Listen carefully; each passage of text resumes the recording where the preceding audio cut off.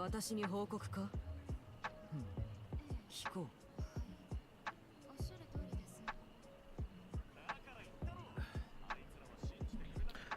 う。All right, welcome back, everybody.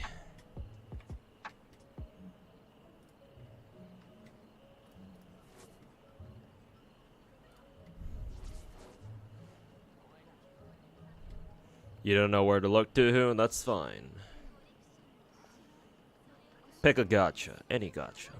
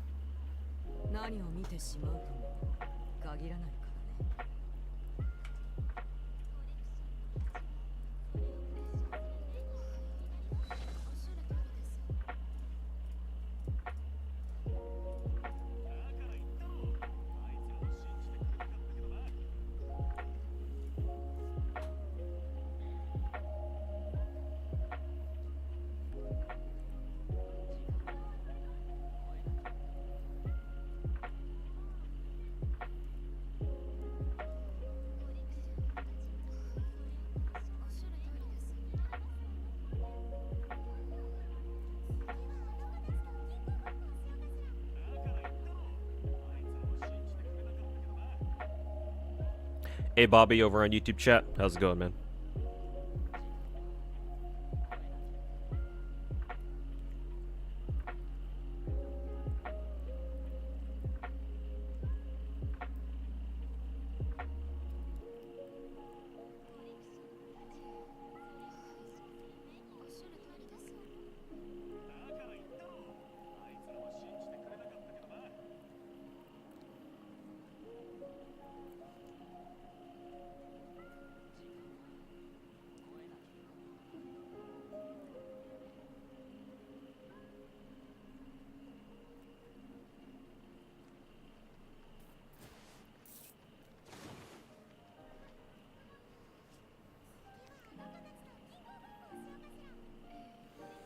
Going good. Nice to be able to catch stream, stream live. Hey, welcome to the stream then.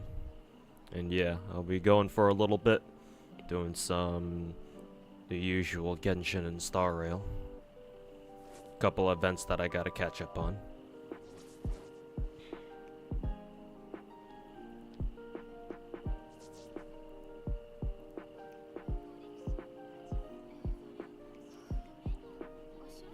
Hey, ladies, chair, welcome back.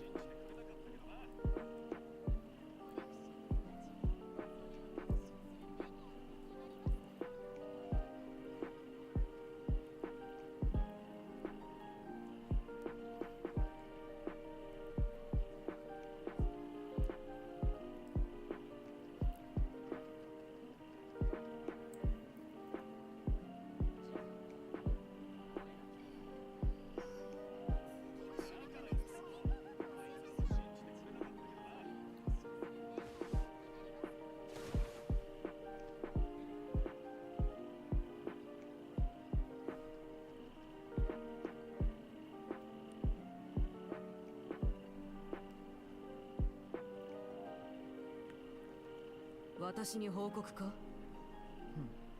聞こ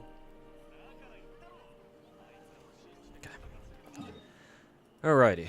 I would like to grind for some more Arlecchino artifacts. Unfortunately, I believe I am out of Crystalflies. I gotta go farm some Crystalflies.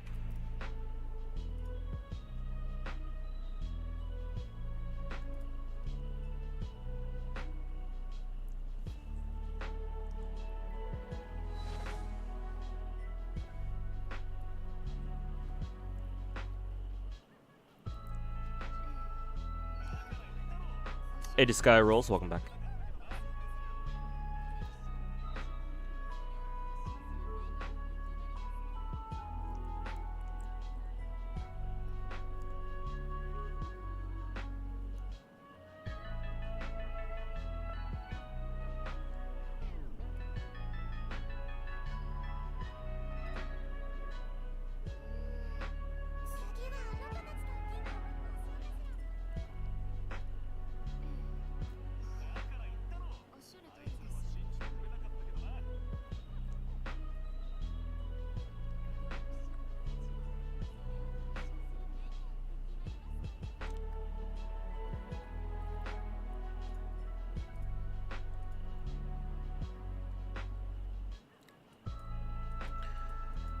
Alright.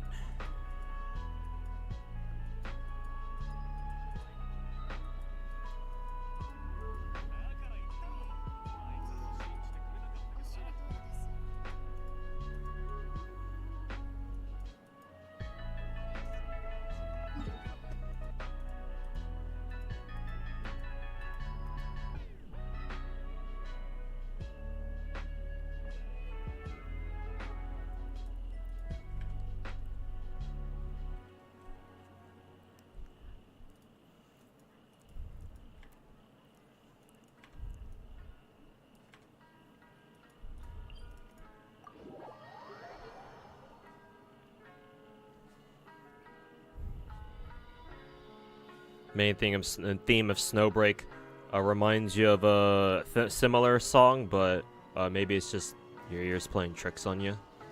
Yeah, maybe. If you've been exposed to enough media, then shit just starts blending together, you know?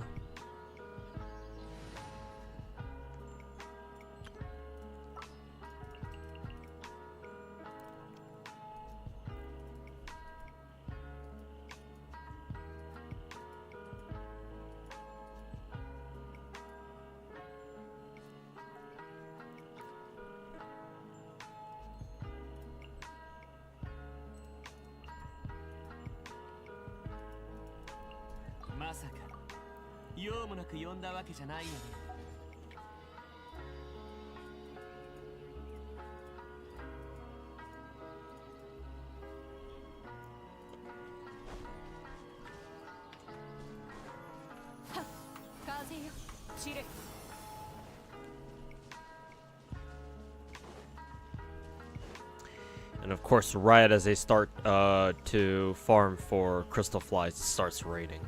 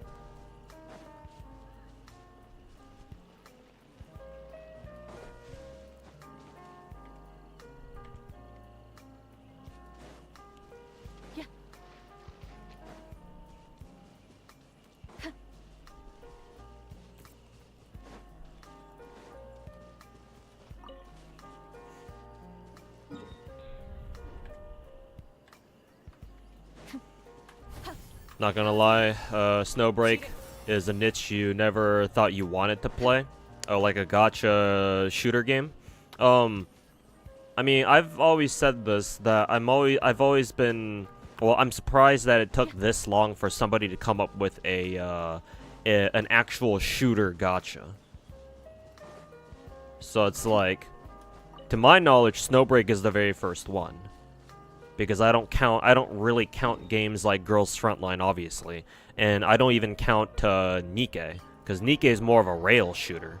Like the behind cover, either rail shooter or arcade shooter, whatever you want to call it. But I've never considered it a true shooter game, like a true FPS or a true third-person shooter.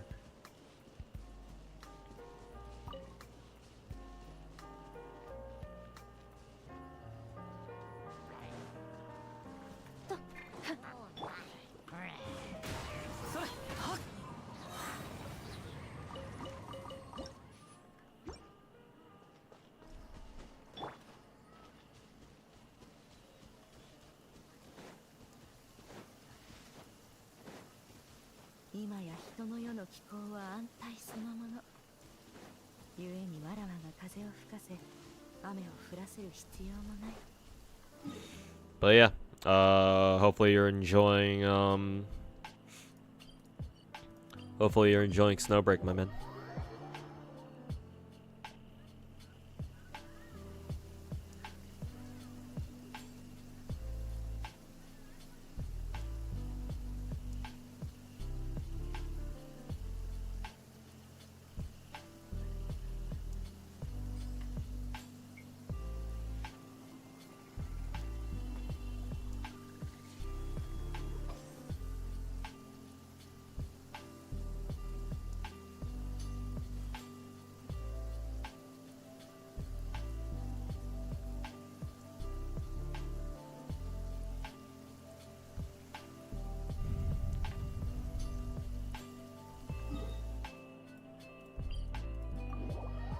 We farming Genshin today? Yeah. Farming for Crystalflies so I can make condensed resin for Arlecchino artifacts. El Barbecue, hey Fate Go, welcome back. Hey Ronaldo over on YouTube.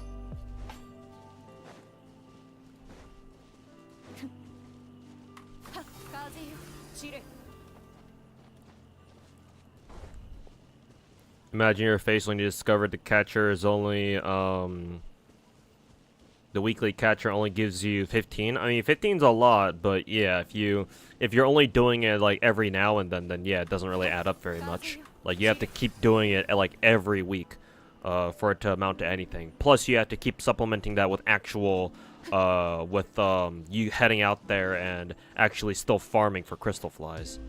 But yeah, on its own, it's not really going to hold you over very well. It'll cover some of your needs, but not all of it, that's for sure.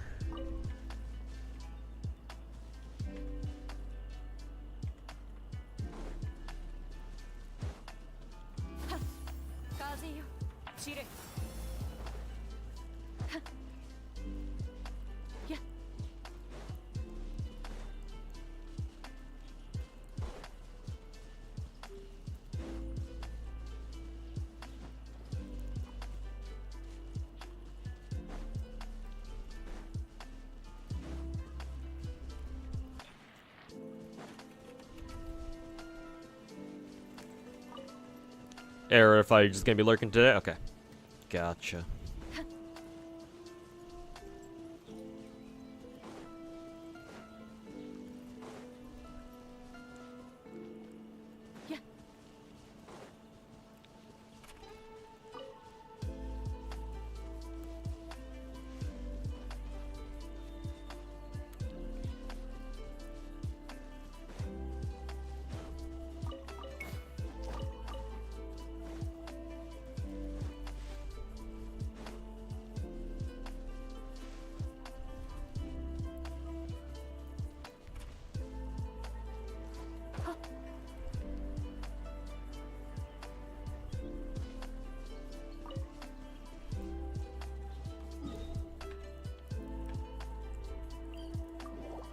I mean, what's better? What's better, manually farming the flies or getting 15 passively, rather that than constantly refreshing TP to catch them or something like that? Yeah, it's mainly meant to supplement what you've already been doing.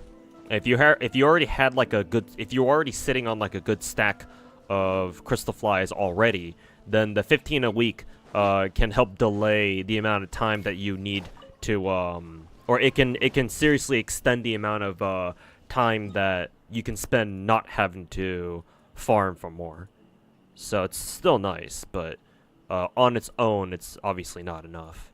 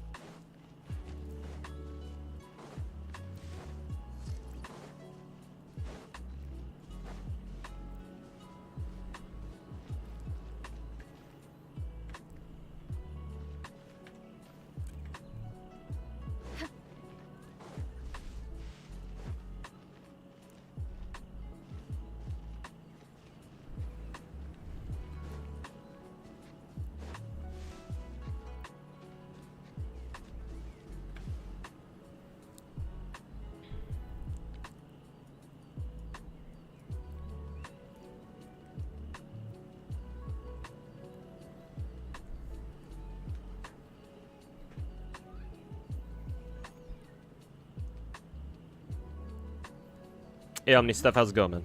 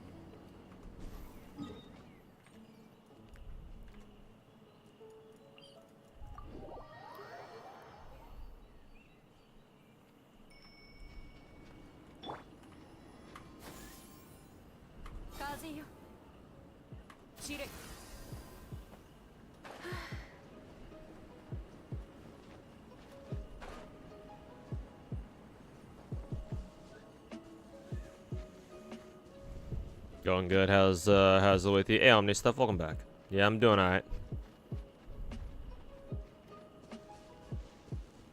Just farming some crystal flies over in Genshin so we can farm some more Arlecchino artifacts.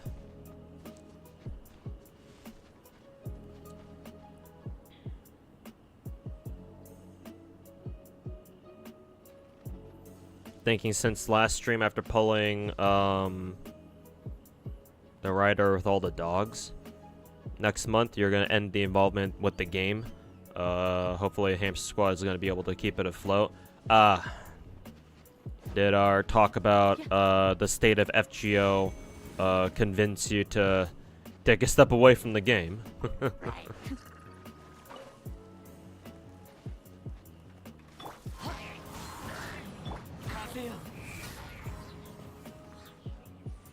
But yeah, whatever you feel like you need to do.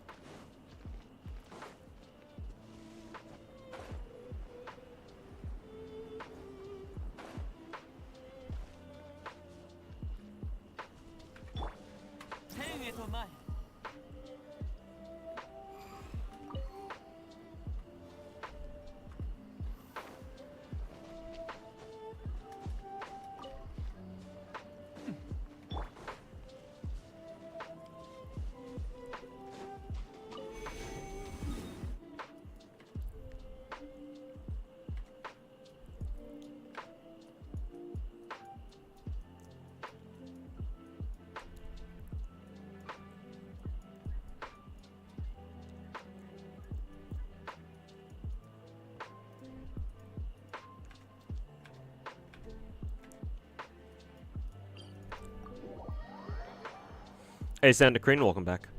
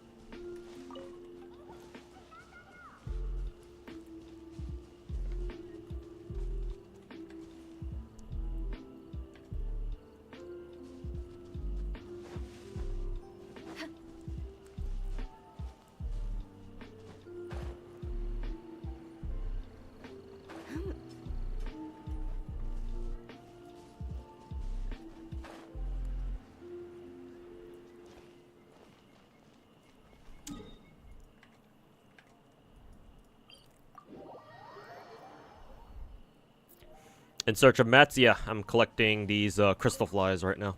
Because I need them to start making condensed resin to farm for Arlecchino artifacts.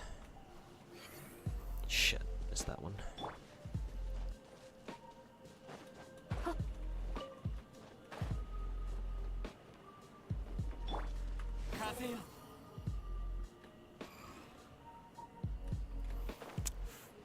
See if I can still get it. Nope.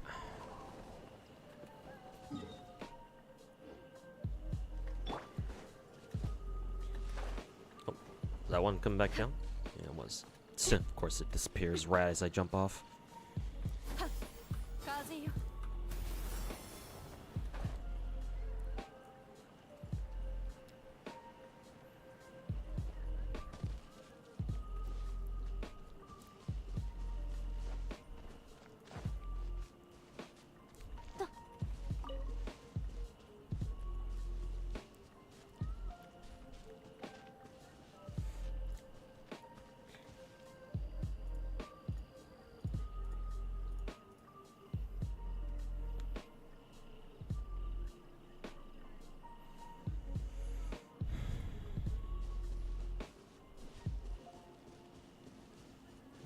Silly question. Why is Wanderer's name Yuji? Did they add name changes in the game? Haven't played Genshin in a while. So canonically, according to this, when you meet him in the story, without getting too spoilery, at a certain point, he allows you to pick a name for him. He's the only character in the game who does this. Yeah, he's the only character in the game you can do this for. I went with the name Yuji because it's got a couple of layers to this.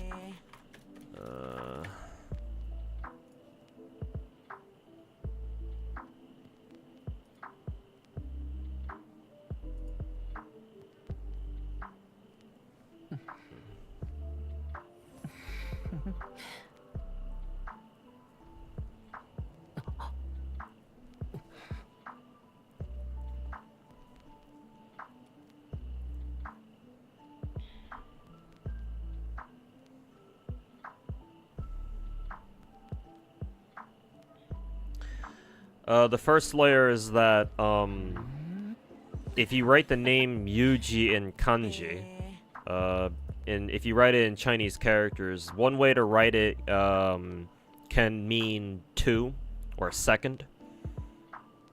So given Wanderer's lore, I felt that was appropriate. A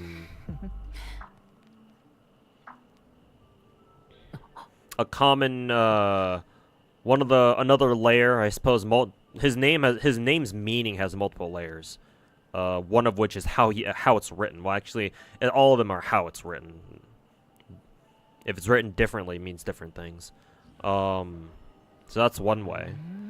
Another common way that it's spelled means something along the lines of like kindness, compassion, benevolence, that sort of thing, humanity.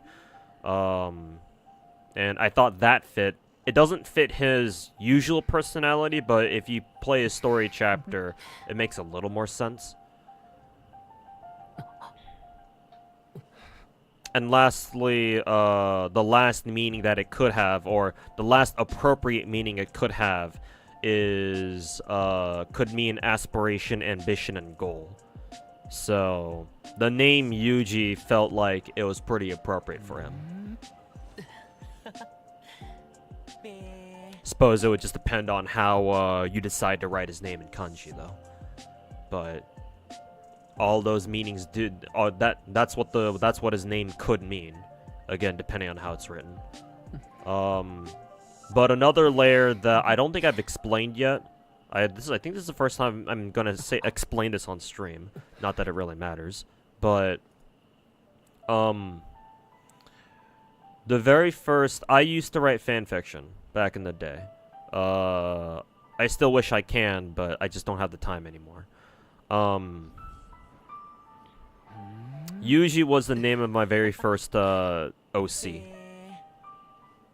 My very first fanfic protag.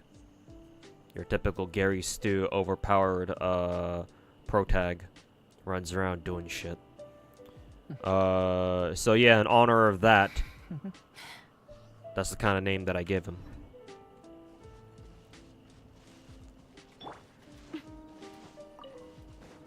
Fuck.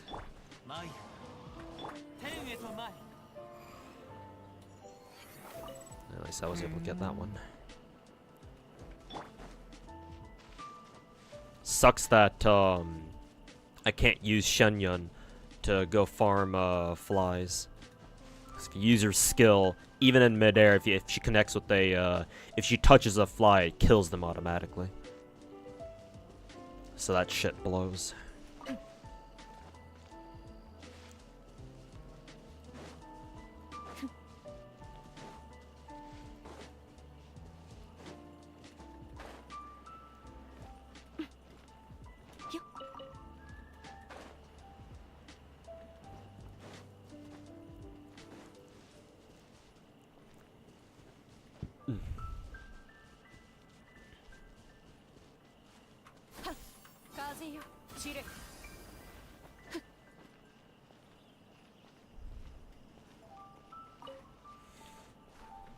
Every anime lead Yuji-kun. Actually, there's another layer to that. Now that you bring up the whole anime lead thing, one of the first animes that I remember watching as a kid was Shakugan no Shana, and for me personally, it remains one of my cult classics. Not that I have a lot, but if I were to say that I had one, it would be that. And I believe the main protagonist, the male protagonist in Shakugan no Shana is named Yuji, right?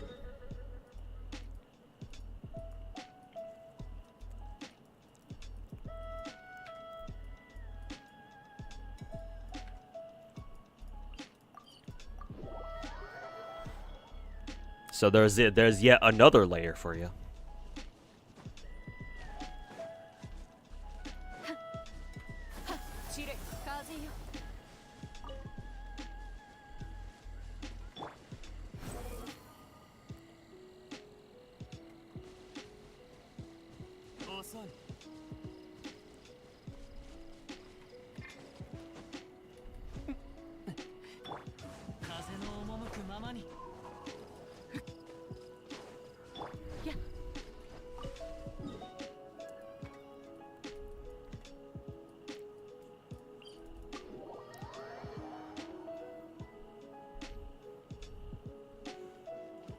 To be segs on site.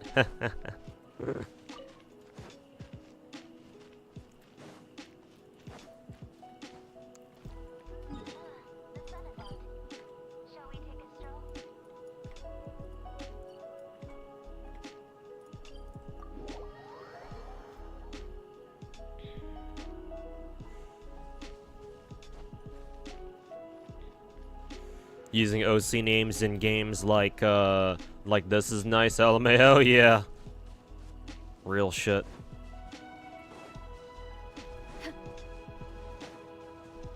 Though I will say that it's nice that they only, in my opinion, it's nice that they only allow it for, who is it? For Wanderer and nobody else for the time being.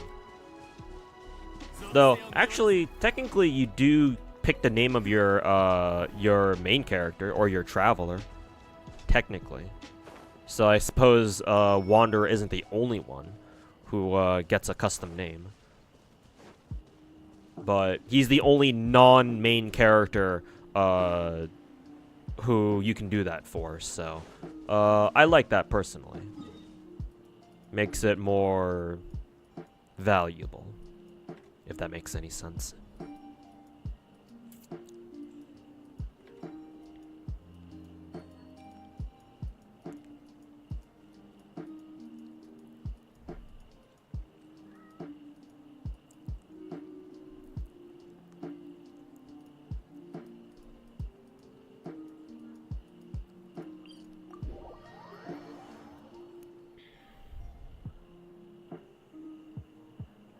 You've been playing some of the OG FF games, and you've basically been naming your party after your OC members. I mean, yeah, ain't nothing wrong with that.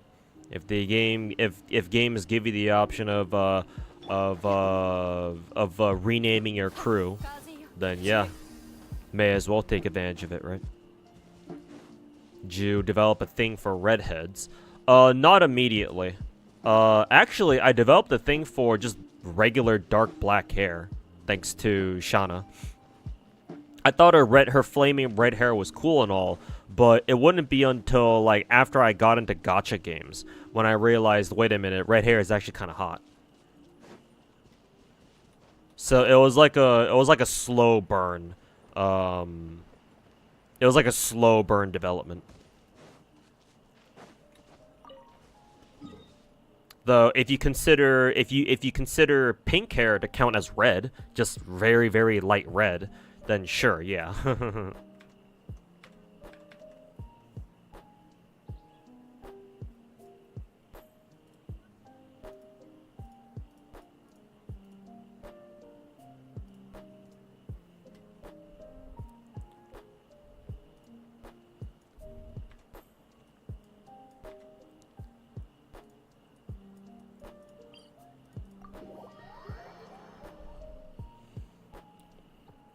Shauna was great. Yeah, the first 2 seasons.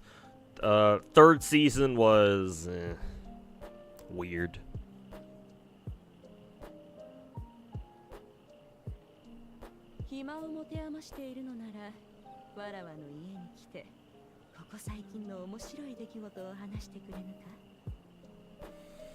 But everything up until the 3rd season was good. Once the 3rd season onwards, you could probably skip out on that.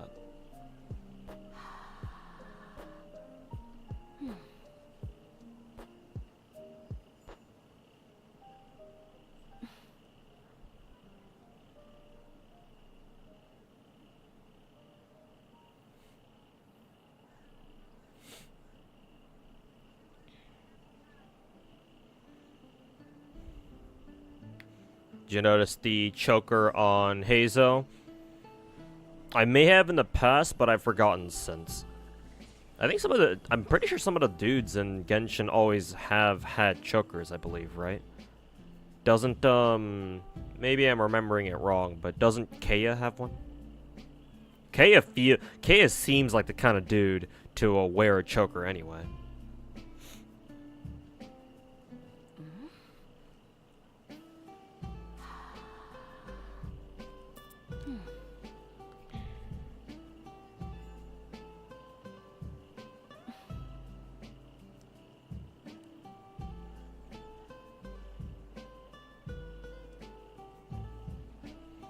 the chaos if MiHoYo ever added like wedding rings to change everyone's names like in Azure Lane. It's never happening. Yeah, it's not gonna happen. But I legitimately think that they should. Given that you play gacha games specifically for the characters. At least you should be. So like even if it feels super like parasocial, it's very fitting for gacha games, which is why some of them, like Azure Lane and Girls Frontline, have done it.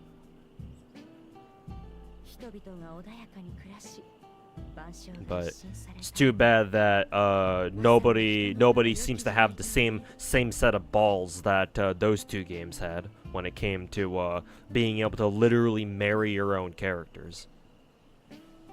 Wish you didn't have to wait like a week for the crystal fly trap to fill up in situations like this. Yeah, I don't really mind going around farming flies by hand though, or farming flies manually though.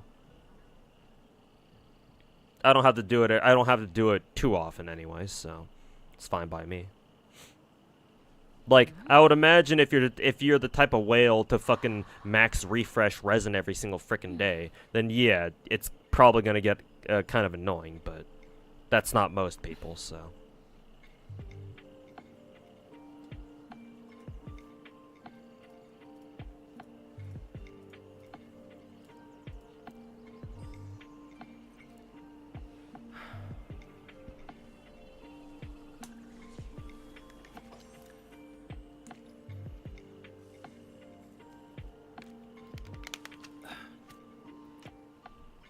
Hey, Alter, welcome back. Max refreshing every day. Hey, welcome back, Eridify. Man, I used to do that shit for the first 2 years of Genshin, and I had to stop when I lost my job last year. And when I tried going the whole full-time content creator route, which unfortunately didn't really end up going anywhere.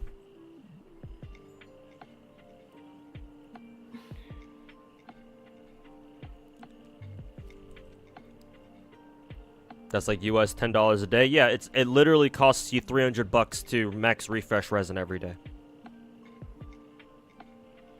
I done the math long time ago. That's about how much it takes. Oh, and same thing for Star Rail as well.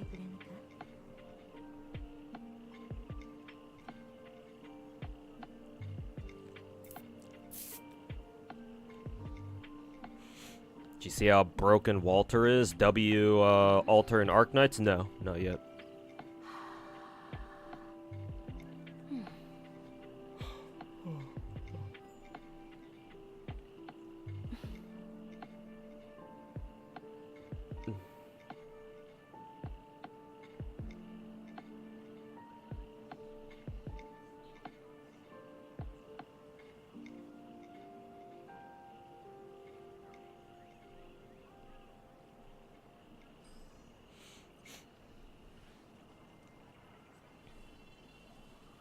Is Crown worth getting in Nikke? Yes, absolutely. Let me verify that for you real quick.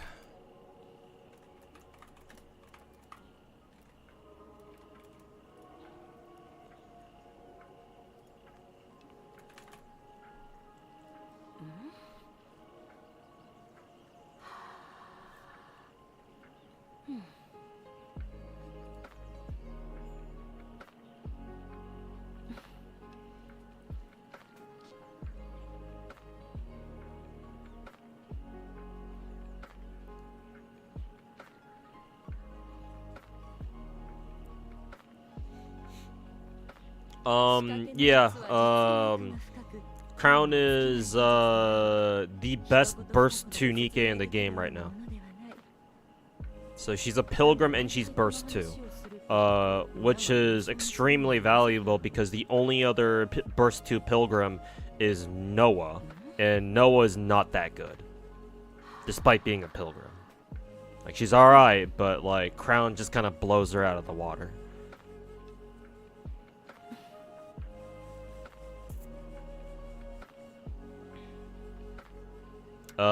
Just remember not to overload her gear right now if you're in a position to be overloading gear for tier 10 gear. Yeah. Apparently you don't want to overload her gear just yet. But other than that, yes, you should get a copy of her.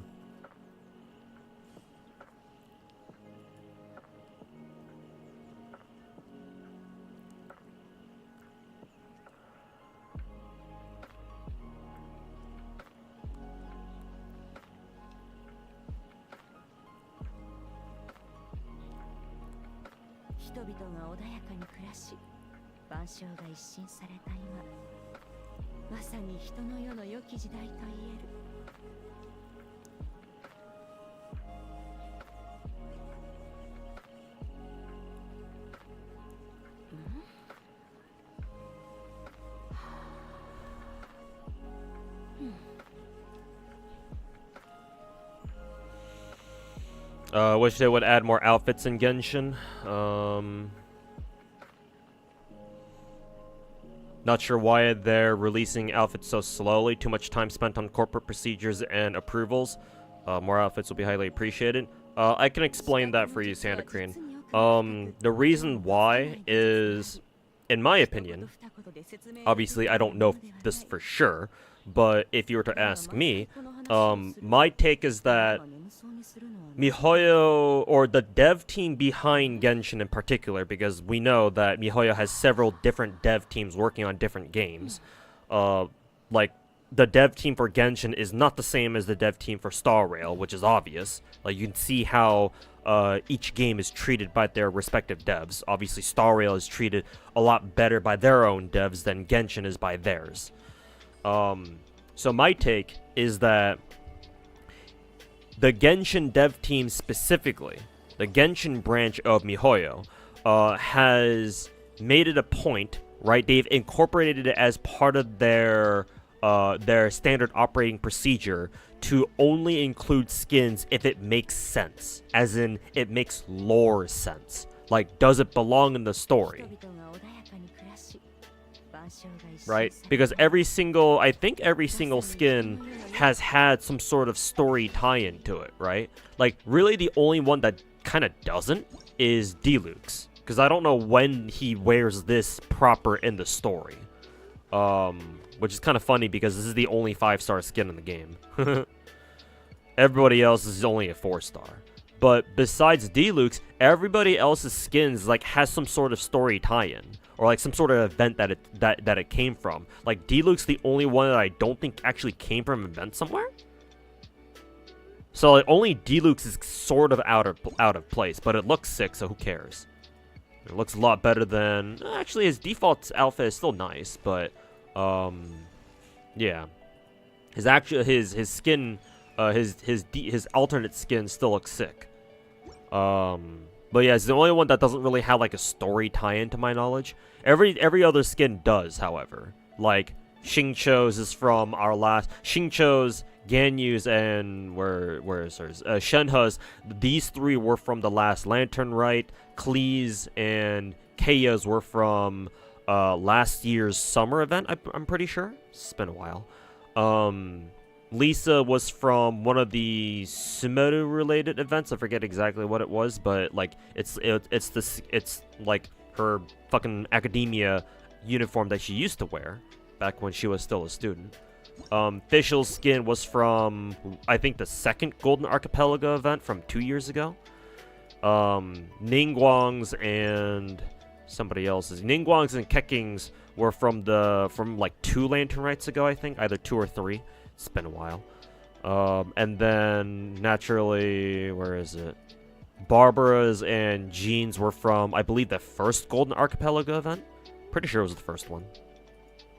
And then, lastly, Ayaka's was like from like an event, like a side event that was centered around her. I think. I think it was one of the Perry events. And it was meant to be like a precursor into Fontaine, because, you know, this says in the description that her outfit here is inspired by Fontaine dresses, apparently. So probably designed by Chiori herself, let's be honest. So that would be the reason why Santa Cream. Maybe a future spoiler? Damn, if it was a future spoiler, how far into the future are we talking? Because, like, it's already been, like, 2 years since we last got Diluc's skin. Like, how long are they going to let that cook for, you know? It was an event one? Okay, yeah, I don't remember. Yeah. Then, clearly I don't remember then, because it was so long ago. Like, probably over 2 years ago at this point. Maybe not over 2 years ago. Genshin's only like 3.5 years old now. But yeah, we probably got that skin after first year anniversary, after year 1, something like that. But yeah, I mean that just further proves my point. Then every single skin in the game is like event related or like lore related in some way. So what that tells me is that MiHoYo clearly does not want to just like spam skins out there, even though they could, and even though I think they should too. I agree with whoever it was in YouTube chat who said that more outfits would be highly appreciated. A coin toss, yeah. Like I fucking agree. I hella agree. Yeah. I mean, just look how many other gacha games I play that feature skins, right? And it's not like anybody would complain, and it's literally like new skins will just print free money for MiHoYo. But the reason why they don't do it is because they fucking care way too much about their lore. Like, everything has to make sense from a lore perspective. So it's the FGO syndrome, where it's like, oh, you can't have collabs with other IPs because it doesn't make sense. And we know we know Genshin takes its own lore way too fucking seriously. Just given how the devs like force the story down your throat. So yeah, the logic checks out. So unfortunately, we're not gonna get more outfits. At least nothing more than the rate at which we're getting them now, which is only through major or like significant enough events, or literally whenever MiHoYo feels like it, I guess. It was like a Leyline event. Oh, actually, that sounds familiar. Yeah. Yeah, now it's coming back to me a little bit. But yeah, that sort of setting sounds familiar now.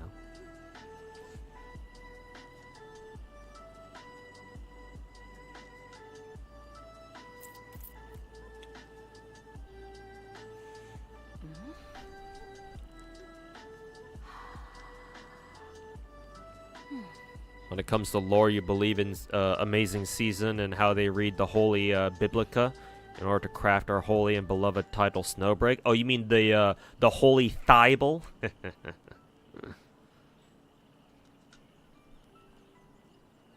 They like to cook but not deliver the food. Well, it's more like they don't want to cook in the first place.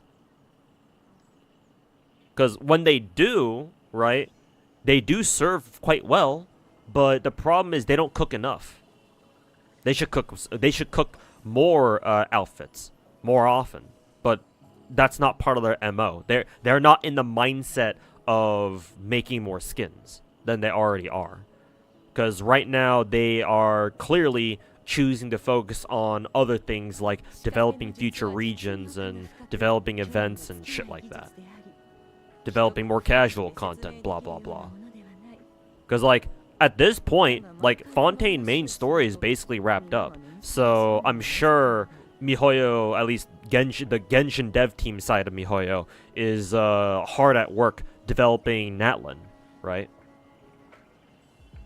And again, very surprised that we haven't even gotten any Natlin leaks. So, clearly they've tightened up their server security or some shit. So, that's nice.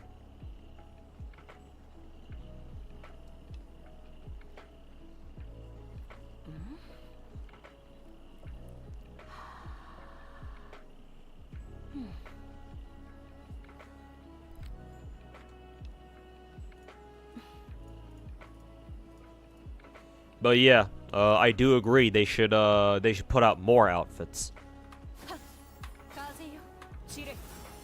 They should put out more outfits and get rid of the stupid fucking Genesis crystal system, because the only reason why that shit is in the game is to prevent free-to-plays from buying skins. So like, just let skins cost regular Primo gems instead of Genesis crystals, because that shit is absolute garbage.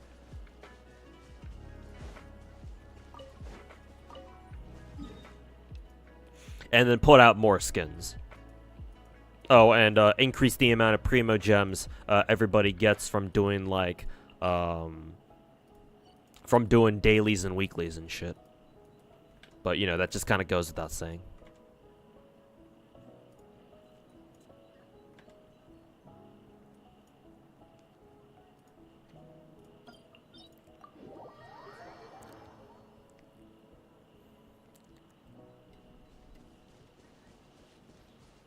A good ultimate reward for completing character hangout quests will be an alt outfit. That would be neat. I'll add on to that, or I'll take your idea and expand on it even more. When you complete a hangout for a character, there should already be like multiple outfits. Actually, let me take a step back. What MiHoYo should do to expand on your idea is when they start increasing the amount of outfits that they put out, right? They should start putting out outfits for hangout characters specifically, and not only that, but it should get to a point where every single character has like multiple skins, at least 2, or at least 1, but 2 would be ideal. And then when you complete a hangout, when you fully complete a hangout, or like get all their endings or some shit, right? The game rewards you with like a costume key or like a costume voucher or something, where you can go to the shop and you can redeem that voucher for that specific character for free. So it'll guarantee you at least 1 outfit for that character. If you want the other one, you probably will have to pay, but hey, at least this way you will get a free skin for the character you just did the hangout for. So yeah, it'll highly motivate people to actually go in there and do their hangout shit. Or do their hangout stuff.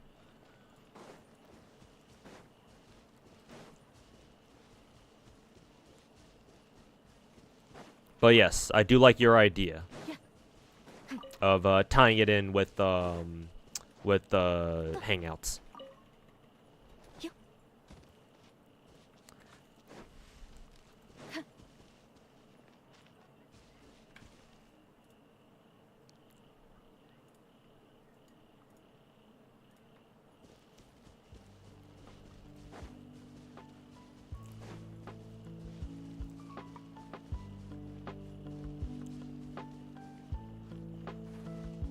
It's lore reasons. It's for lore reasons why skins cost this type of gem and not the other. You wouldn't understand? Oh yeah, sure. Because it makes sense that you can, at any time, you can literally press F3 and start wishing for characters that come out of thin air. Ah yes, that makes a whole lot of sense too, doesn't it?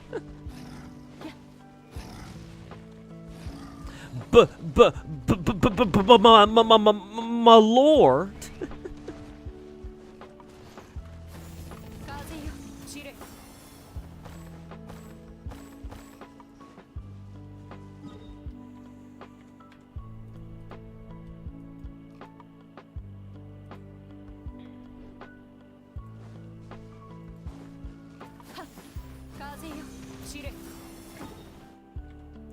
I think I already grabbed those Crystalflies.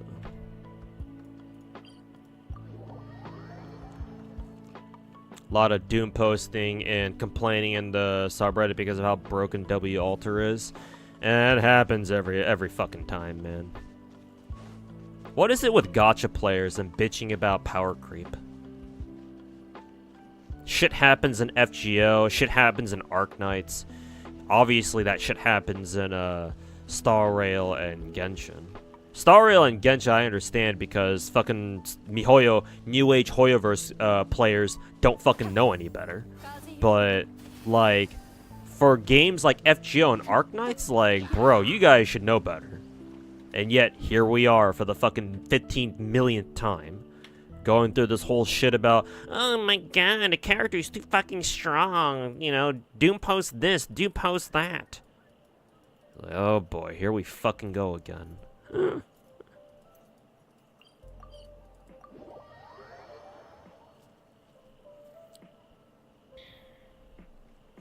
Archon skins? Yeah, why don't our Archons have fucking skins, bruh?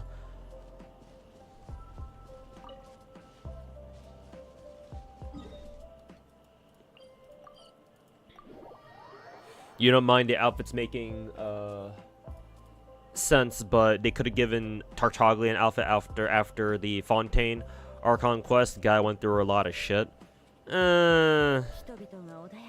Yeah, but I mean, if you're gonna give Tartaglia an outfit for a reason like that, then like I'm sure there are plenty of other characters that could also deserve a skin because they did this in the story too.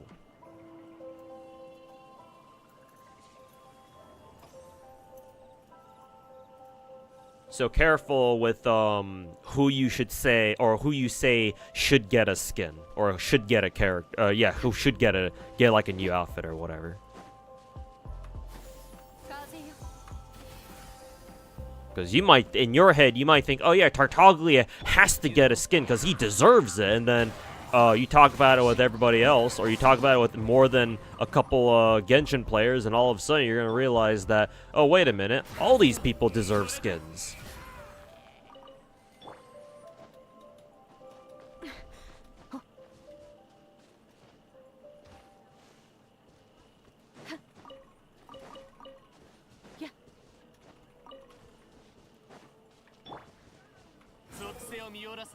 Really? That killed it? The fuck?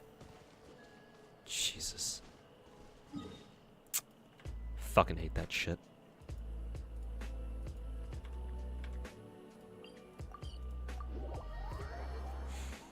Remember it happening with the Chalter back in the day? Yep. I still remember that shit. Actually, where the fuck am I going?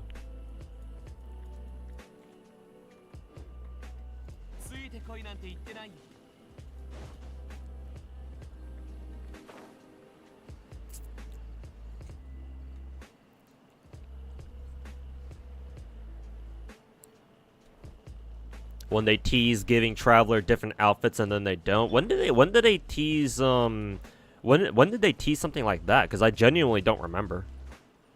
Because in my head, Traveler, both Lumen and Ether have always had the same outfits for the past like 3-4 years. Oops.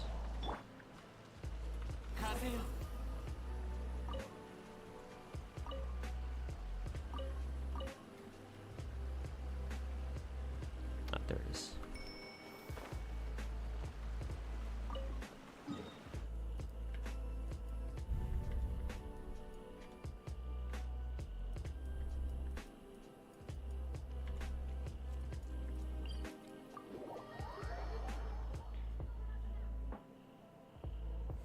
Wait until they add the new element Abyss, and it'll be power creepy as hell, just like how Dendra was when it first came out. Here we go with the whole power creep discussion again.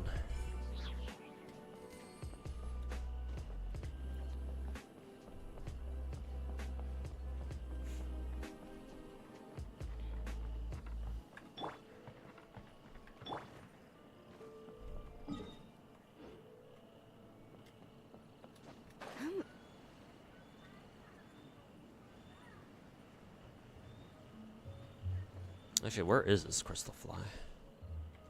Oh no, I think I know where that one is. It's like all the way up on the top of the cliff or some shit. Ugh. I think trying to get the Crystalflies. Actually, no, the ones over on this side should be pretty easy to get. People still want that KFC Noel poster skin out here in the West. Yeah, I'm sure. Yeah, of course. If only because it's exclusive content that servers outside of China and Japan haven't gotten yet, so yeah, of course. Like, even if you don't care for Noel the character, it still sucks knowing that you can't access limited time event content, like especially offline content, all because you live in a different area. Like, through no fault of your own, you are not able to acquire this limited time content. So yeah, of course people want what they can't have.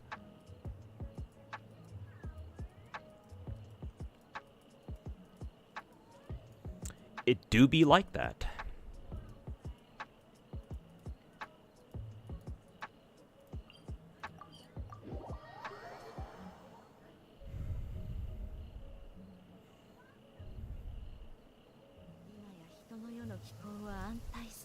Along those lines, like Nahida should get a skin at the end of her Archon quest? Yeah, exactly. Ah, fuck, it's raining.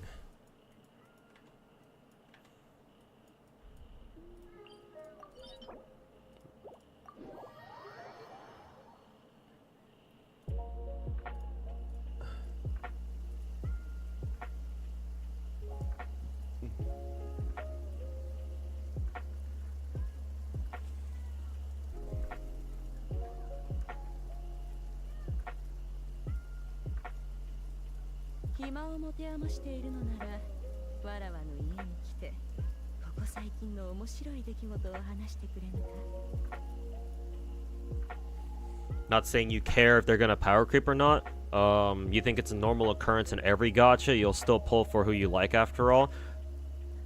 Yeah, no. Power creep is one of those terms that people on the internet love throwing around without really knowing what the true meaning of the word is. It's like the internet phenomenon where like a phrase gets used, becomes popular and then starts getting used so frequently that it either loses part or all of its original meaning, and now it just means something completely, it means something different than what it's supposed to.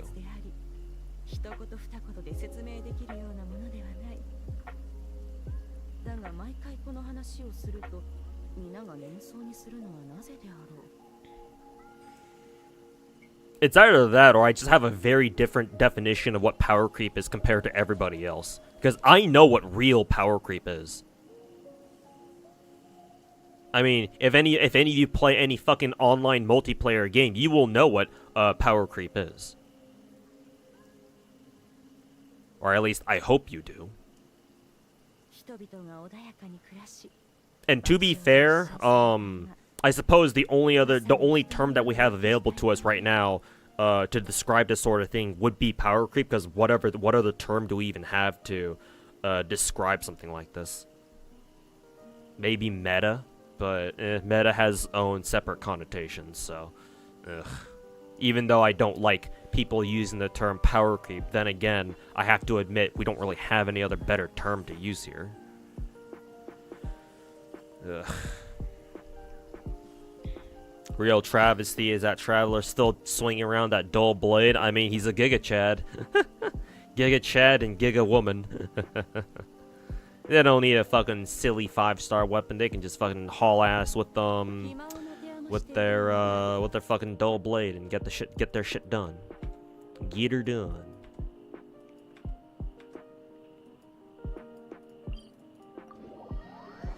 Did you get a crown skin? No, but I will soon. I did get paid earlier today from my work, so thank fucking God. So yeah, I can afford grabbing hers and Modernia's skins. Not right now, though. I'll probably just roll for them off stream or something. Or I'll probably buy them off stream or something. Yeah. I'll probably kill these guys first.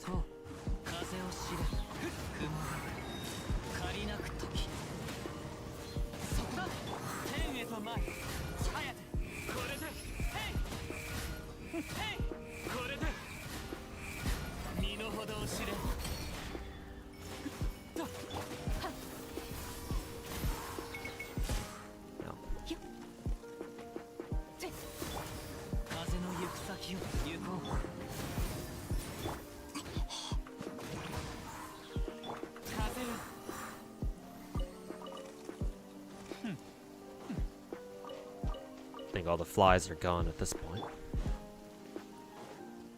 Unless it's the one inside here. Oh, there is actually.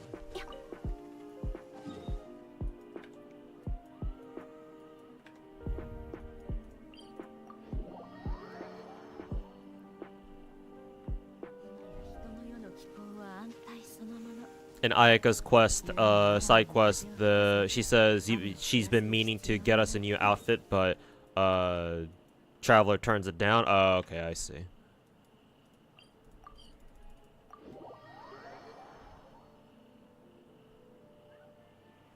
God fucking damn it.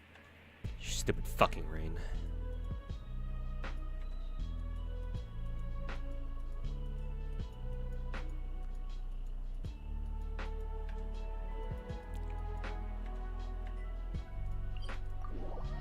How much FP have I rolled so far? I started the event at around 69 million. Nice. So I've rolled 15 million so far.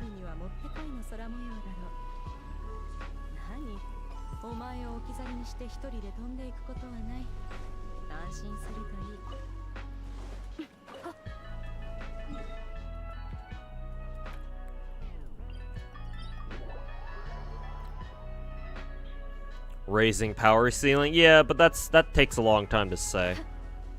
Because at least with the term power creep, it's nice and fast. It's only one word. It's not like 3 words like raising power ceiling is. Maybe we can abbreviate it, RPC. Maybe we can, maybe I'll be the one to popularize the term RPC.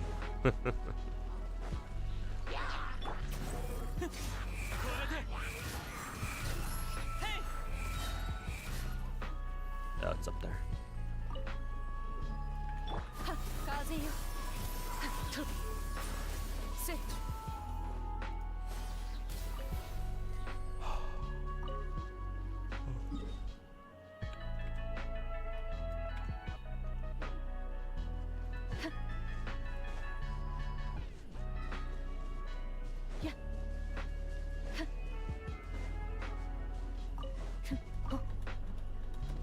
Why could I not jump there? The fuck?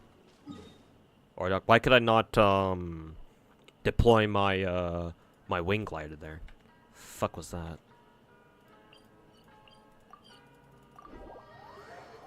Do you play solo raid? What, in Nikke? Yeah.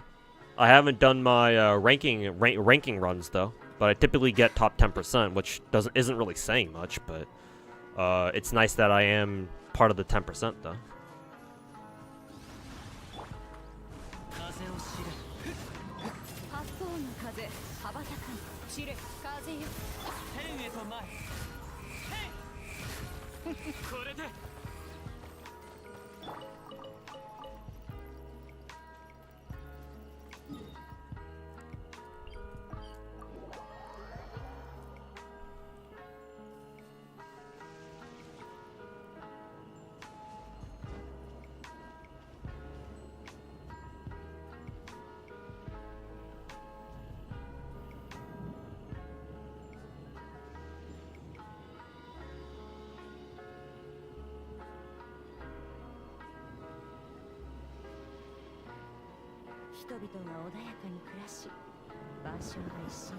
When you get Spectre Alter instead of Viviana. Oh, by the way, I did some more rolls on Arknights. I think last night off stream, because I realized that since monthly reset happened, I could buy out some more tickets with my yellow certs, and then I ended up getting 3 Vivianas in a row.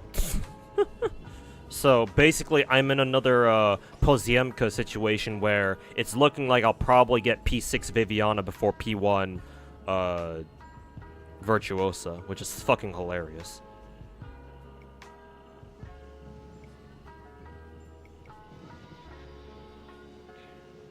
Apparently Viviana kind of sucks though. Do I fucking care? I love Viviana much more so than Virtuosa, which is kind of funny because I figured I'd like Virtuosa more because she has black hair, but nah. German ASMR lady hits kind of different, you know.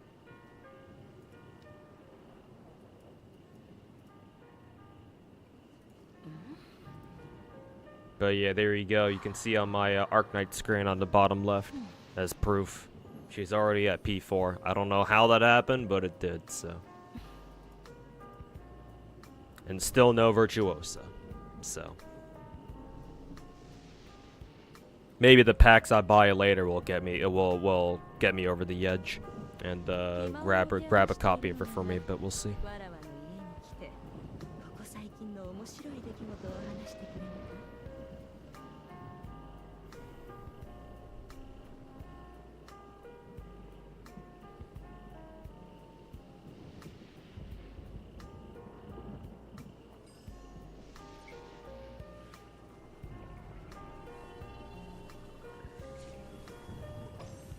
you won't get frame in that case. I don't give a fuck about the frame.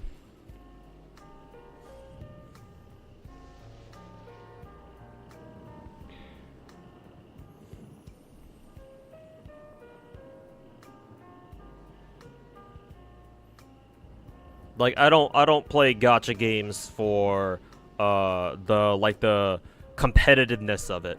Maybe when I was maybe if I were younger I would care about that shit, but no, I'm too old to care about that shit anymore. Or like the side casual bullshit with like, you know, oh, different kinds of stickers or some shit. Yeah, I don't give a fuck about that. What I care about is the cold hard cash. And by that I mean the actual gems. All I care about for whenever I do the ranking runs is, okay, how many gems am I getting out of this? So yeah, no, I don't really care about the frames and stuff like that.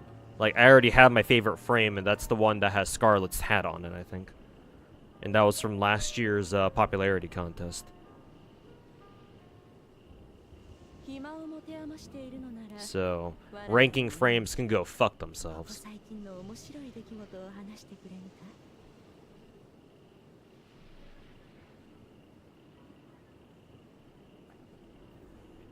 Just waiting for Tuesday for Star Rail content. Wait for story is killing you. Well, I'm glad you like the story, because I sure as hell don't. So at least at least you enjoy it.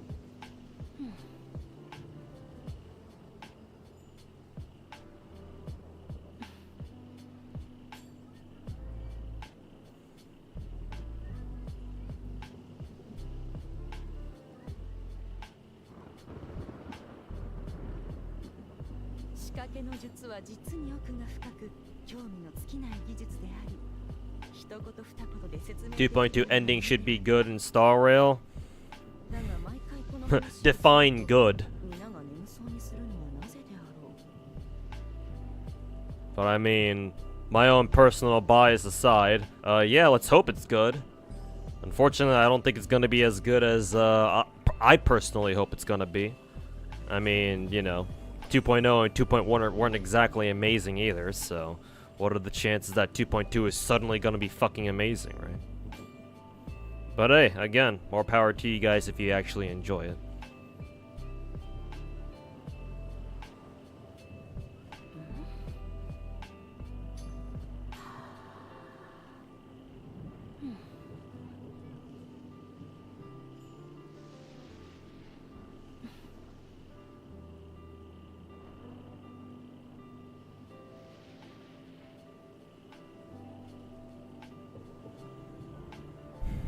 Ether Gazer, Star Rail, Genshin Impact, you're playing them, but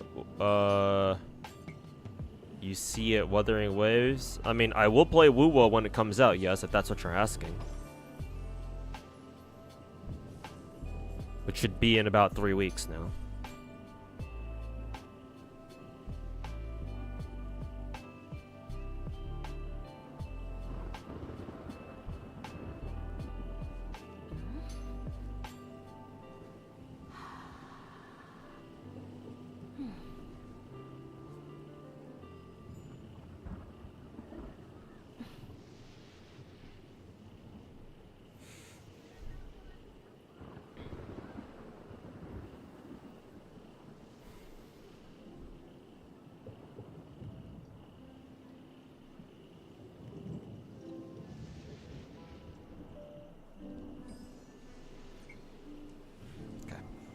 Not sure why, but Star Rail seems like more of a cash grab than Genshin. They made a game where they can develop less but expect the same profit like in Genshin. If you think Star Rail makes the same amount of money as Genshin, you are sorely wrong.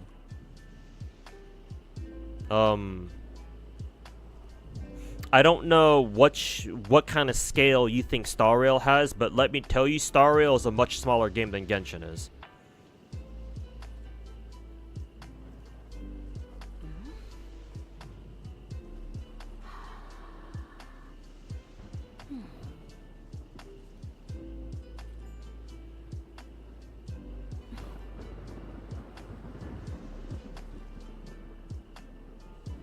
It's nice to play on the gacha. I'm not sure if I understand what you're trying to say, but yeah, sure, let's go with that. Let's see, where art thou, Crystalflies? Maybe we can go this way.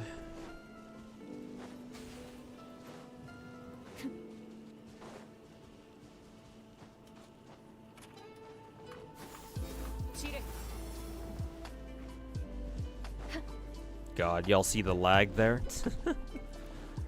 My computer just cannot handle having all these gacha games up at once anymore. Fucking old.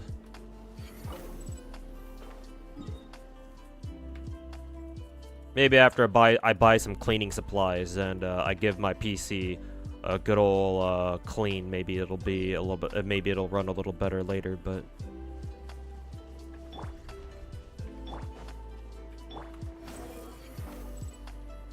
Give it a good old scrub-a-dub-dub or some shit.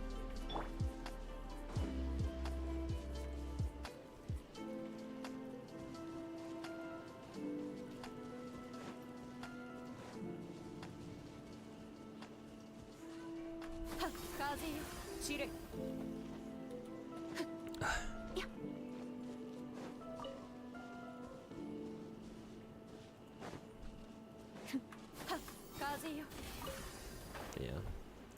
If only Shenya didn't actually do any damage on the way up, then she'd be amazing for. She would have been amazing for chasing Crystalflies down, but fucking. Then Stario beat Genshin in profits last month. Let's think about it, Santa Crane. What were the banners for Genshin and Stario last month? Can you guys in chat remind me?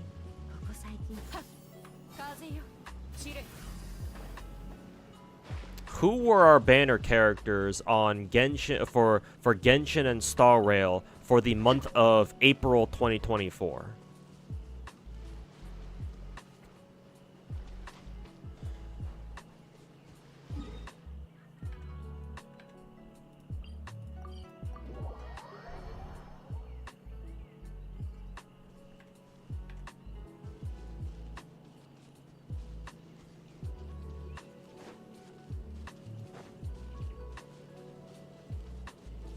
I think I know where these Crystalflies are. These guys are like down in the crater, I think. Yeah, they're like all down here or something.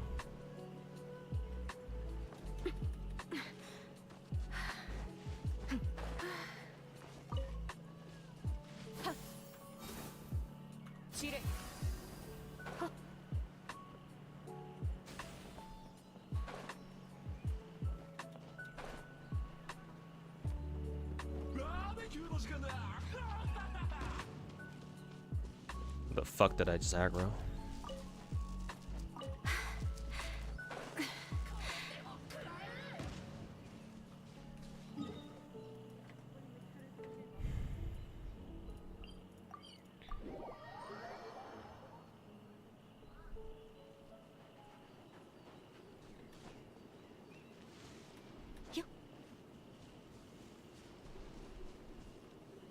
You meant March when Sparkle and Akron were up. Oh yeah, yeah. I guess you answered my part of my question there. Do you know who was on raid up during those months for Genshin Impact though?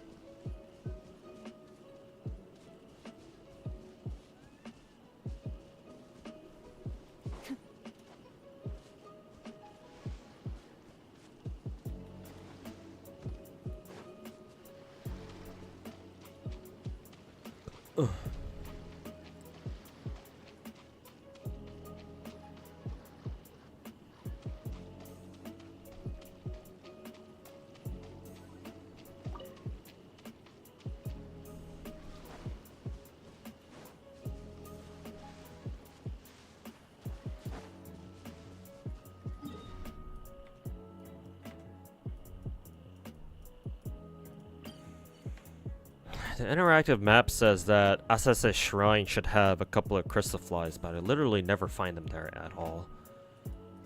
Ugh. Weren't they Akron then Aventurine? For Genshin it was Kazo and Novelette. Yeah, my point was that Star Rail had some of the most popular characters ever pop out in succession. And then who was Sandokreen was kind enough to remind us that Sparkle was right before Acheron, so even worse, or even better for Star Rail. Whereas in Genshin, who was our last, like, really, really popular character? Like...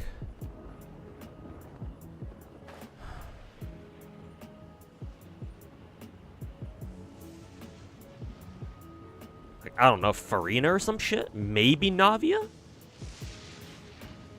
But I feel like Navia was a bit of a stretch, though, no?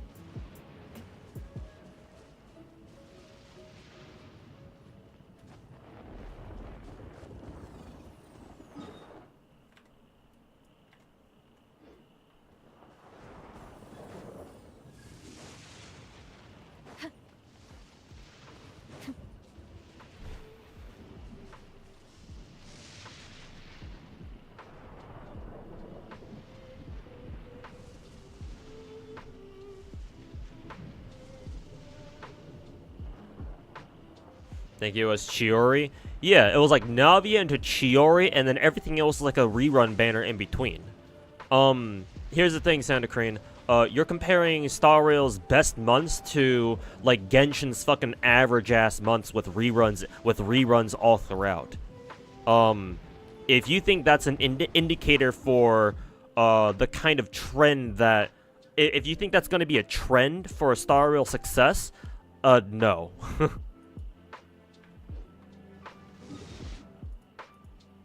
Not really. At least not in my opinion.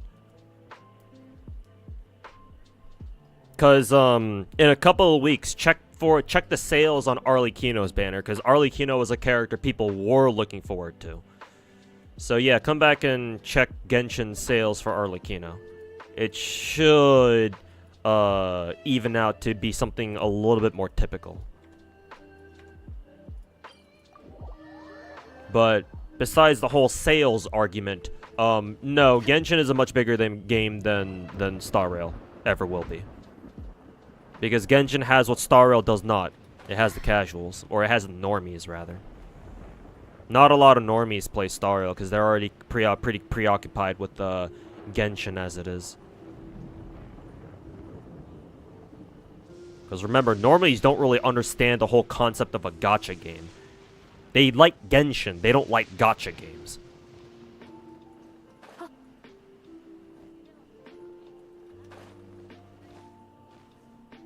Let's see. 1, 2.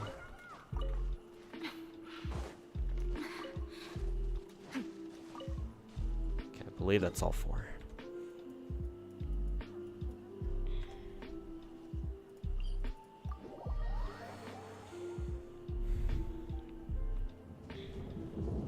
Creative title for a stream? Yeah, it is. Are you proud of me?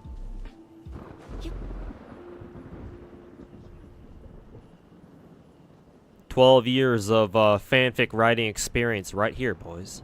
The culmination of it all.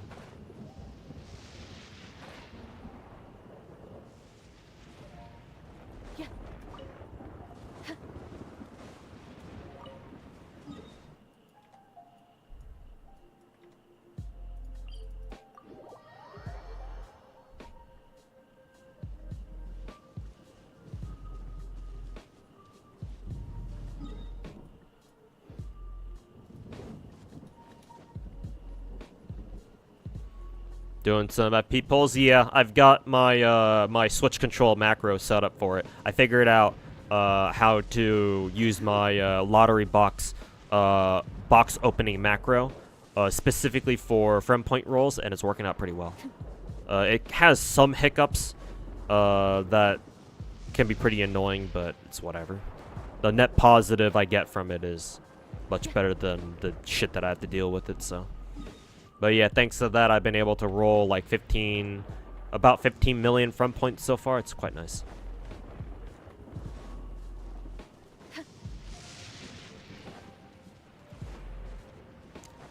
Wonder where these flies. Oh, one is right here. for fuck's sake.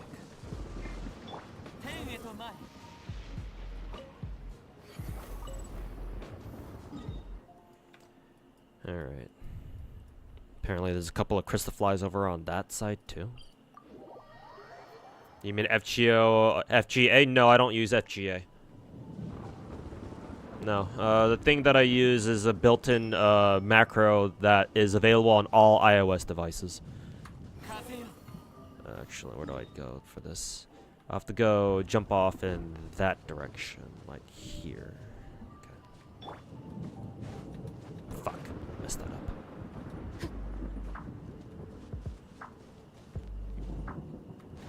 There we go.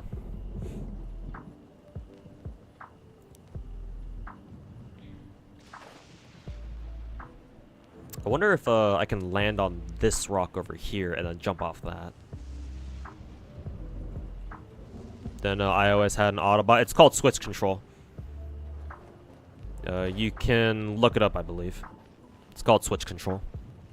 Basically, it's like a mini macro program that comes with all iOS devices that you can use to make like small little macros. It's not as sophisticated as FGA, I'm assuming, but it's usually good enough to get the job done. There are some very there's a lot of problems with it, or a lot of glaring problems with it, I would say, that you need to be aware of. But yeah, as long as you're aware of them, like, they should be okay, or it should be fine to use. Wow, there's a lot of did they add this at some point? Because I don't remember there ever being crystals on this side, or like rocks on this side of this bottommost island of Inazuma. Or bottommost would technically be Seirai, but, or Tsurumi, sorry, not Seirai. Also, ugh, everybody just fucking spreads out like this. Fucking annoying. Oh wow, surprisingly that one didn't die.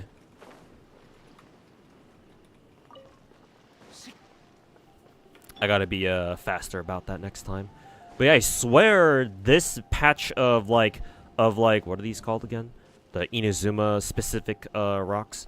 I swear this patch was never here, because I still remember going on my daily rock farms, and for Inazuma sometimes the blue rock patch would spawn right here, but I never bothered checking over here because I thought there was no rocks over here. I wonder if this rock patch always existed here. Huh. And there's a bunch of Crystalflies over there too. Kind of surprised I didn't know about that.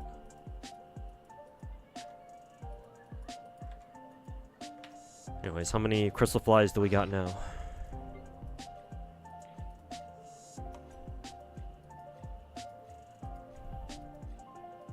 $122. That's quite a lot, actually. Yeah, we can go. I can go farm some Arlecchino artifacts now. Then. You actually go there every day for the flies? Okay, then I guess they were always there. Shit, that would have been nice to know.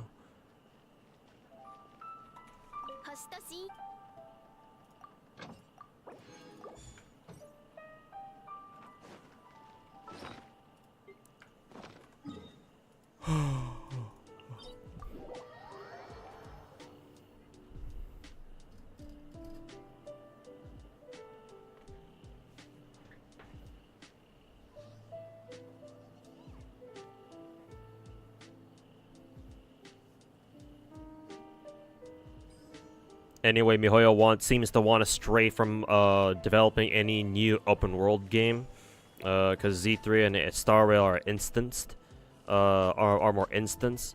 Yeah, obviously. I don't think you understand how hard it is to maintain a game as big as Genshin Impact.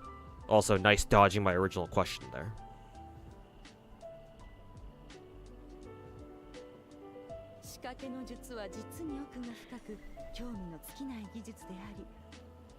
TOF already exists, yeah, and unfortunately it's not very good. Or at least that's what I hear.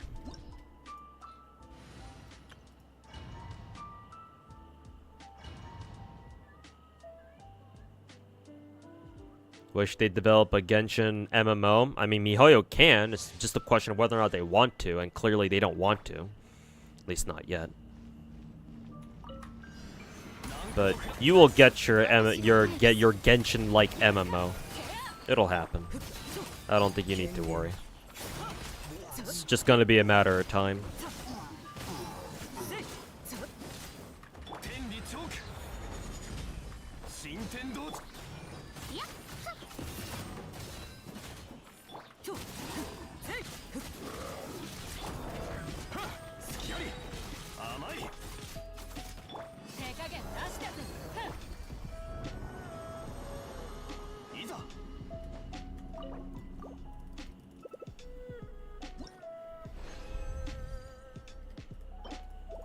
Trash, trash.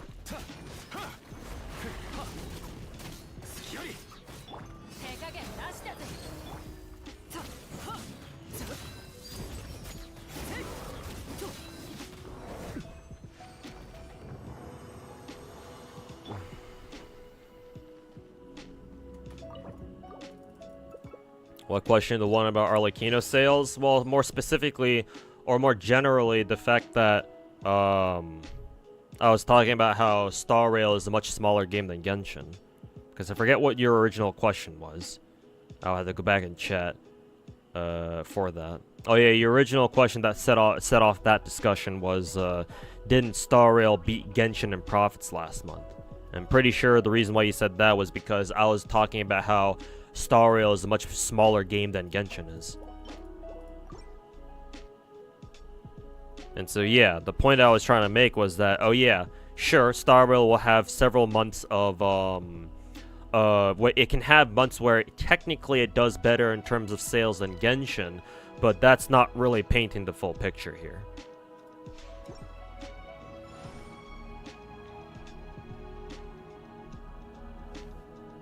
Oh yeah, because the comment you made right before that was they made a game where they can develop less but expect the same profit like in Genshin. Which, to be fair, I guess you're not entirely wrong, given what Star Rail's doing. But in the long run, I don't think Star Rail's profit is gonna be as good as Genshin's.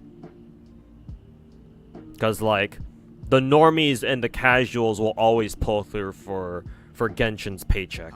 For Star Rail, it's a bit of a tougher sell. Because Star Rail has far more like actual like maybe we wouldn't call them hardcore players, but like players who are definitely not normie or like definitely not casual. Because Star Rail's gameplay is more conducive towards people who actually take that kind of a game seriously. Whereas Genshin, you can just kind of run around, do whatever the fuck, and just kind of screw around and not really pay attention. Have to pay attention to what you're doing.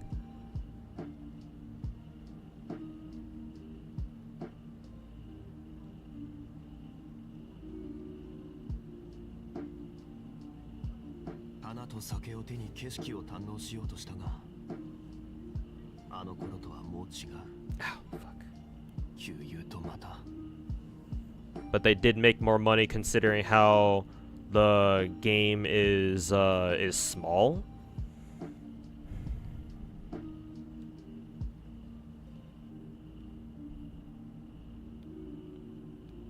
As in, oh, you're saying that per player they made more money than they have for something like Genshin? I still don't know about that, my dude. Because again, you're comparing what how Star Rail is performing now compared to how Genshin is performing now.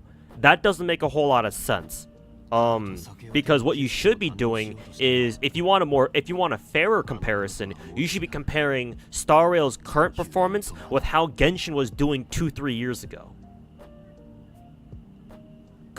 comparing, for example, Star Rail's debut sales with how much money Genshin was making back in its day, back when it came out. So no, I think that comparison, your base comparison is flawed. So I don't know if the rest of your argument is really flows from there. Like you should be picking out a fairer comparison there. It's a little bit unfair, in my opinion, to be comparing how Star Rail is doing now with how Genshin is doing now too, because obviously not both games are at different stages are at just different stages in their life cycles. So it's a bit of a disingenuous comparison there, if you ask me.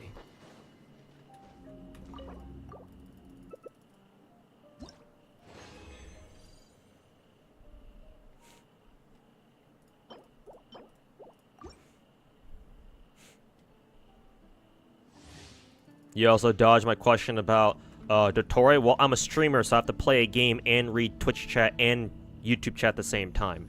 So I have an excuse where I can miss a couple of comments. I don't know what your excuse is.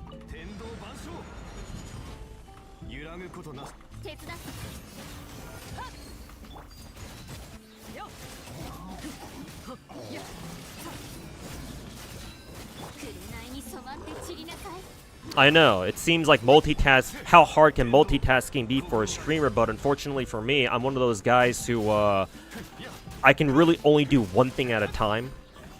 It's very hard for me to multitask. Like, if I could have my own way, I just play a fucking game and just shut the fuck up, throughout the entirety of it so I can actually concentrate on what I'm doing. I wish I had the power of yapping like every other fucking streamer and VTuber under the sun has, but I'm a little bit too autistic for that. So if you'll excuse me, if you don't mind, maybe you can drop your question about Dottore again or whatever, so I know what you're talking about.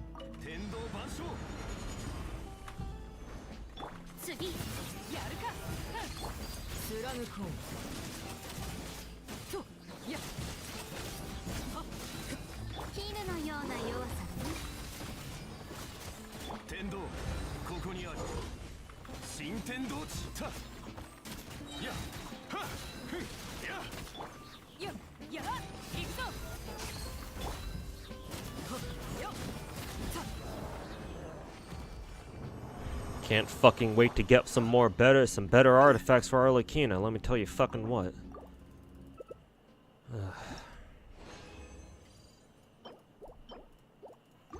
Dehya Burgeon good with this Abyss. Actually, how well does Dehya do with Burgeon set actually?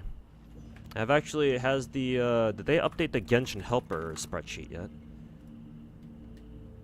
I doubt anybody's really gonna be working on Dehya's entry, but I'll check it just in case they updated her shit in the meantime, but highly doubt it.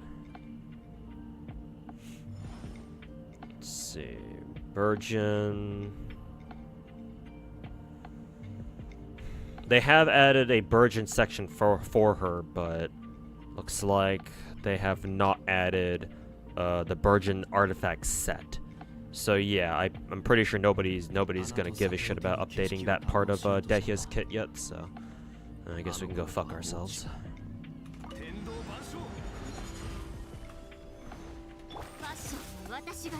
You finished Current Abyss 12? Yes, I did. I think I did it earlier this week, I'm pretty sure. Yeah, pretty sure.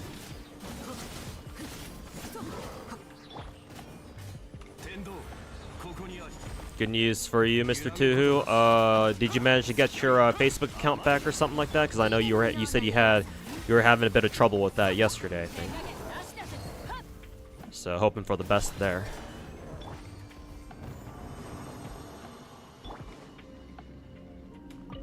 Shit, didn't mean to do that. Whatever.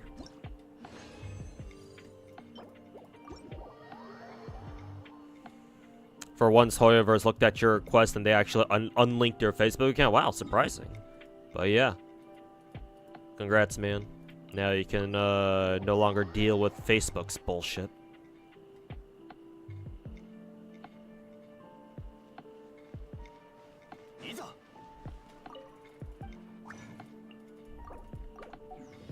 But yeah, you told us about that last night, right? So yeah, good to see that, or good to hear that it worked out for you.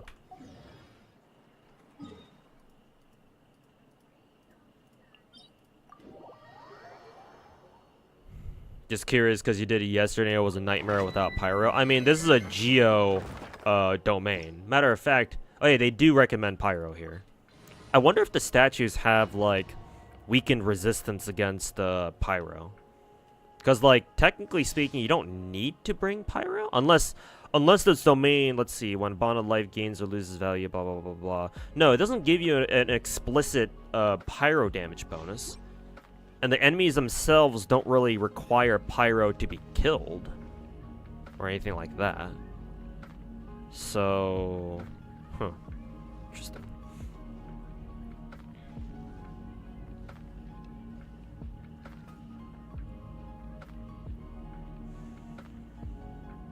Oh, you meant Abyss?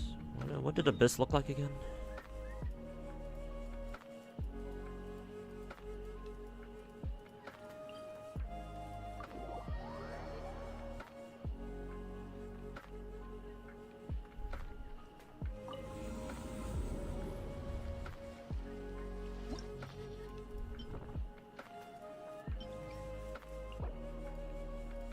Let's see. Oh, yeah, 12, floor 12 first side? Yeah, for sure. Because they're literally all cryo. So just fucking shove Pyro down their fucking throats. And you're good to go.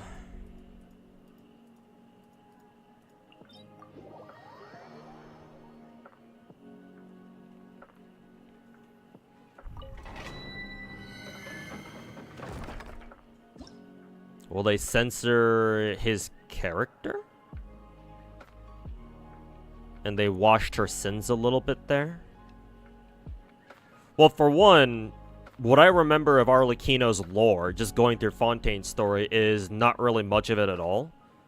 I think for you to know what kind of shit Arlecchino was up to, like, you would have to, like, watch her fucking, like, trailer on the Genshin YouTube channel or whatever, or, like, read her profile or whatever. Like, you would need to, like, read or pay attention to, like, some extenuating lore. But, like, as far as, like, her direct dialogue is concerned, she hasn't really been doing much, right? Because, like, the most impactful thing that she probably did during Fontaine's story was, like, she almost assassinated Farina, but then she decided not to. And that was before we even got there. So it's like, okay, well, the fuck do I care about that then? If, like, nothing ended up happening of it, then who the hell cares? So, to me, I don't know where this whole, like, trying to whitewash her sins is coming from. It's more, to me, it's more like, well, the game doesn't really tell you about it in the first place, or at least not directly. If you want to know more about it, it's on you to go out of your way to find out about it, or whatever. You might be looking a little bit too much at Twitter when it comes to whatever your views are on, like, how MiHoYo is trying to, like, whitewash her sins or something like that, or however you phrase it.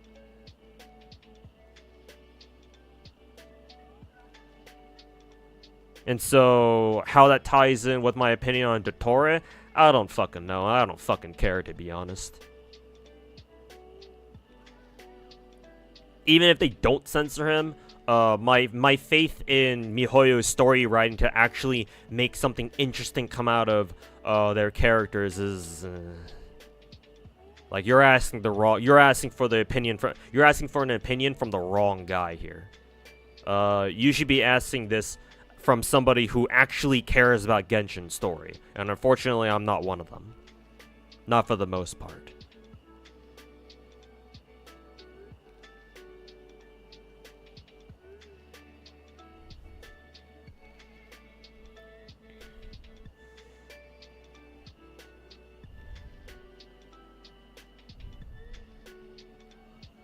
Best way to pick artifacts is through Genshin Optimizer. Yeah, no. This isn't Epic 7 where you have to put in your fucking artifacts and your gear through a fucking separate website. All I need to know is what is her best relics or artifact set, and I'm good to go. I'll figure out what she needs from there.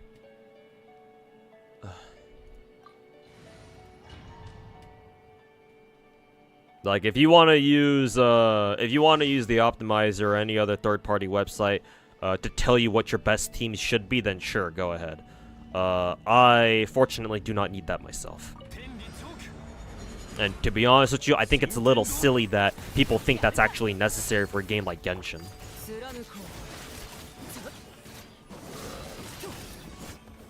Accidentally canceled the last auto attack.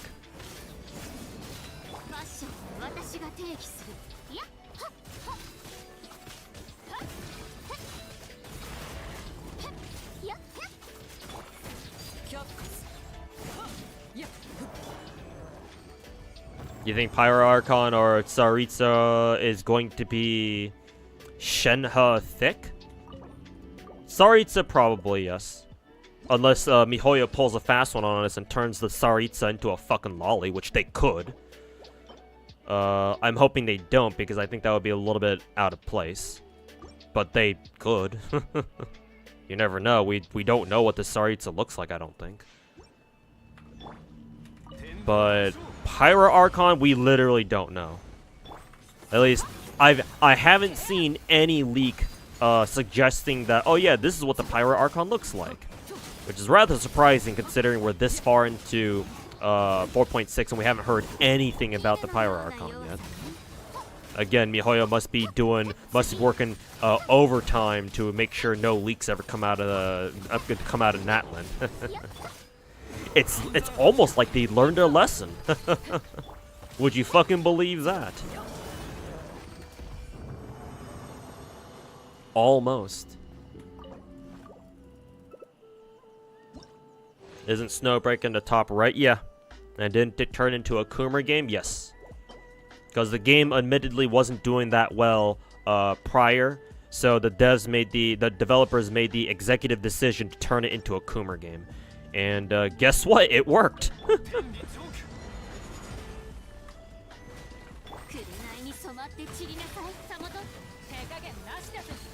Also, I wouldn't be surprised if their success has something to do with has something to do with Girls Frontline 2 not doing very well in the mainland either. Because what I was told was that apparently the Snowbreak devs had a content preview live stream or some sort of live stream at some point about something, but during one of their live streams, they basically roasted Girls Frontline 2 devs, saying that, oh yeah, we're not gonna do you guys dirty like some other development studio, and it was pretty obvious. Apparently, it was pretty obvious that they were talking about Girls Frontline 2. So I wouldn't be surprised if Snowbreak was able to take advantage of Girls Frontline 2's current, or maybe not current, but at the time, their whole cuck drama, and was able to steal away a couple players for themselves. Wouldn't be fucking surprised in the slightest.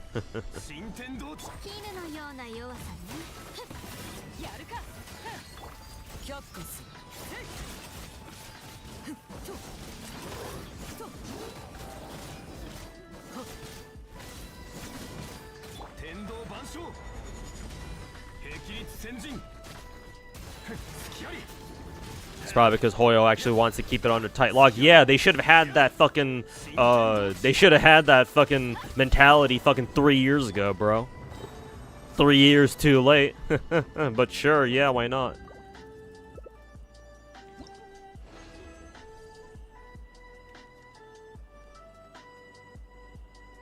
Remember the trailer before Fontaine where they teased Arlecchino being the villain?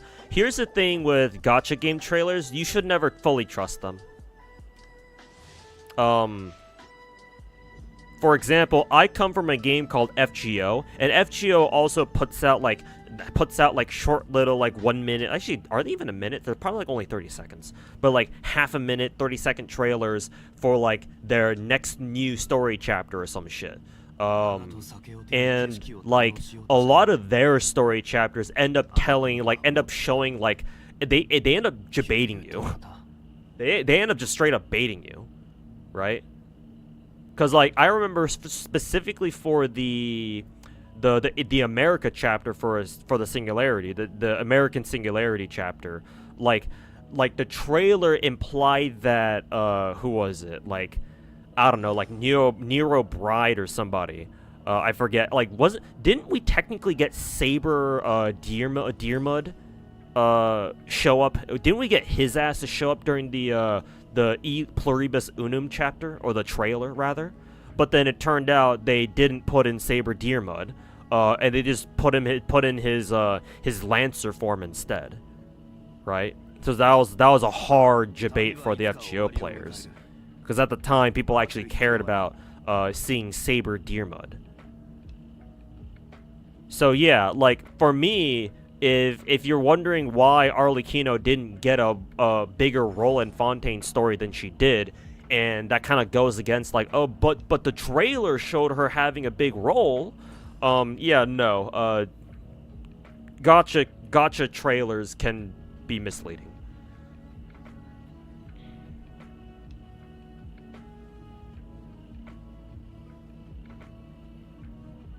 Because as far as I'm concerned, yeah, no, Arlecchino didn't really do shit during the Fontaine story.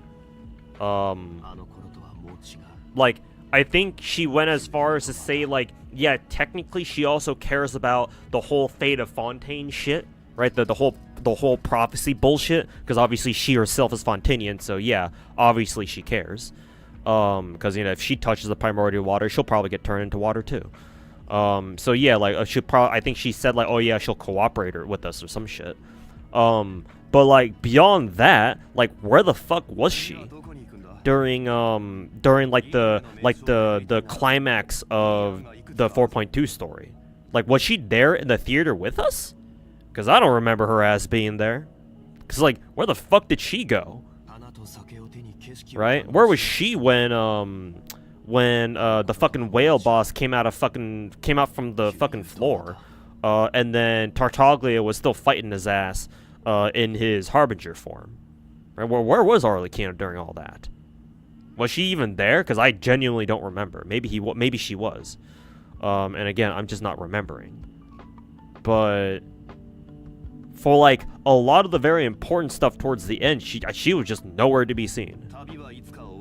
So I don't know about all that. So like, maybe she was teased as being the villain, but she sure didn't act like one. Honestly, if anything, she was basically a huge red herring for the entire Fontaine chapter, or the entire Fontaine Archon quest. Like, maybe if we get a couple more Archon quests later, she might play a role. I mean, we do have Dainsleif. We're supposed to be getting another Dainsleif Archon quest with 4.7. So, like, maybe Arlecchino can show up there? Who knows? But, like, even then, even if they did something like that, like, even then it would still be weird, because yeah, it's like she shows up and is implied to be a villain during the trailer that's intended for Fontaine, not a fucking Dainsleif quest. So it's like, okay, so this is basically false advertisement, right? Not that anybody's gonna fucking sue MiHoYo's ass for that sort of thing, but yeah, no, it's like trailers can easily debate you into thinking, oh yeah, this character's gonna do this. It turns out they don't. So you always want to keep on your toes for that one.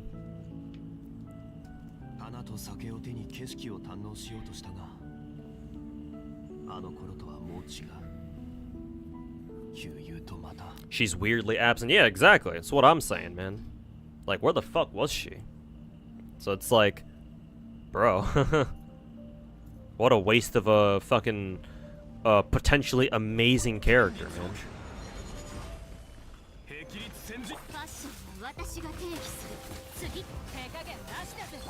貫こうよっいやと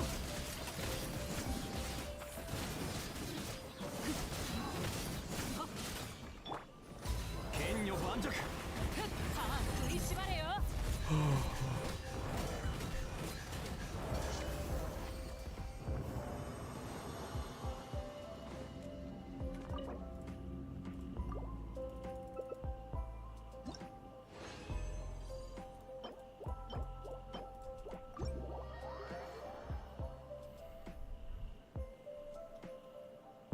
Excuse me.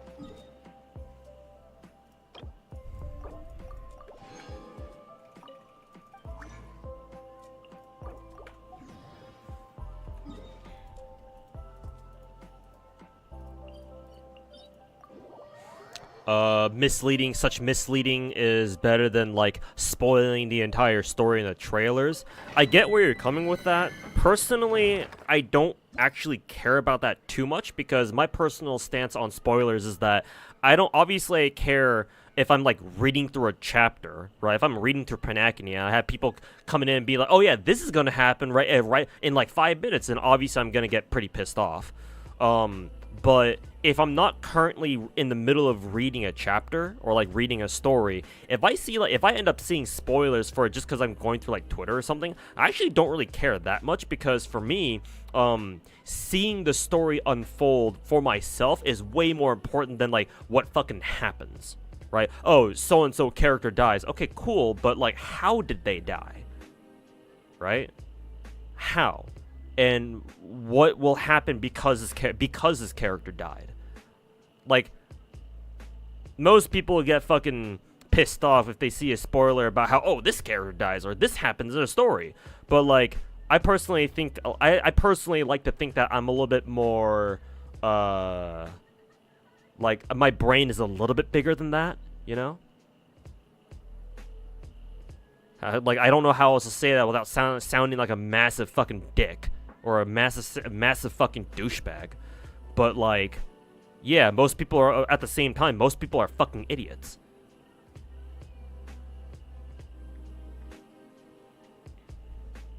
Like, if you were to give me now that I know how Panacony is being written, spoilers like, oh yeah, Firefly dies in 2.0. Like, that actually is is a bigger deal because not much else happened in the story to begin with. You know? Which is really funny when I think about it. But for any good story, or any story that's actually worth reading, yeah, no. Like, spoilers on their own don't really affect me too much.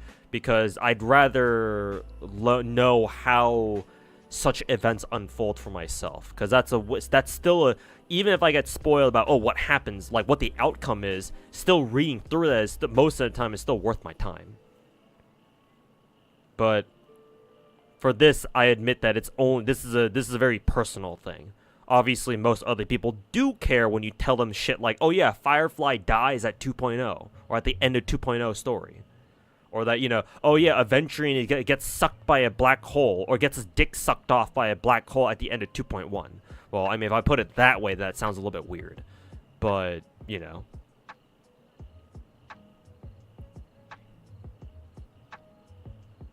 Tempted to try out FGO for the story, but you heard Gacha. So you can read FGO's story online if you know where to look. You don't need to actually play the game.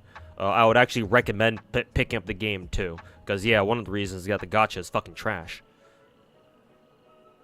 But if you're actually interested in the story, there should be resources online that will allow you to read through the entire story without actually having to play the game. I'm sure there are people on YouTube who have recorded their playthroughs of like FGO stories, so you can watch other people do it too if you prefer watching like a video format rather than having to read it yourself.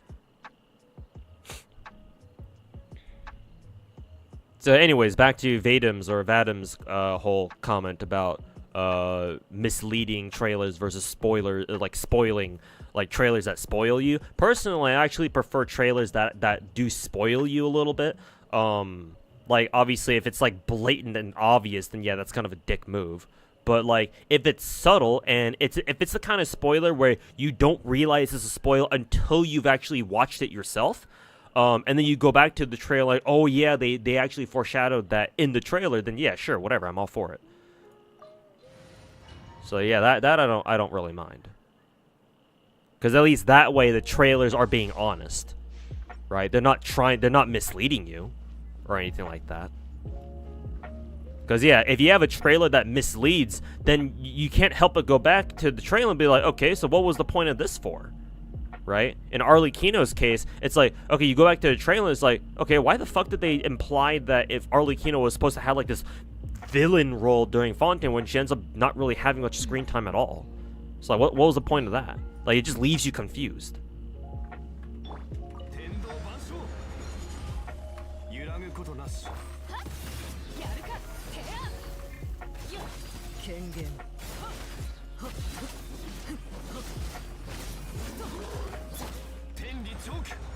So, just my personal take on it, though. Obviously, you are free to disagree on that one.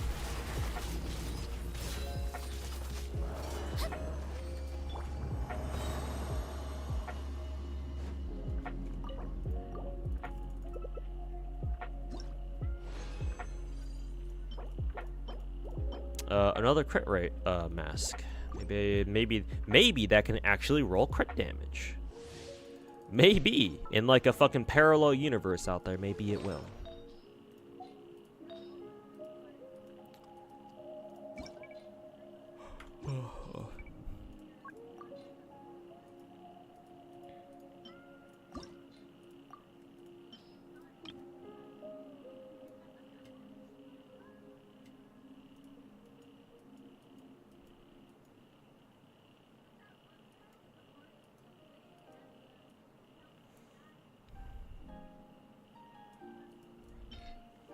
So yeah, we get rid of this.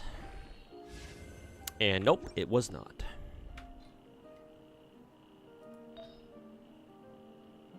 I kind of wanna level this one up, or not this one. I kind of want to level that crit rate mask up anyway, just because it might roll Elemental Mastery. And if it does, it'll be better than whatever the fuck my Arlecchino has right now.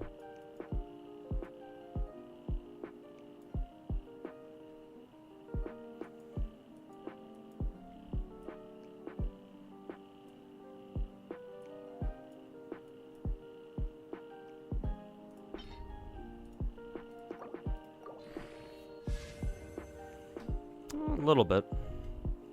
I don't know if that's really worth giving to Arlecchino, but whatever.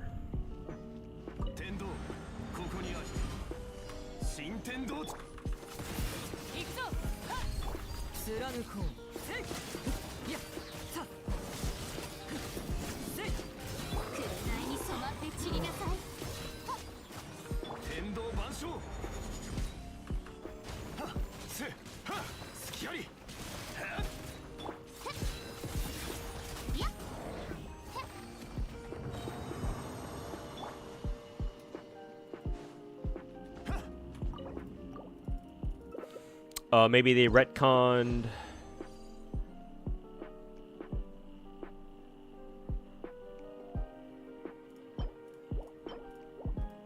Maybe they retconned Arlecchino from being a villain so they can make her playable, and that trailer was made a year before they finished developing the Archon quest. Yeah, true. You got a good point there. If the trailer you're talking about came out at the very beginning of Fontaine, then sure, yeah, they could have changed their minds about like what kind of role Arlecchino would play.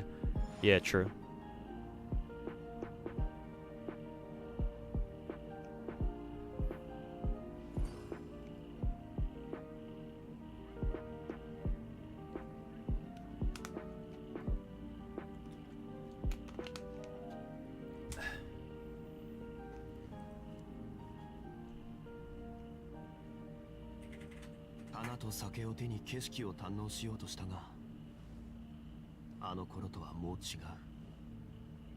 旧友とまた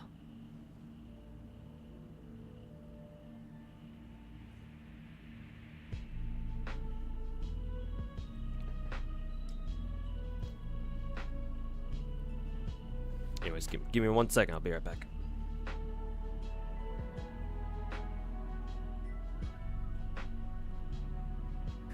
旅はいつか終わりを迎える。慌てる必要はない。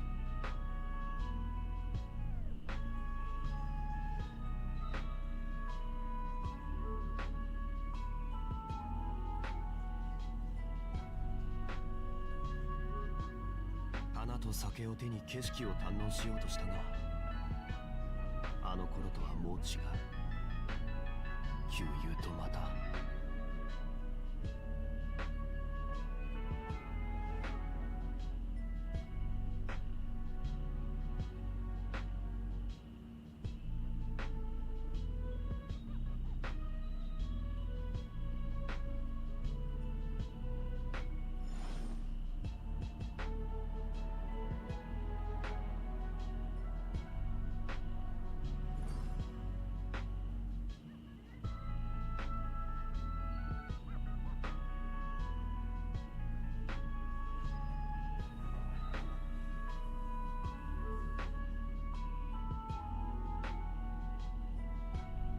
花と酒を手に景色を堪能しようとしたが、あの頃とはもう違う。旧友とまた。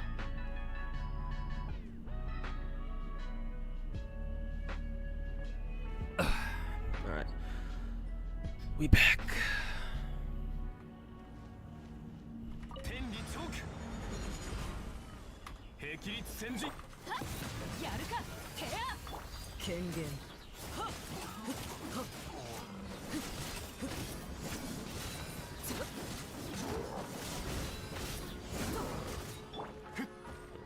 天道、ここにある。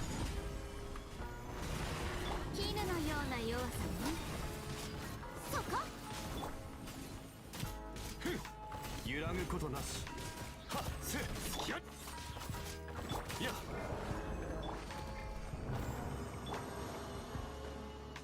Oh, excuse me.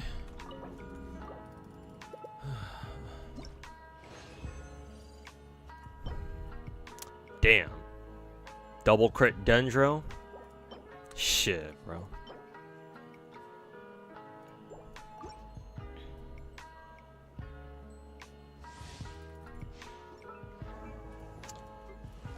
Alright, let's see here. I don't know if I have any extra any extra good pyro damage cups.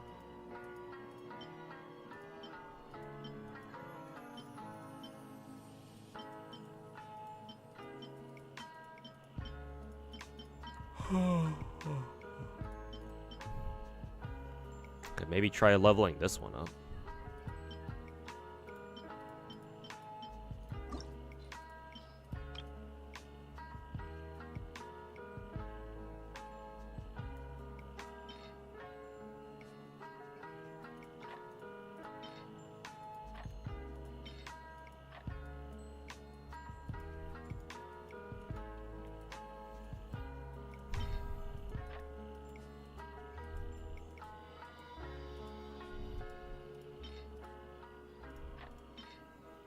Oh yeah, I can just trash this. Rolled everything except crit damage. Okay, fuck you.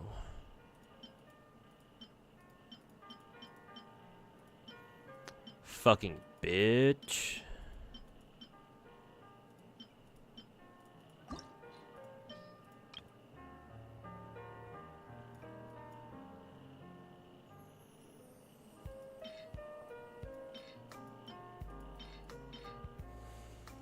What would you consider the hardest gacha in terms of gameplay mechanics? Oh, Girls Frontline 1, easy. How is life these days? It's looking better. Future is looking a little bit brighter. There is a light at the end of the tunnel, but it's very far away. And I'm gonna have to fucking grind my balls off to get there. But at least there is a light at the end of the tunnel now. So, if that more or less describes to you how I'm feeling these days, sure. But yeah, Comfy Corn, or Comfy Comfy Corn, I don't know I don't know how your name is read. Probably Comfy Com. Yeah, Girls Frontline 1. The game that's on the lower right corner. But next, not the game that has 2B in it, but the game next to it, to its left. The girl in the Christmas bikini or whatever. Yeah, that game. But yeah, that game has the hardest mechanics, has the hardest gameplay out of all gacha games I've ever played. And I'm gonna be real with you, I don't know if any other gacha game out there comes close. It's just that bad. Well, it's attack percent, it's not bad, but...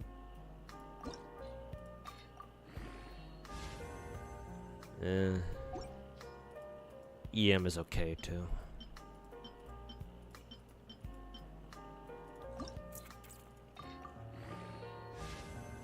That's trash.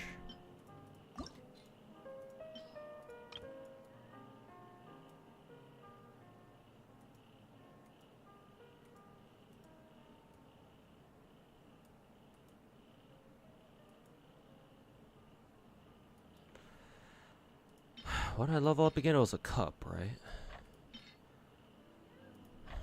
Was it this one? Yeah, it was. Just level up that one. Ew, defense. Fucking piece of shit. Okay.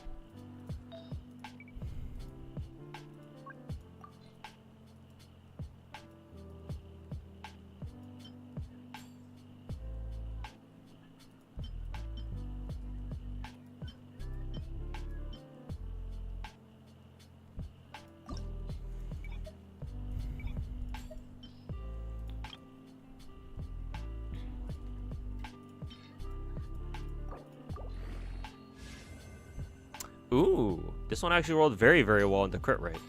If it gets one more roll into crit rate, I think this will be better than what my Arlecchino currently has. But imagine actually getting crit rate here. Well, we can pray, I guess. Oh, it's because yeah, this. Yeah, didn't think so. At least it went into EM though. Suppose it was a nice try. Let's compare actually. 9.3, 13.2. Yeah, they should still have higher CV than this. Because this should still be 18.6, 26.4. Actually, they have the exact same CV. Oh, that is hilarious. They have the exact same fucking CV. So technically... But nah, I'll just keep the first one. I'll just be keeping the first one just because it has a more varied crit spread with both crit rate and crit damage.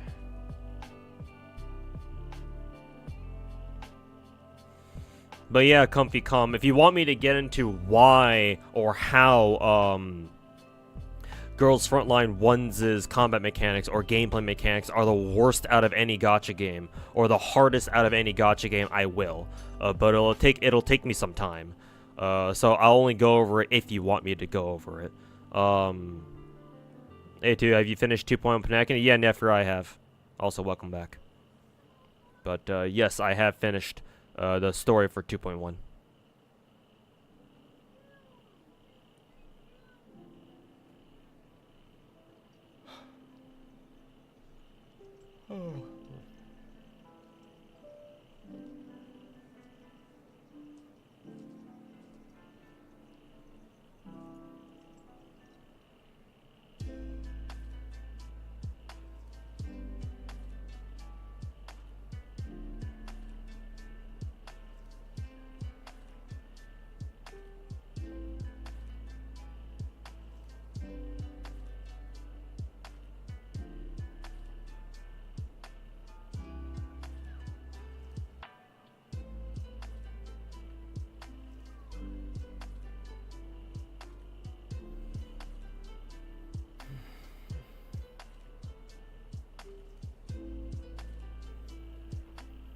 Thank God I had the ceiling fan.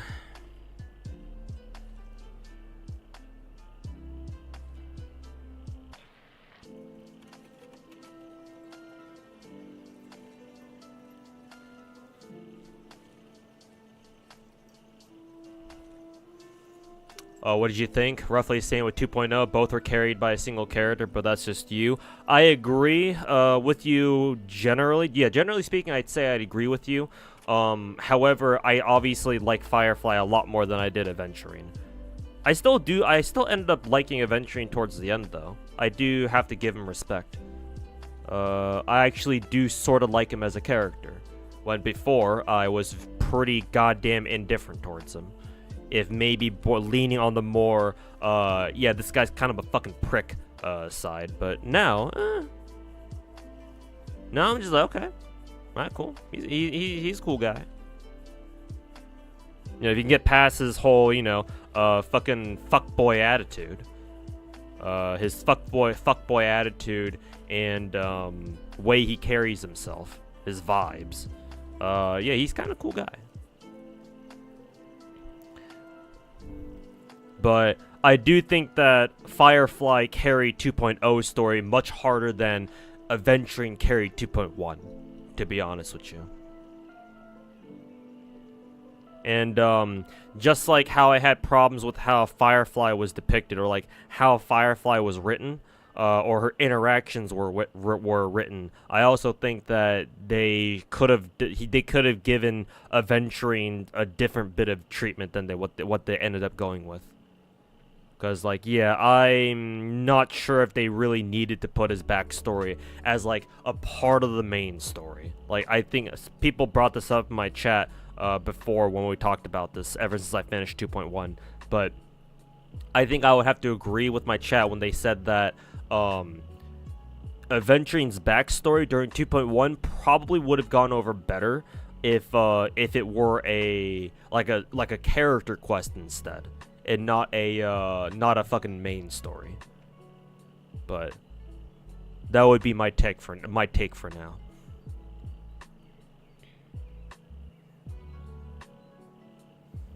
He's everyone's baby girl now, it seems. Yeah, because oh my god, you know, sad sob backstory, and like, oh yeah, I'm gonna go walk into the fucking black hole like a champ. Alright, wish me luck, bros. Yeah, no.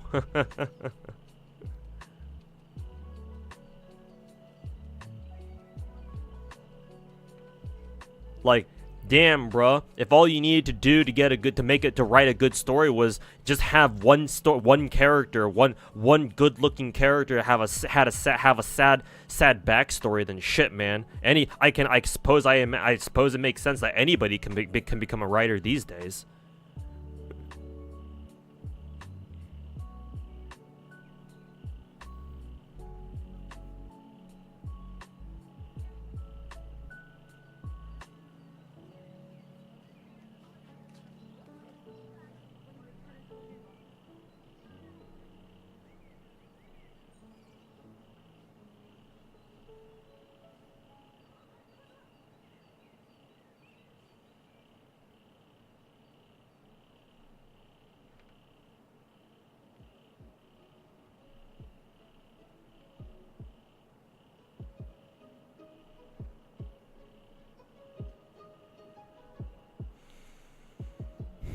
Not gonna lie, Firefly being Sam is pretty cool, and you'll pull cause of Mecha. Yeah, that's fine. I mean, I personally figured there was some sort of connection between Sam and Firefly because they share the same color palette. Like from a character design standpoint, you don't have characters deliberately share color palettes unless like they have a very significant relationship with each other. So it's like, oh yeah, Firefly, Sam, okay, they must be related somehow. Like, it's really that simple sometimes, you know?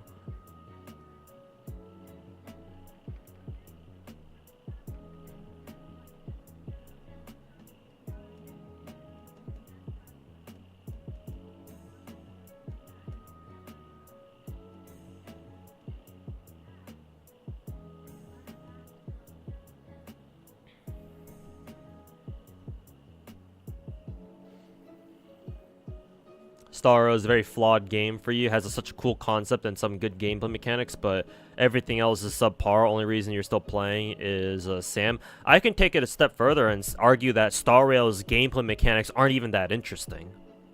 At least not.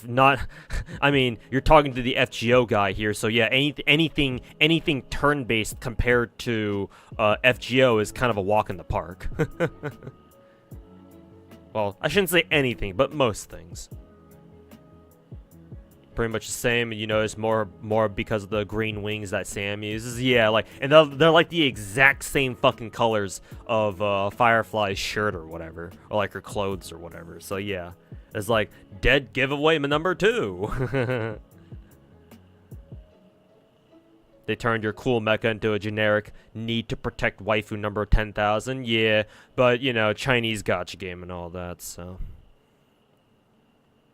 Unfortunately, it had to happen in order to satiate the rabid appetite of Chinese incels.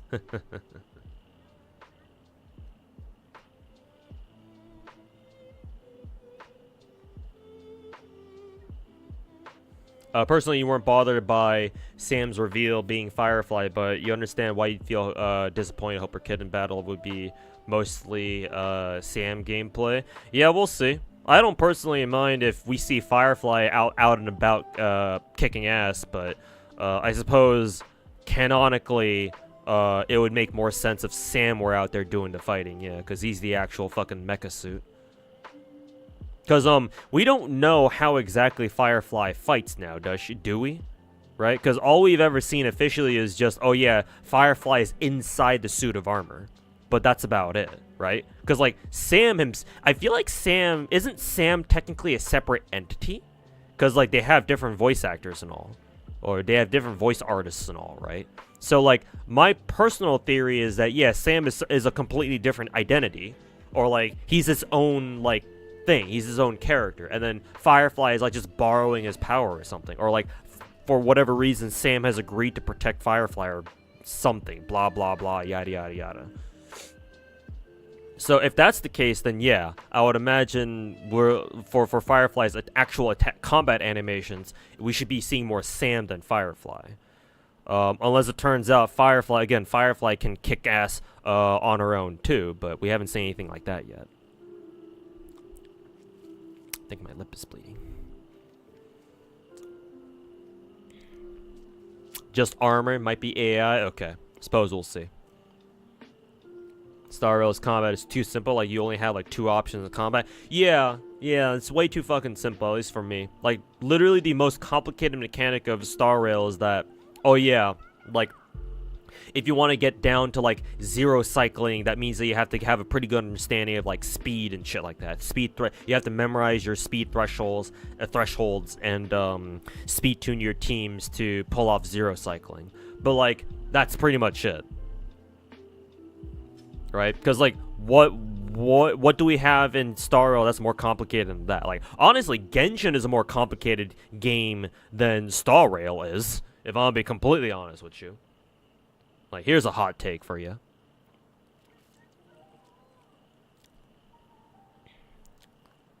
Star Rail's relic system is very off-putting, but hopefully Star Rail does get better. Yeah.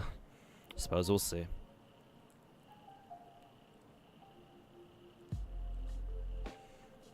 Let's see, I think there was a crit rate mask that I still wanted to level up.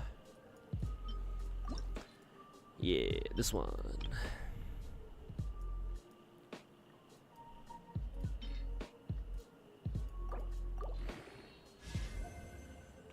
Ew.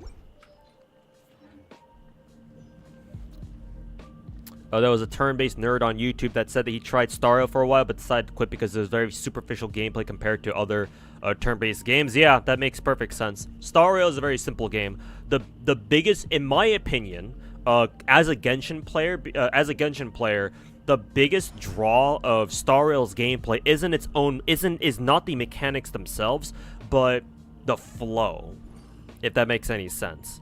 And considering MiHoYo made both Genshin and Star Rail, it makes a lot of sense. Because in Genshin, the fun the fun that I have in Genshin when I go destroy Abyss for like the millionth time is hitting your rotations, right? Hitting your rotations and playing perfectly. Because getting your team rotations down, understanding your characters to the point where you can throw them on different teams and you still know how they work, right? And you can memorize many different types of team rotations at once, and it doesn't matter where your characters go to. At least this is for me. I'm speaking for myself here. Obviously, for other people who like sticking to static teams like Raiden Nation or whatever, doesn't really apply too much. But the core concept still does, right? Just hitting your rotations, hitting your skills, hitting your ults, right? Making sure everybody's gear is tuned just right to where everybody has good ER, so that when you need them, their ults are back on. Your ults are back off cooldown and they're at full charge again, so you can use them as soon as you need them, right? And clearing Abyss that way, just completely demolishing it like that with perfect rotations and whatnot. Like that shit. Like there's a flow to Genshin that is unique to Genshin, I feel like. Because the game on the surface is so simple, right? Because it's simple enough where you can just you can just let your muscle memory take over. The flow is what makes combat in Genshin so fun, in my opinion.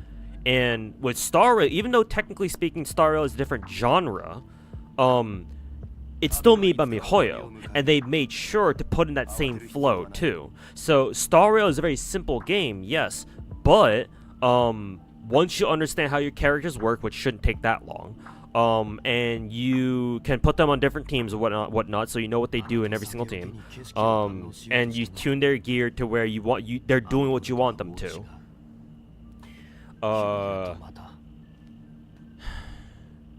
Right? Once you understand how the game works and how your characters work, then you can achieve a very similar state of flow in Star Rail that you can find in Genshin as well, even though technically speaking they are completely different genres.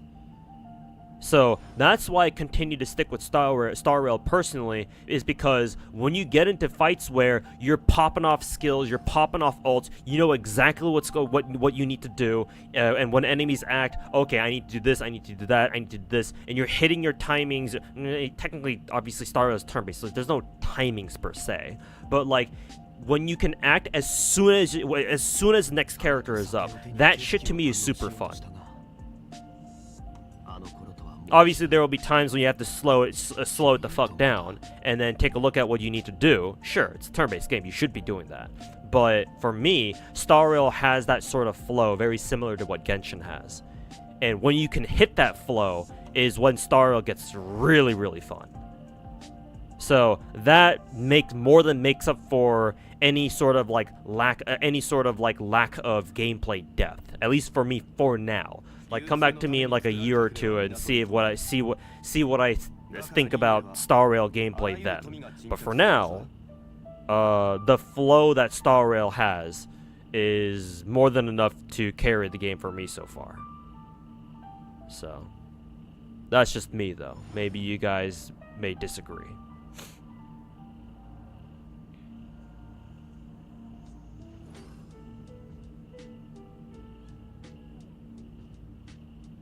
Hey Muhammad, welcome back, man.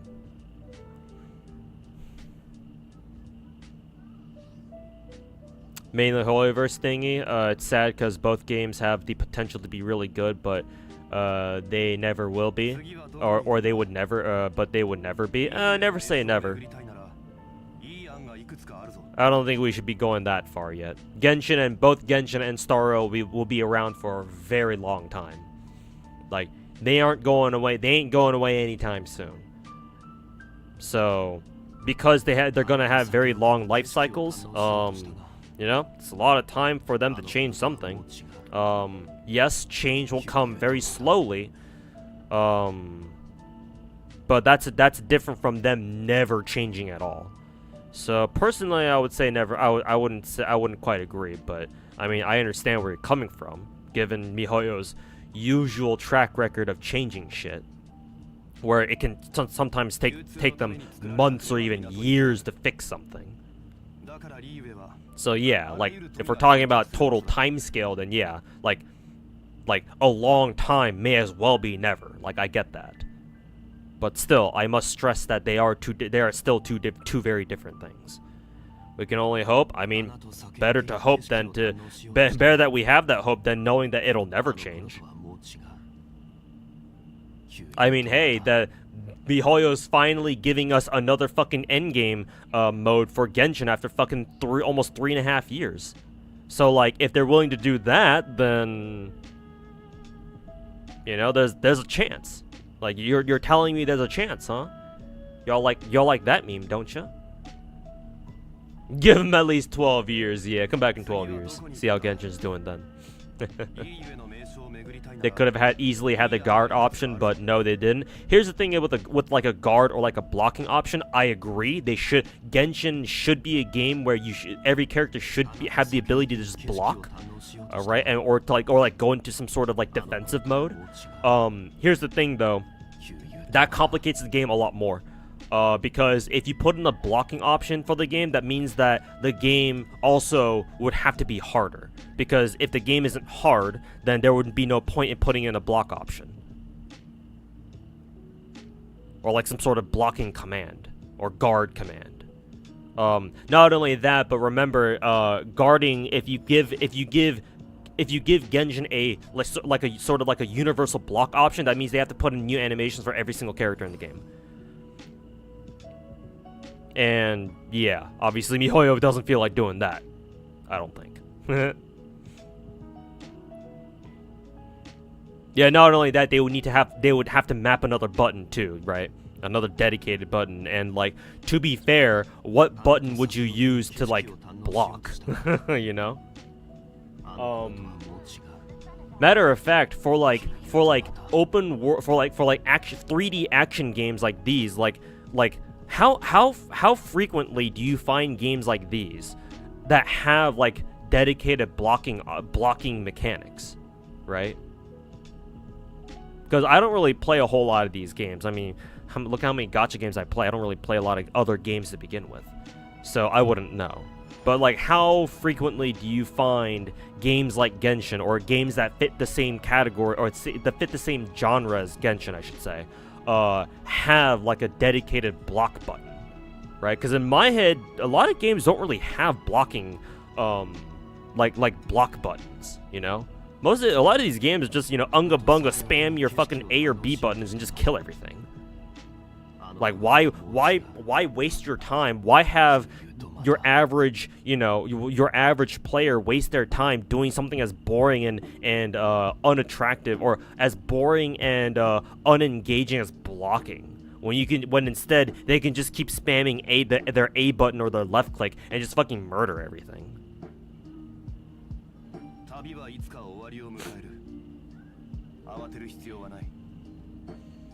That's the thing, though. It would have been so much better if it had it. And I'm agreeing with you, Neffer. I'm explaining to you why there isn't one. But yes, I do agree we should have a block button in this game. But we don't. And so we gotta hold that L. Also, Nolly Boy, thanks so much for the 4-month resub, man. Welcome back. Also, sorry for that. My stream alert did not pick that up. Let me try to fix that shit. If it even will. Alert box. Test. Pretend that was your sub alert or sub notification. But yeah, thanks for the 4 months, man. Appreciate it. So sad, right? Personally, I'm not that bothered. I would appreciate a block button though, because it will inevitably make the game deeper. But like, I've gotten used to Genshin style of combat or gameplay, so you know, it doesn't really bother me anymore. Maybe in the beginning I was a little bit. Maybe I would have cared about it more. But, like, Genshin not having a block button isn't, like, suddenly the end of the world for me. So,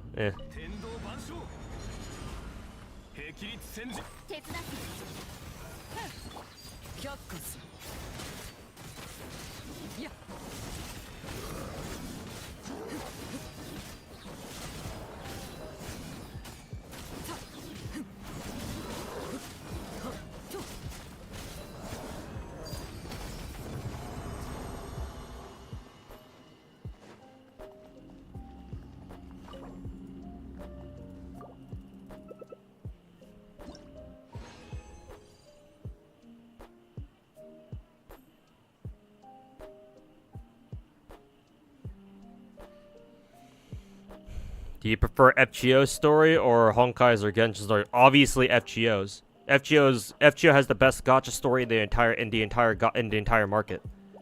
There's no other gacha story that comes close. Like, there are other good gacha stories, sure, like whatever Arknights has, whatever Blue Archive has. Like, Nikke's event stories are pretty good. Their main story is kind of mid, apparently. Either just decent or pretty mid. But their event stories are pretty nice. What else here?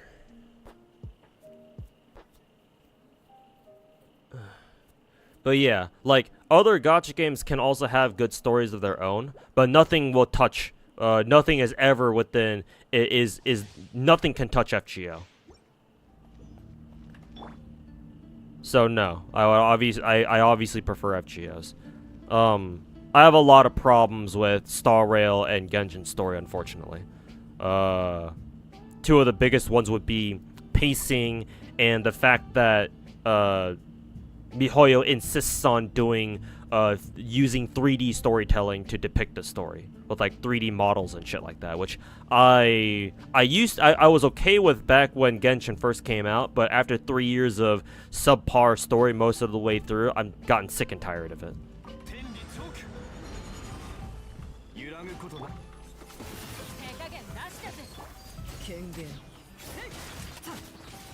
So personally, I don't care much for it. If you like it, that's fine. More power to you. I personally don't really care much for it, though.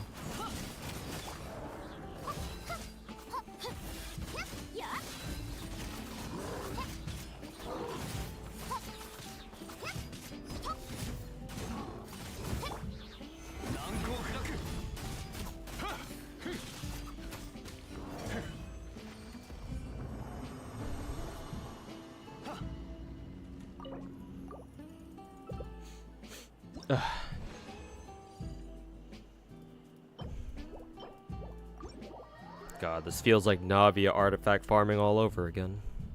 Can I see your current Arlecchino? But it's not very good. It's still very much so a work in progress. She's only got 83 CR, 128 CD. For now, I've given her a full set. But yeah, individually the pieces are pretty trash. Like, this is the best attack percent timepiece I've been able to find for her. At least it's got double crits, so I can't really complain too much. This is her off-piece pyro cup. I think this is the best one. Yeah, I think this is the best one I've got for her for now. This is her feather, which again, this is the best feather I've found for her so far. It's not that good. For some reason, it has been very hard for me to find flowers, like inset flowers. It's been a bitch and a half for me so far. So that sucks. Yeah, this was trash. Actually fucking awful. And then, yeah. I only recently got a crit rate circlet earlier today, I think. So this is what I'm working with right now. But she is level 90. She's got her signature. She's only C0. Honestly, I think Arlecchino's another one of those 5 stars where like anything more than C0 feels super unnecessary. Her talents are at 887 though, and I am considering triple crowning her. Not sure if I'm gonna do that now or later, but it is a consideration.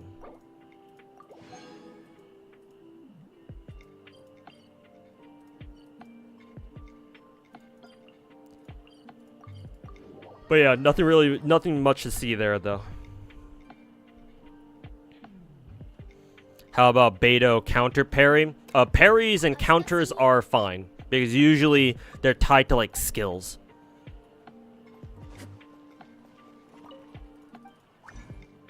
The issue with in Genshin Impact, the issue with counters or like parries, parry skills like what Beidou has, what Candace has, what Yunjin has, is that they require the enemy to attack you.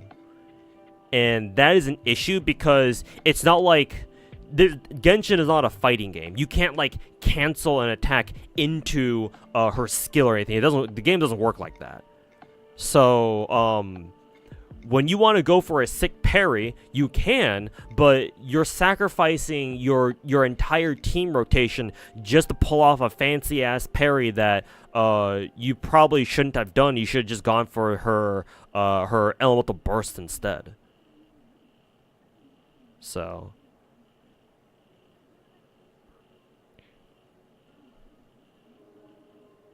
like parries don't really work at a high level in Genshin. Because, like, they require you to... Or they require enemies to attack you. And, like, you don't want to have to play around an enemy. You want to just go get in there and just do your own shit. Right? Work on your... just pop your team rotations and just fucking murder everything. Because you got a time limit. Right? It's not like you can just hang around and just wait for enemies to try to smack you. Just to pull out Beto and just fucking... And go fucking... Haha, you know. I'm fucking Daigo Mahara and just fucking parry that shit.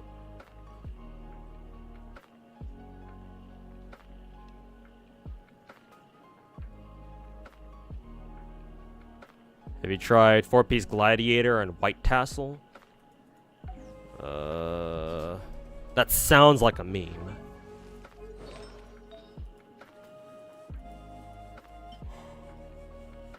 Increases their normal attack damage by 35%. I guess that's okay, but you would like to have more general damage too. Because her ultimate does some good damage. And remember, she likes charge attacking as well every now and then.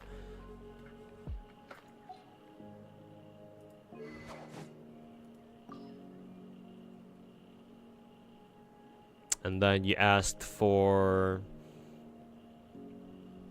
White Tassel, right? I'm pretty sure White Tassel is the 3-star weapon. Ooh, this is this is a crit rate weapon too. Huh, that's nice. And increase normal attack damage by 48% at R5. This is actually not bad for a 3-star weapon. I mean, the base attack seems kind of shitty, but like main stat crit rate. And the passive is normal attack damage bonus. For what it is, it seems pretty good, or it seems pretty nice. Yeah, just for a 3-star. Okay, damn.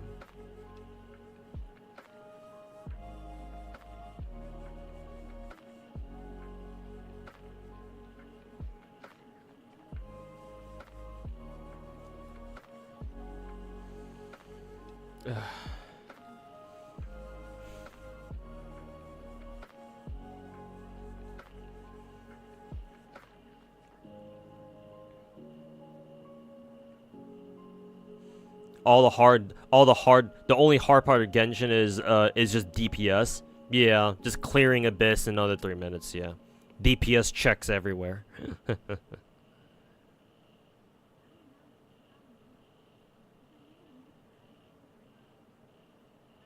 Nikke story is great. I remember in a previous stream, either the last one I did or maybe over the weekend, I remember specifically saying that, oh yeah, I heard that Nikke's story is pretty good, actually. Like, better than what people expected. And somebody in my chat, either in YouTube chat or Twitch chat, came in and was like, actually, Nikke main story is actually pretty fucking mid. It's only their event stories that are any good. So I was like, okay, I guess I'll take your word for it. Because I don't actually pay attention to stories myself. I just don't have the time. So I was like, alright, I'll just go with what you're saying. Nasu diff, yeah, for real, man. Just Fate diff in general. Nasu diff, Fate diff. Is it worth getting into FGO now, or is the game ending anytime soon? It's not ending, like end of service ending. It's not doing anything like that, but the problem, Yurei, with FGO right now is that if you want to get... I'm assuming if you want to play FGO, you're going to play the NA server. What you have to understand is that the NA server is perpetually 2 years behind the JP server. Because the JP server is the home service, where FGO... It was FGO's first server. It's the server that most people play on. Or the most amount of people play on. Excluding, like, maybe the Chinese server, I guess? I don't know. Because, you know, 3 or 4 billion people. But here's the thing. FGO JP 2 years ago got into a bit of a content slump where they started putting out less and less content overall. We now know it's because Los Angeles was going through a lot of staff shortage cuts back then, and was just experiencing a lot of staff manpower shortages, just in general. I don't know if they fixed that in the 2 years since or not, but they probably haven't, let's be honest. So what that means is that the NA server right now is starting to enter the dead, like the kind of like the not exactly dead period, but like slow content update period that JP first entered 2 years ago. Because again, we're 2 years behind. So since it's been 2 years, now it's our turn. So beyond a couple of like really exciting events this year, so in our case it would be 7th anniversary and then this year's summer event. Past those two events, like I genuinely struggle to come up with like anything that any other event or like any other content that you would actually have to look forward to, or like that you would look forward to, excluding like events that have like characters that come with them that you're really excited for, because they're like waifu or husbando or some shit for you. So if you want to try FGO, go ahead. Also, before I forget, FGO is a fucking old-ass game, so a lot of things that you're used to with newer gacha games like Genshin or Star Rail or whatnot, they simply don't exist in FGO, because it's an old-school game, or it's an old-school gacha. So you're going to be annoyed by a lot of things about that game. So overall, if you want to get into it, sure. If you have any questions about it, you know, don't be afraid to stop by and chat, or hell, stop by our Discord server, !Discord. And if you have any questions about how this works in FGO, or how that works or whatever, because I would say I'm one of the most knowledgeable people about FGO in general, as far as content creators go. So if you want to start FGO and you have questions about it, you know, you've come to the right place. Very hard to find anybody else right now who knows more about the game than me. There are people out there who exist and also who make content, but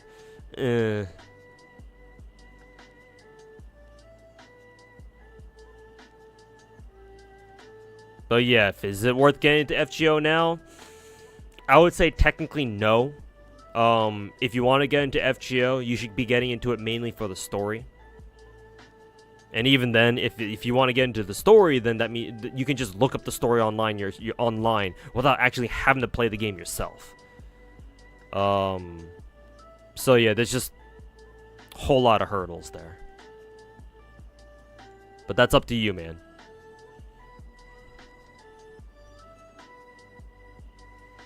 True parries in Genshin are useless because the game is not combat focused like Z3 for it to work. I mean, it works. You can build Beto for a parry. You can go for a parry build on Beto. That's what I used to do back in the day. That was my first build that I gave my Beto back in the day. But yeah, at like the highest level in like floor 12 Abyss, you don't have time. Typically, a lot of people don't have time to just sit around fucking trying to parry and counter enemy attacks. Like, you don't have that sort of luxury. The luxury of time. So you just have to get in there, fucking pop Beto's ult, only use your skill for the sake of generating energy particles, and then just go into the rest of your team's rotations and all that. Yeah. There's not really much of a reason to use parries, other than just for shits and giggles. Just to, like, flex or something.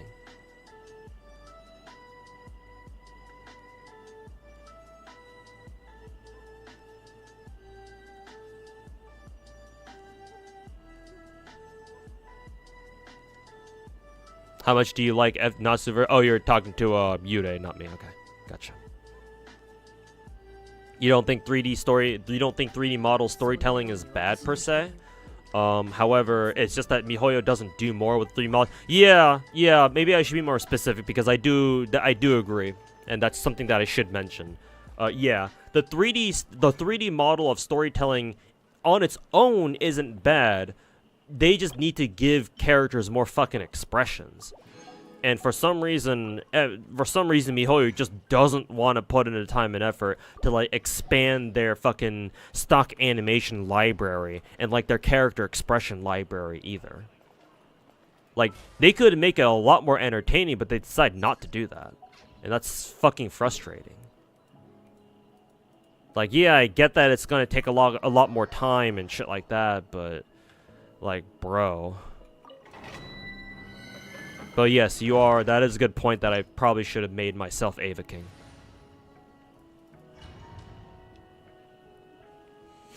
You don't know about that guy, but Nikke is by far better than most non-love FGO maybe, but around Arknight's level. Okay, then sure, yeah. I guess I'll take your word over that other random dude's then, Yeffer. I'll believe it.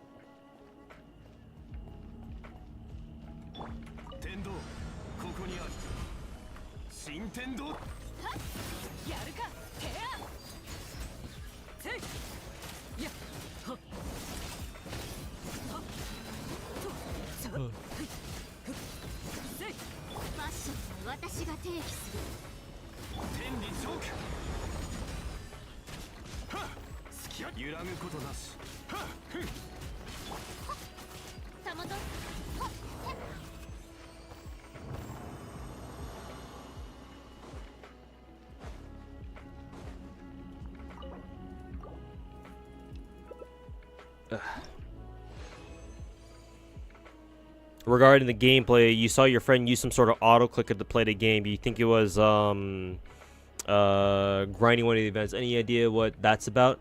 Yeah, so let me explain. Sedex is probably giving you the basic explanation.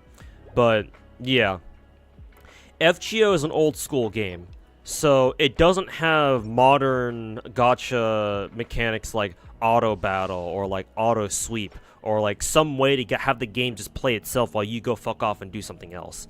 When you play FGO, even if it's just for farming, even if it's just for farming, you have to get in there and farm the game yourself, right? It's like kind of like Genshin, I suppose, where if you want to farm shit in Genshin, it's not like you can just auto farm shit like you can in Star Rail. You have to actually get in there and farm shit yourself, right? You have to actually run around the map picking up, picking mint, being a mint picker, or picking, shit for that your characters need or whatever.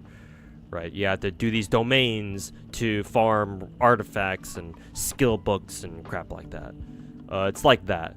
The problem with FGO is that FGO requires a much higher degree of grind than most other gacha games will demand of you. And so, because you need to grind a lot in FGO, and because there's no auto button, recently in the past couple of years, people have come up with, have developed like macros to automatically farm the game for them. And the most famous one is something by the name of Fate Grand Automata, which I believe you can find on Reddit. And it uses, I believe, image recognition software or some shit like that to auto farm events and shit for you.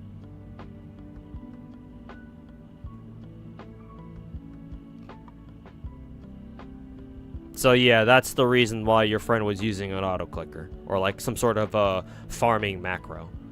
At this point, because the game is literally like 7 years, the NA server is going on 7 years old. The JP server is going on 9 years old, if you can believe that. Like, earlier, in previous years, I used to be a fucking elitist about farming in FGM, and whenever I'd hear people being like, oh yeah, I use macros to farm, I'd fucking flip my shit. I'd be like, you guys are fucking lame, right? Like, you shouldn't be using macros to farm, shame on you, blah, blah, blah. Now, it's because it's been so long, I don't give a fuck. Nobody gives a fuck. So if you want to do what your friend does, and you just want to use like FGA or like another macro to help you farm, then yeah, ain't nothing really wrong with that. I mean, technically there is. The TOS, the terms of service for FGO, or for any gacha game for that matter, is that the devs don't want you to be using third-party programs or like whatever to help you play the game. They don't really like that. But then again, there's nothing that they can really do to enforce that. So yeah, you can just basically do whatever you want.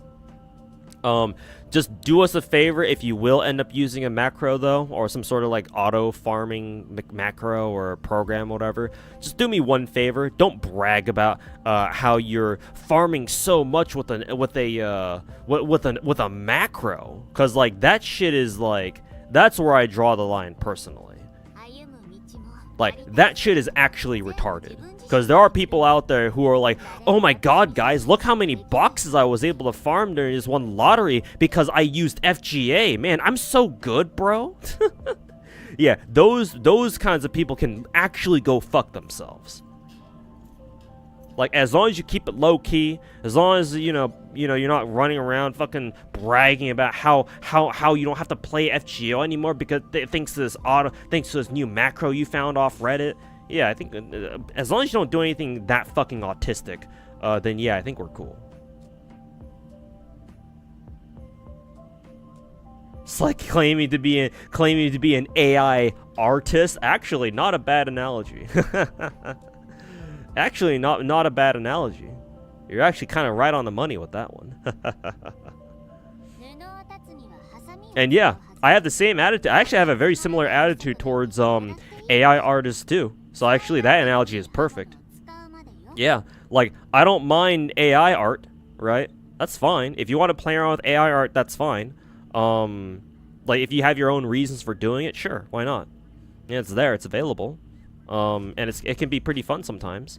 Like for example, I have this one VR chat streamer that I liked watching, and I remember last year or like a couple months ago, I forgot how long it's been, but last year he used to do these like AI art streams where he would pull up an AI art program and he would try to get it to he would have it like try to make like awesome like all sorts of like pictures of his like VR chat OC or whatever, right? And it was fun tuning into those kinds of streams and watching and seeing what kind of different random shit the AI art program could come up with for his OC. Like he wasn't like claiming to be an artist or anything. He was just having fun with it. You know, just trying to see if it could come up, the AI art thing could like come up with any cool stuff for his original character. And yeah, that I don't have any problem with if it's just for fun. And as long as you're not running around trying to say that you're like an artist all of a sudden. But as soon as you call yourself an artist, or at the very least, if you're an AI art bro, and like you're trying to imply that what you're doing is on the same level as like actual artists, and like you deserve to be given the same amount of respect and shit like that as like actual artists, no, you can go fuck yourself. Like actually go fuck yourself. Like no, line drawn here. Do not pass. And if you do, I am going to fucking ground pound you until your pelvis breaks. Call me Amelia Watson.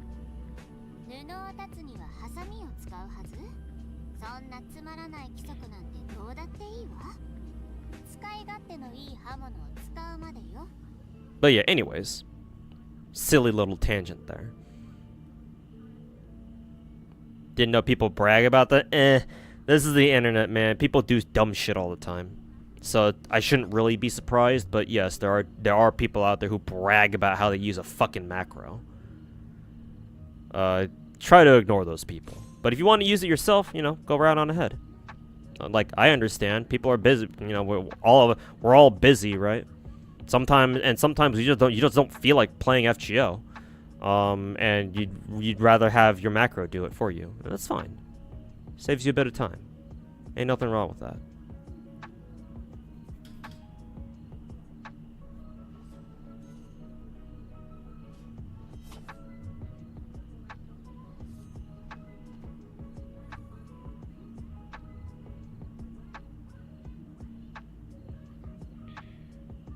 You must have something wrong with your brain because you don't really mind FGO grind. Yeah, same here, said Dexter. Yeah, you're like me then. I don't mind the grind. Fucking lottery events? Where? Not that I've really farmed the past couple of lottery events we've had all that much, to be honest. I mean, I don't need to, and I can't anyway, so.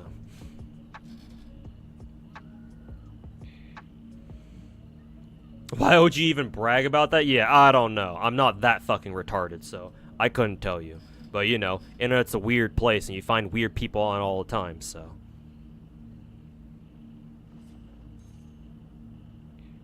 Some risky people even use skins for Genshin, as in, mods? Yeah, I don't have any problems with mods. I mean, if fucking MiHoYo takes 3 billion years to come out with a new skin for one of their characters, then shit, man. Don't act surprised when people are like, we kind of want to make our own skins now. Fucking surprised Pikachu face.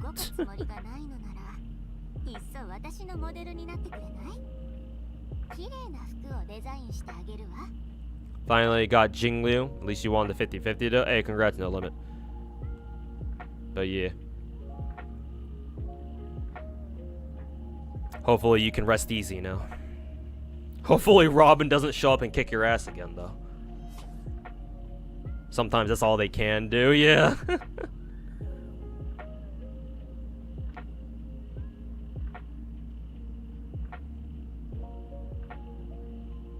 Genshin skins don't even matter. They're not even good. It's pure Coomer. Are you talking about mods or like the actual official skins?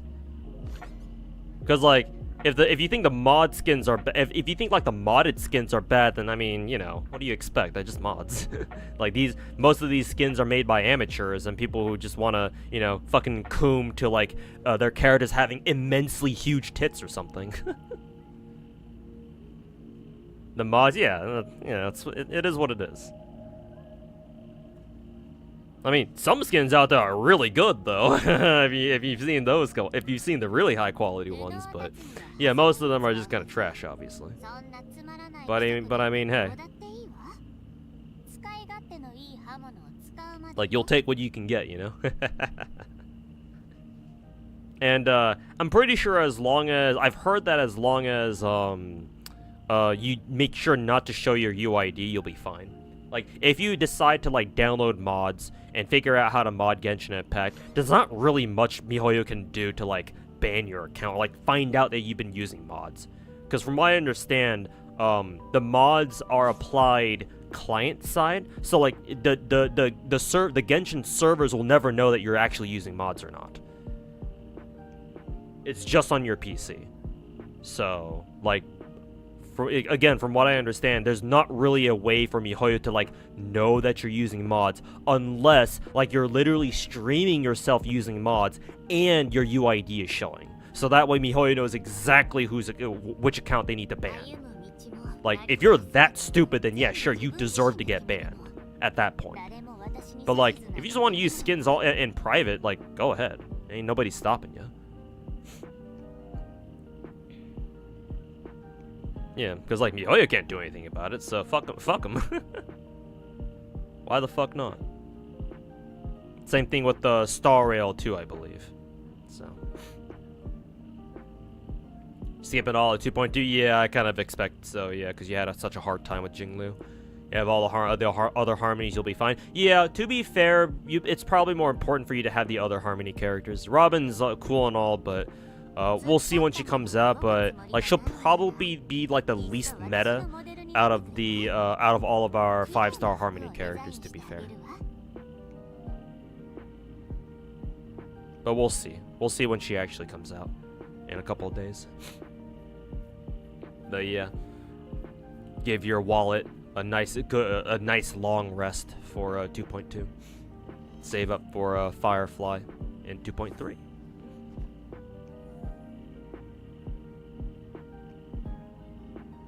Would you say it's also lame to use macros just to exchange lottery? Hell no, Drake. I do that all the time. Yeah, you must not know about my FGO lottery farming history, Drake. For about 6 years? Yeah, I would say about 5 or 6 years. Every time we had a lottery event, I would go fucking hard on that shit. And I would stream it too, most of them anyway.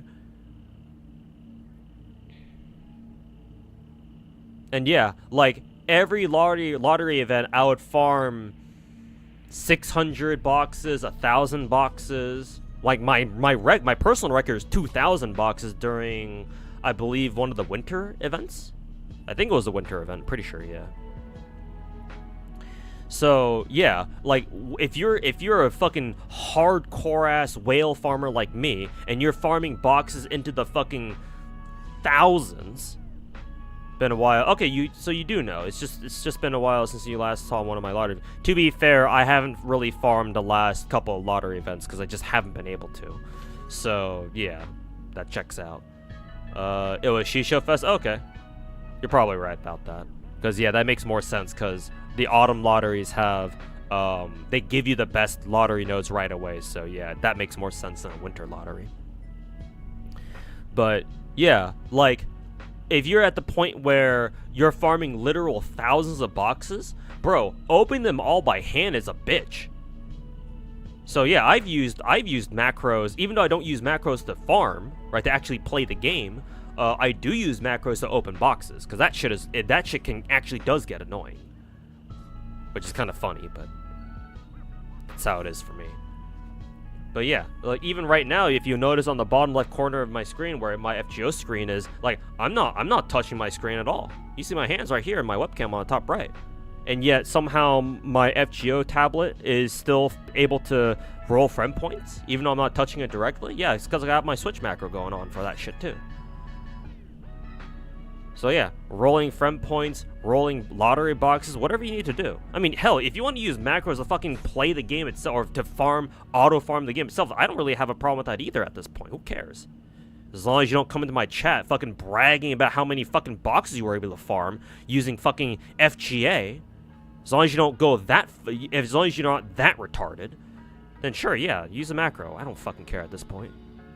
You do you. You do what you gotta do to get shit done. Remember those times? Remember those streams? Yeah, good times.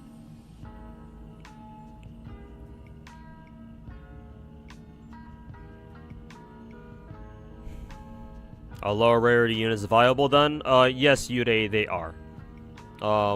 Most low rarity servants actually have a use.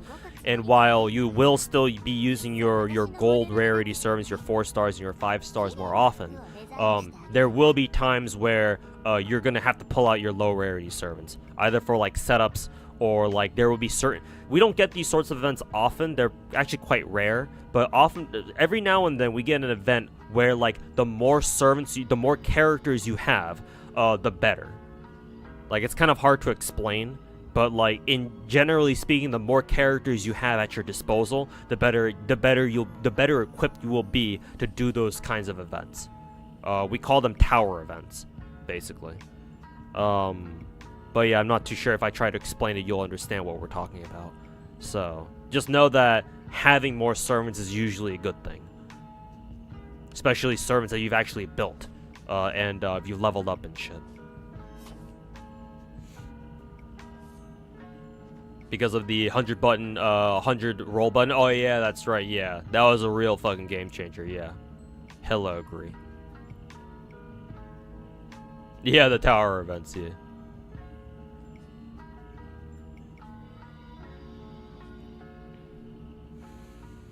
But yeah, a lot of the 1 to 3 star servants are viable. There are some legitimately just trash ones that you will never really use. But other than those exceptions, most of them like have a use at least.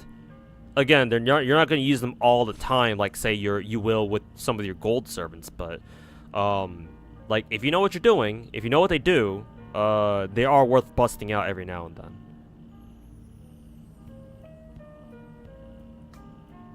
So, unlike most other gacha games where, like, the lower rarity units, you can just basically forget about them as soon as you get somebody better. Or you get somebody from a higher rarity. No, you can't really do that for FGO. You still need to pay attention to them at least a little bit.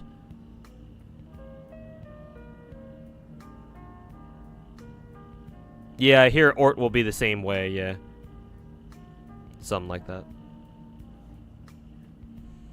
All servants are useful if you have Changong. True. Drew. Drew.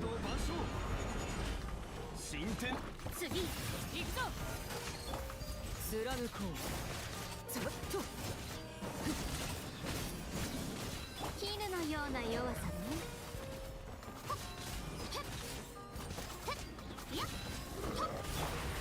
岩山八九手伝って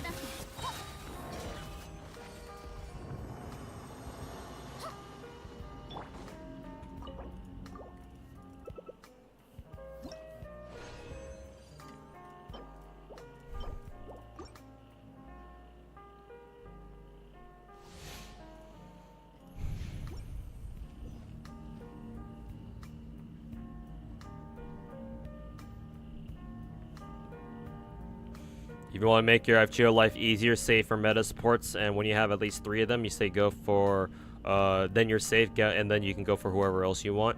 Yeah, for the most part. Yeah. You gotta know who the, it's in your best interest to know who the meta supports are. Because FGO kind of revolves around them. Or the current meta game kind of pretty much revolves around them. 紅に染まって散りなさい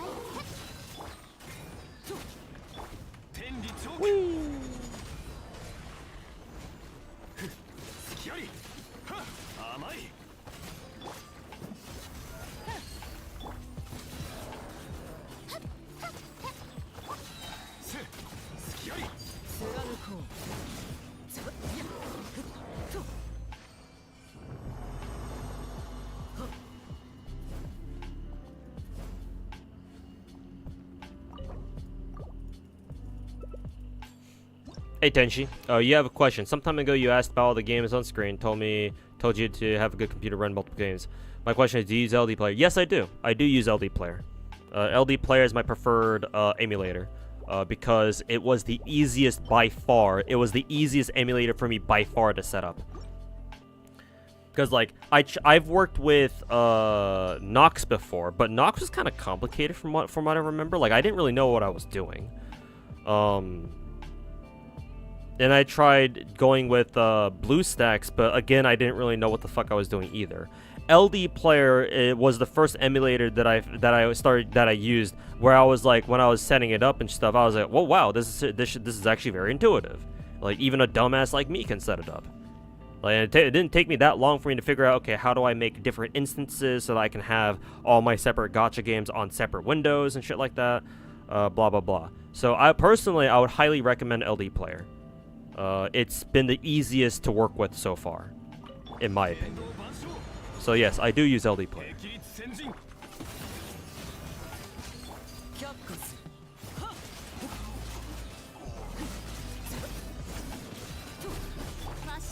Is BO set farming for Arlecchino?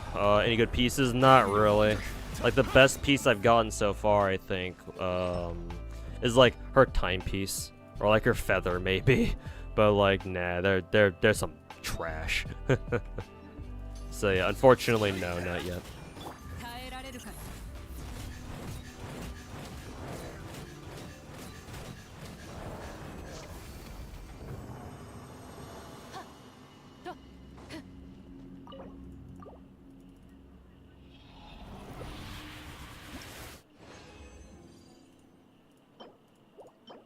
Yeah, most of my artifacts end up looking something like this. It's like, hey, look, no crit stats. Or like fucking mineral crit stat double flat attack.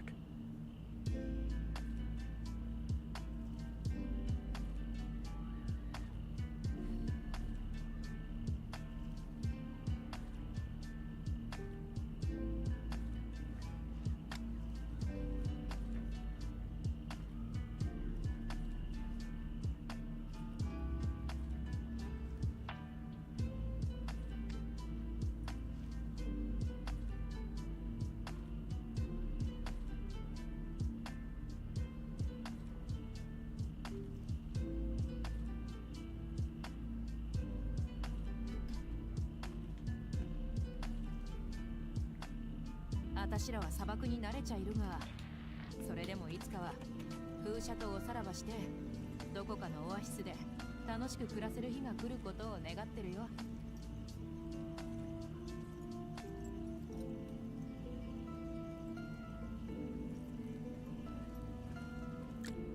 A relatable streamer. Relatable streamer. Wasn't that like kind of a meme in the Genshin CC scene for a little bit about how everybody was trying to be a relatable, quote unquote, relatable streamer or some shit? That was kind of funny.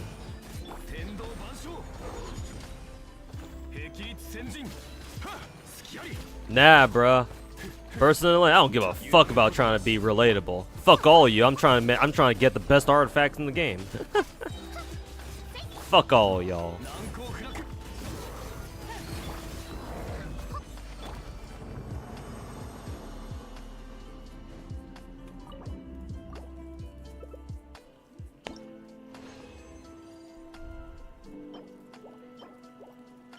Let's see, attack percent, crit rate. Sure. Crit rate, crit damage. This could roll crit rate maybe. Excuse me.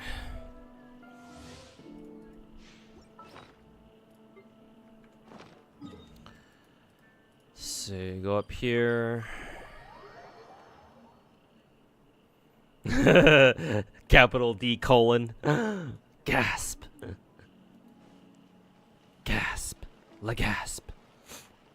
So since then you bought a beefy computer. The issue is that hopefully you didn't buy a beefy computer because of me, just to play gacha games. Cause like if you're not like a streamer, like you don't need to get like a super high-end computer just to play gacha games. Like hopefully you'll play other things on that too. Just saying. The issue is the issue you seem to be having is FGO seems like it seems to lag out, like videos become distorted for a couple seconds when you move to the next wave. Do you recommend any settings? That's weird. I don't know why I would be doing that. Actually, I do not have FGO on an emulator. I have it on my tablet. So, actually, I don't know if I can help you troubleshoot that. Because I actually don't play FGO on an emulator. I've thought about moving it to my LD player at some point, but I haven't actually done it yet. So yeah, I don't know anything about that. Doing cybersecurity, okay, it's okay. All right, cool. But yeah, unfortunately, I don't know, man. The only thing I can say is like maybe like try reinstalling it. Because, like, installing gacha games can be pretty fucking hit or miss sometimes. Like, I remember back when Nikke first came out, like, I had to, like, uninstall and reinstall Nikke, like, once or twice. Because I had a bug where, like, I couldn't enter, like, the special interception game mode. And so, like, for, like, the first couple of days that Nikke was out, I couldn't even do special interception. Because, like, every time I tried doing one, like, the game would just enter an infinite loading screen. And I was like, well, fuck. Like, what do I do about this? And in my chat back then told me, like, oh yeah, maybe you can try reinstalling it. So I did, and to my surprise, that actually worked. So, like, that must have meant that my game just installed incorrectly somehow, which is, like, really fucking weird, but okay. So yeah, that's all I can really... That's the only advice I can give you. Is, like, maybe uninstall FGO, maybe just get rid of that instance for LD player altogether, and then make a new instance and then reinstall FGO on that new instance or something. But other than that, I don't know what the answer is to that. Maybe developer mode too, maybe. But if you're talking about my problem with Nikke, the problem that I had with Nikke from like a year and a half ago, then maybe. But reinstalling it fixed the problem, so. Gotcha, thank you. Yeah, no problem, man. Out of curiosity, do you still have fun with all the gacha games you play? All of them except for Girls Frontline, yes. Yeah, I have actually, the game on the bottom left, the girl in the Christmas bikini, oh, not bottom left, sorry, bottom right. Yeah, that game, Girls Frontline 1, I have actually dropped. So technically, I don't play 10 gacha games anymore. I only play 9. I legit dropped that game because that game is some fucking ass, bro. holy fucking shit, that game is annoying. So I've already dealt with playing that game for like the past 5 years. Like I don't feel like wasting any more of my life, especially with how my life's changed in the past couple of weeks. To where I don't really have that much time anymore. I don't have the time to be playing Girls Frontline anymore. It's way too fucking complicated of a game. So yeah, no. I fucking booted that shit off my main roster. But every other game I still play because I still have fun with them. Yeah. If I stop having fun with a gacha game, like genuinely, just I don't want to play this anymore, I will just stop. I will just drop it.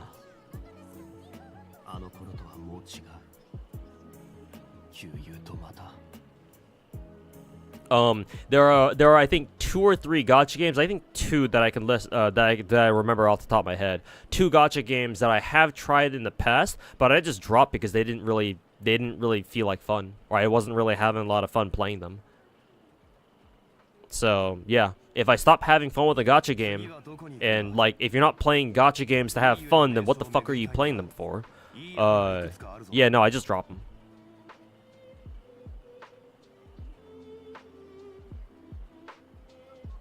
Probably crank all the settings like RAM and Emulator by default, crank it up. Oh yeah, that's right, that is true, yeah. Maybe you can, maybe Tenchi, you can check your LD player settings and a lot more memory to your emulator and the individual instances, yeah.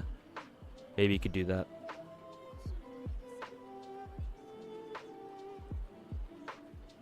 That's the game you told me, I told you not to download, yeah.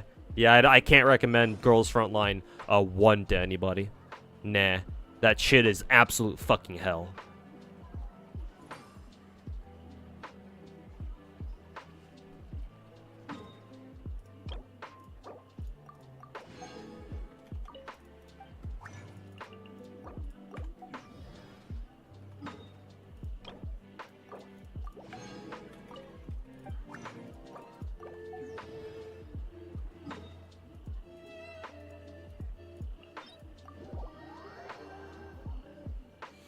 Just go for GFL 2. Assuming GFL 2 ever gets a global release, then sure. Like, I would actually like to try that game. But, like, bro. Like, tell Yuzhong to lay off the fucking Ferraris and actually start working on a fucking global server at some point.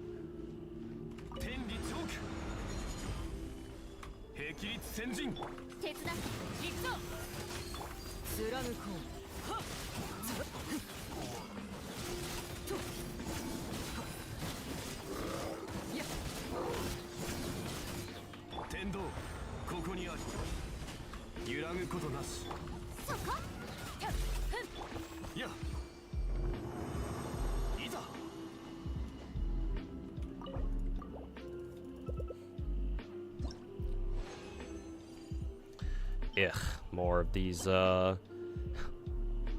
defense double crit, but it's on the wrong set. Or, that, at best, that would be an off-piece.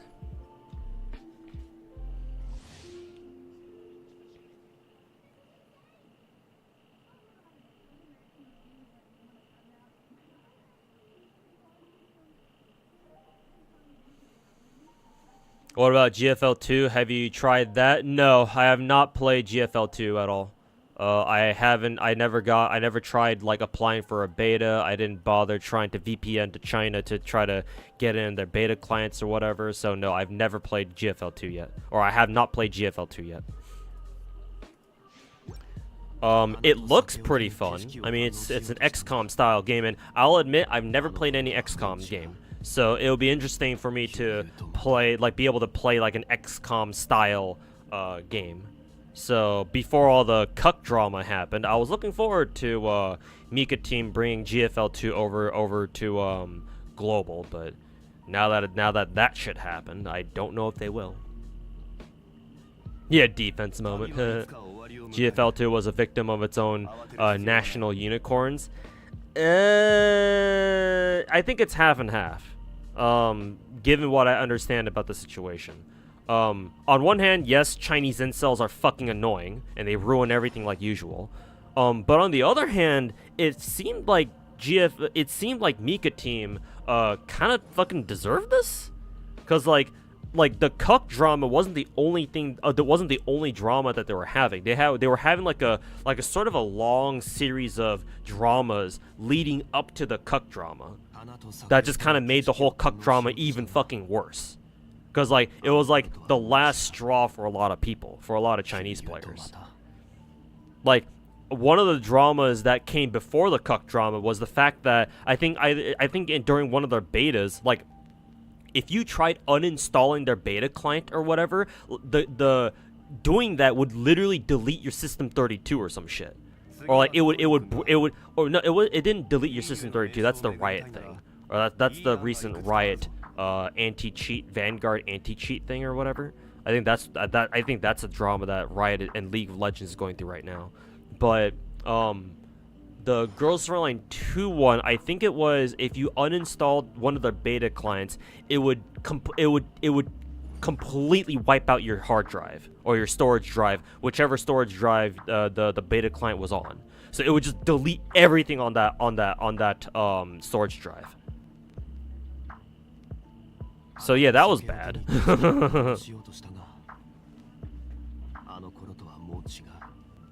So it's like, yes, obviously the Chinese incels again are fucking annoying, but like Nikke team wasn't exactly blameless in the situation either.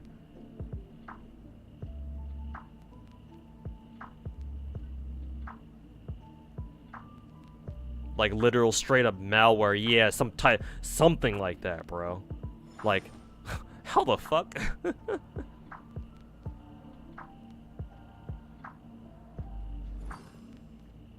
And like honestly, the whole cuck drama could have been avoided too had they had people working on the game or working on the story that could like take a step back and think about what they were writing, and they were like, huh, will this story go well with our home audience?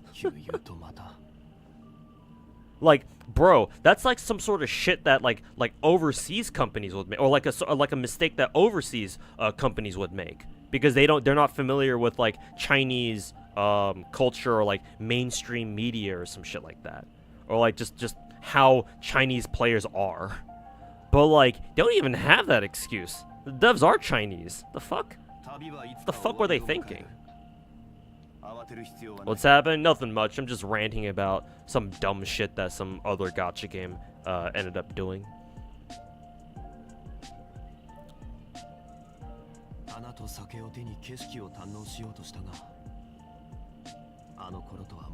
So, don't worry about it.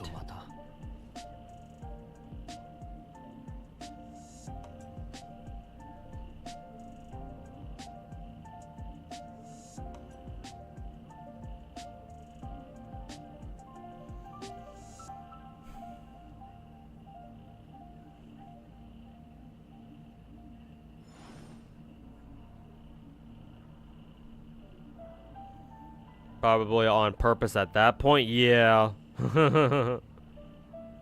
Like how the hell does that shit get through quality checks?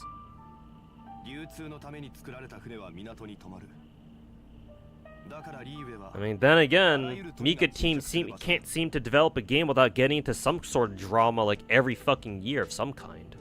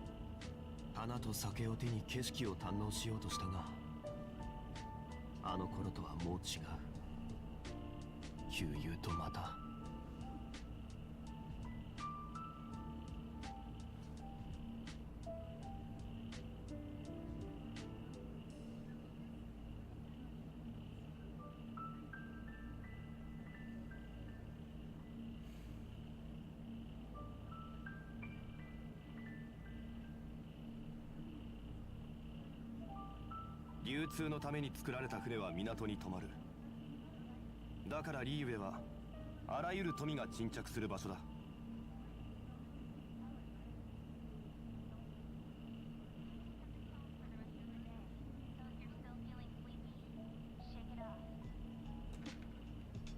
花と酒を手に景色を堪能しようとしたが、あの頃とはもう違う。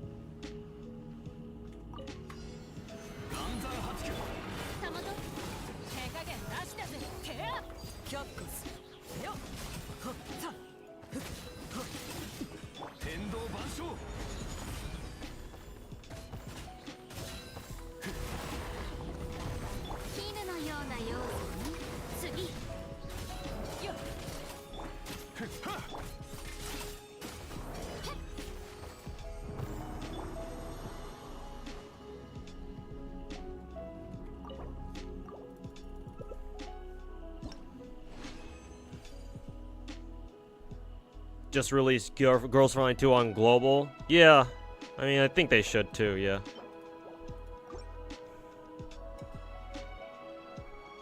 More than happy with what they have to offer. I've barely looked at any GFL 2 gameplay, so yeah, I'd like to check it out. Just to see what it's like, but yeah. I don't have high hopes, that's for sure.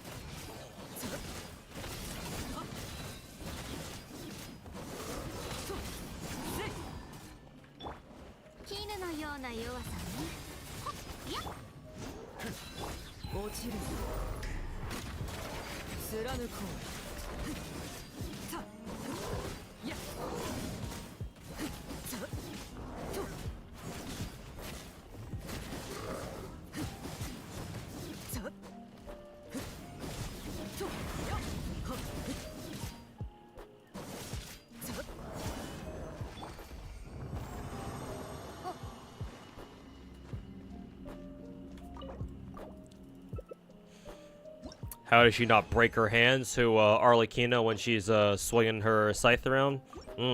Not sure.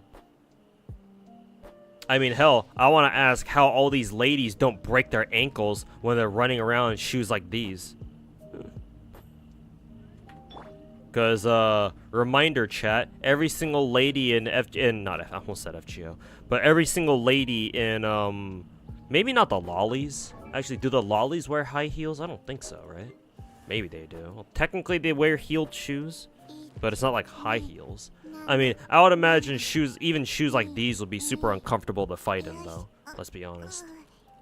But yeah, almost every single lady in the game, like, wears high heels. So, like, bro, if you're worried about characters, like, breaking their wrists or some shit, like, swinging weapons around, like, I think you should be more worried about their ankles, personally.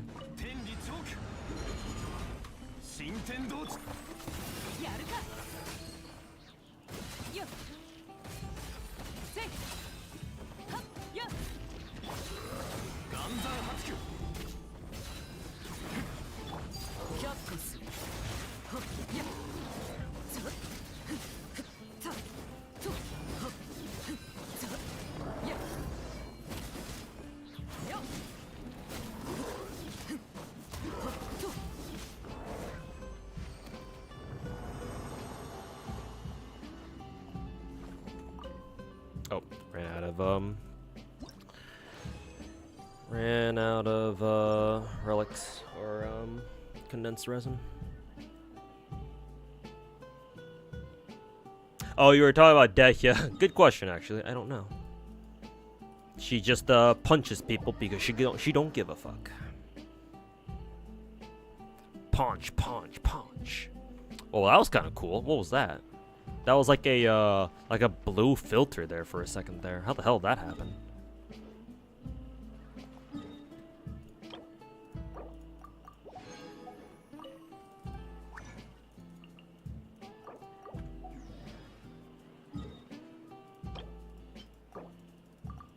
Shit, didn't mean to use 3 of them at a time.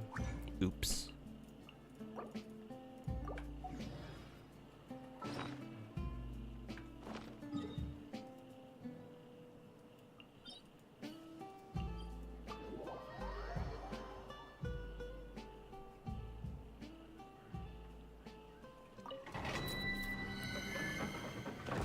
Tango dances use same heels and it's okay. I mean, like if you, I assume you're talking about like real life tango dancers, right? I mean, first of all, I want to preface what I'm about to say with that's amazing. I assume that takes a lot of skill to dance in fucking high heels, but at the same time, combat is something completely different. I mean, you know, maybe you might argue, oh yeah, there's a dance to combat, but like, I don't know, man. When you're trying to kill the guy across from you in one-on-one combat, I don't know, man. I don't think high heels is like what you would want to wear to a fight like that, personally. But maybe it is possible. I don't know. Who knows?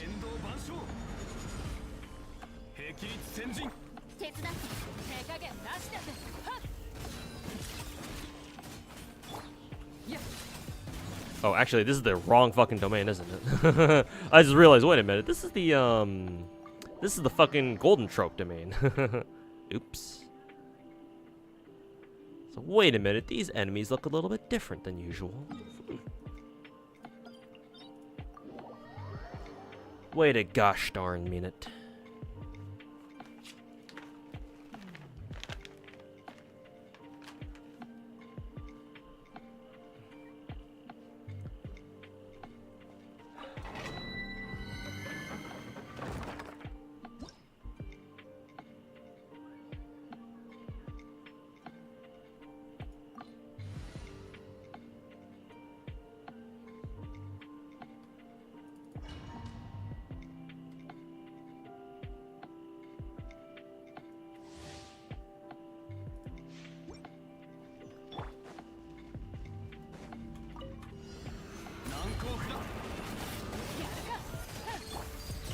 K-Bot's high heels or something else? I mean, High heels are fine, it's just that MiHoYo seems to have an obsession with putting all the ladies in high heels.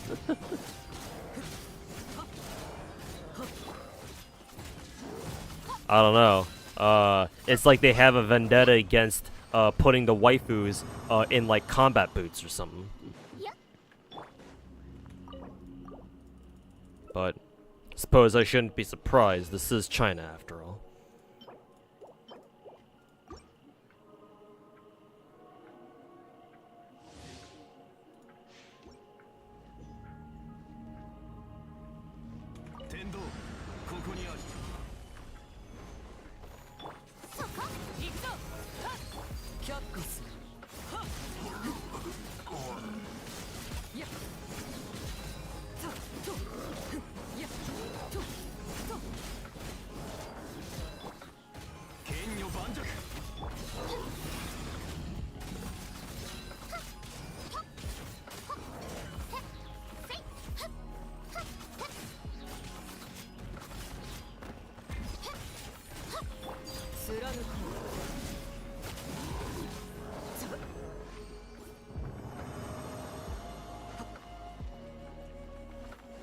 Almost fell off the edge there.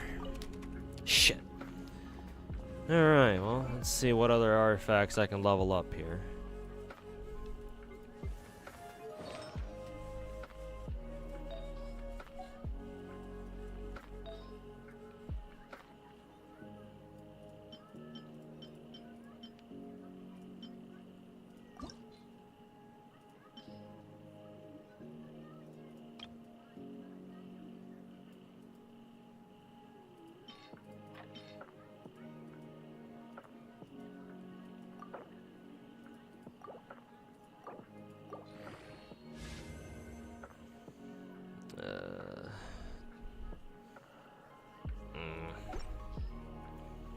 I don't want to keep it, but I think I will anyway.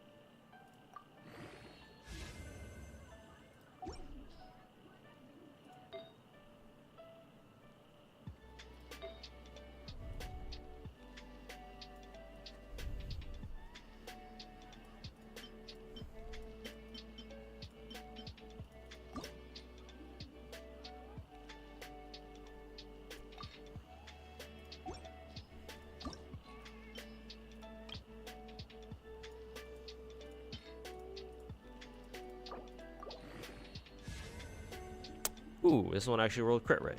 I was not expecting that at all. And it fucking max rolled crit rate too. Holy shit. Alright, time to ruin it.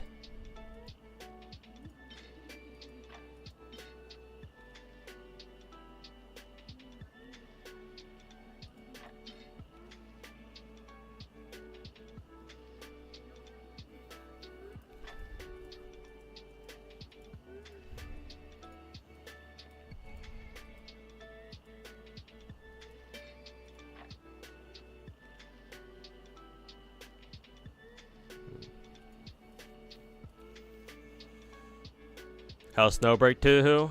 It's okay. It's getting better as a game.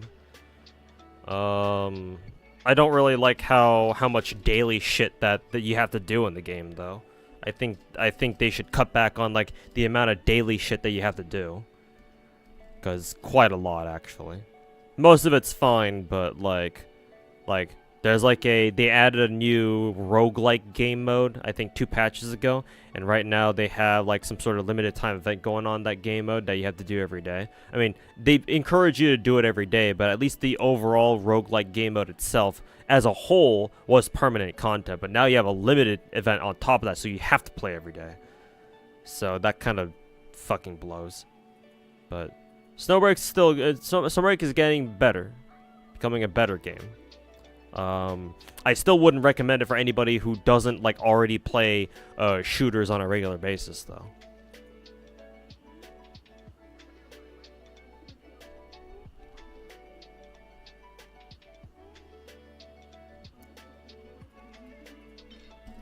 Ugh. I'll just fucking level up the old-fashioned way. Let's see how badly we can ruin this shit. Oh, there's already another. There's already one bad roll. Another bad roll.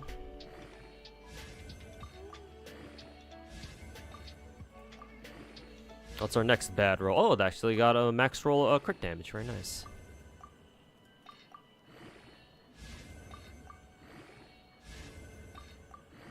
And the last shitty roll, HP. Alright, cool. Funnily enough, this is still better than whatever god-awful piece of shit this was. So, slowly but surely, chat, we're giving her more crit stats. Yay!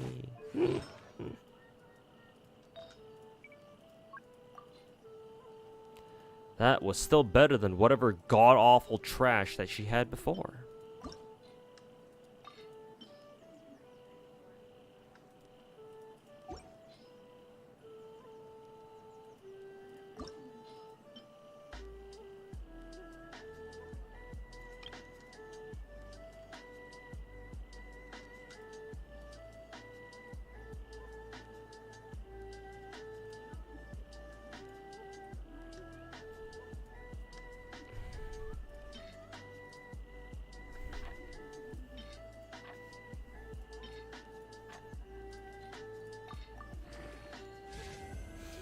Ew.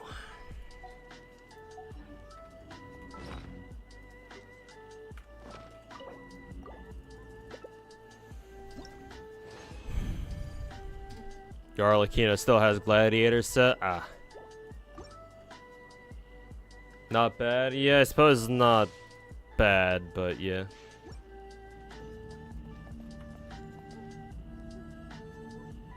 Still getting into your daily routine. It's on your PC, so it's better playing it now. Yeah, you want to play something like Snowbreak on PC for sure.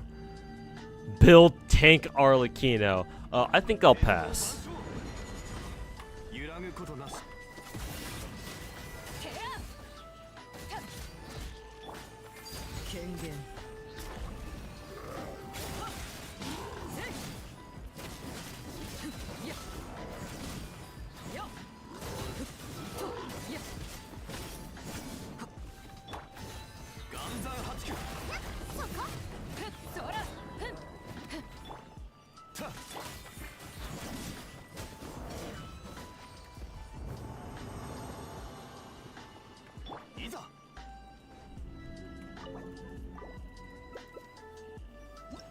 You like that Snowbreak's getting more cultured? What's your take on that? Well, yeah, obviously. I mean, look at the kinds of gacha games I have on my screen right now. Yes, I too am a man of a man of culture. So yeah, Snowbreak going the Kuma route is, I mean, hey, I'm down with that.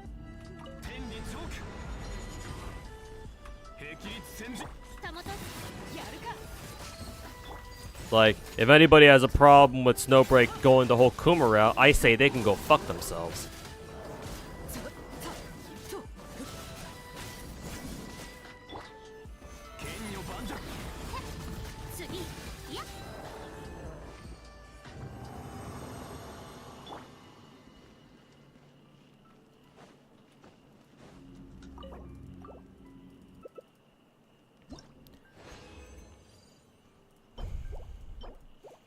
However, I will say that now would be a great time for Snowbreak devs to work on improving their models, because their art and their skins are super Coomer, obviously, but I think what they need to do next is they need to, what is it? Now what they should do is they should improve their models, so their in-game models actually look good, because they still don't really look that great. Matter of fact, it was like one of my criticisms of Snowbreak back before it came out, back when it was still in beta, that yeah, this game doesn't really look all that good.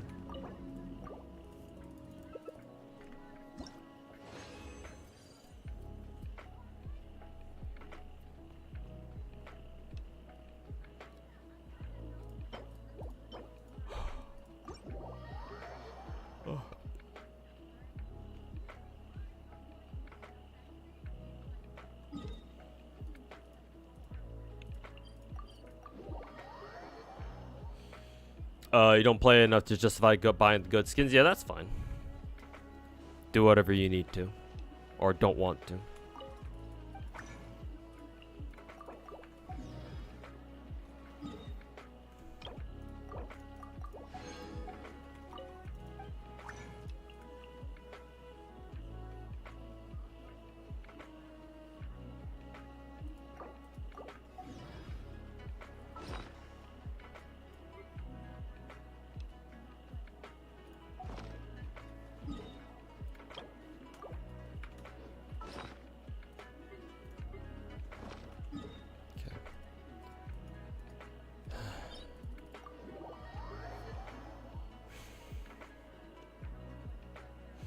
They should make the game less stuffy. Which game are you talking about? What do you mean by less stuffy?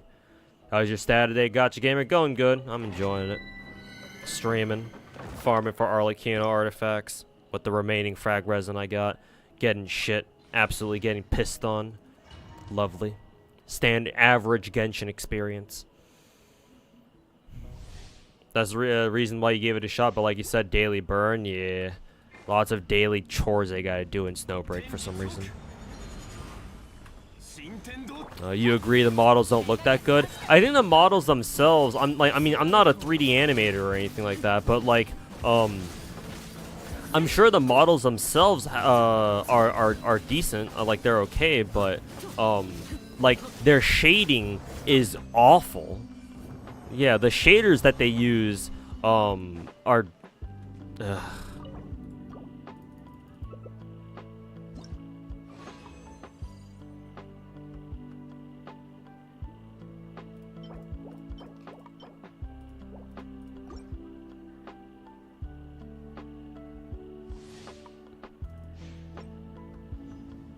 Oh, you're talking about Snowbreak when we're saying it should be less stuffy. And again, what do you mean by less stuffy? Because I don't know what that means.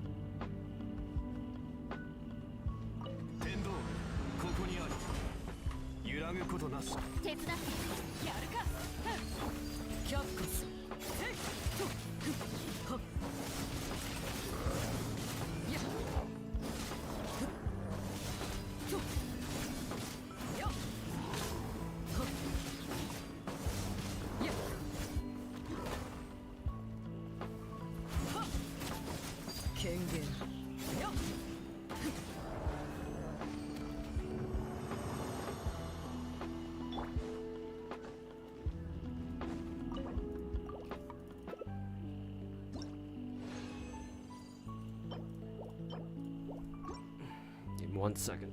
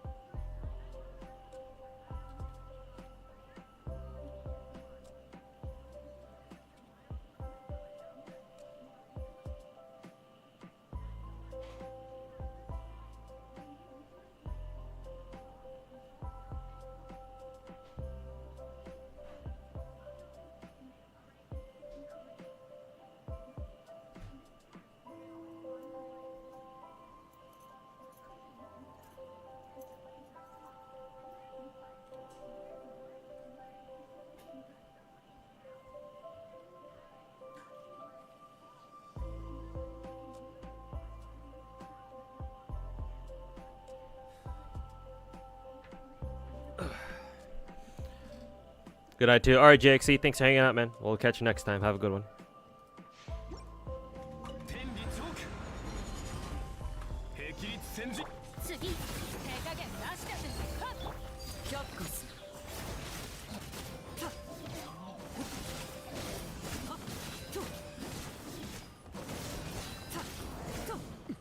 ここより登る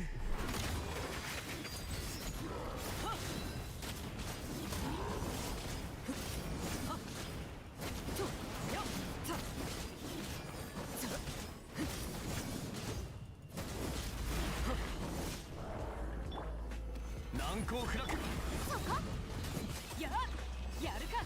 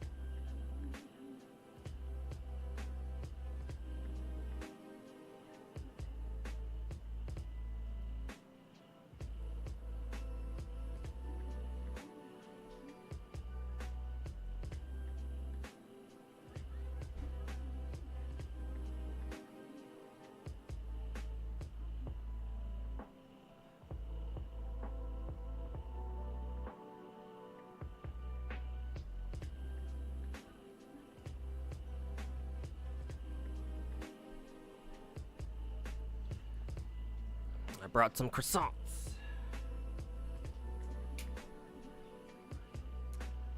Croissants, ho ho ho.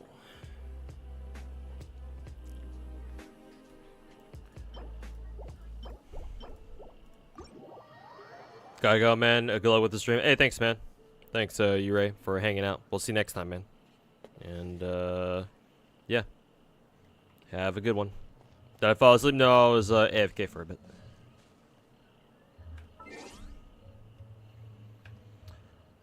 While I am eating, I guess I can watch something in the meantime.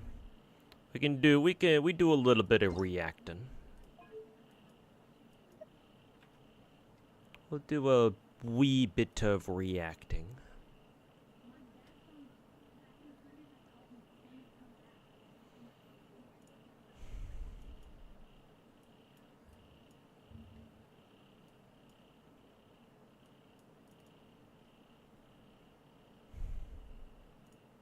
Oh my god, record. Okay. Do you see Gacha's monthly revenue charts? No, I don't really follow like monthly revenues unless like I only know about them when people like bring it up to me.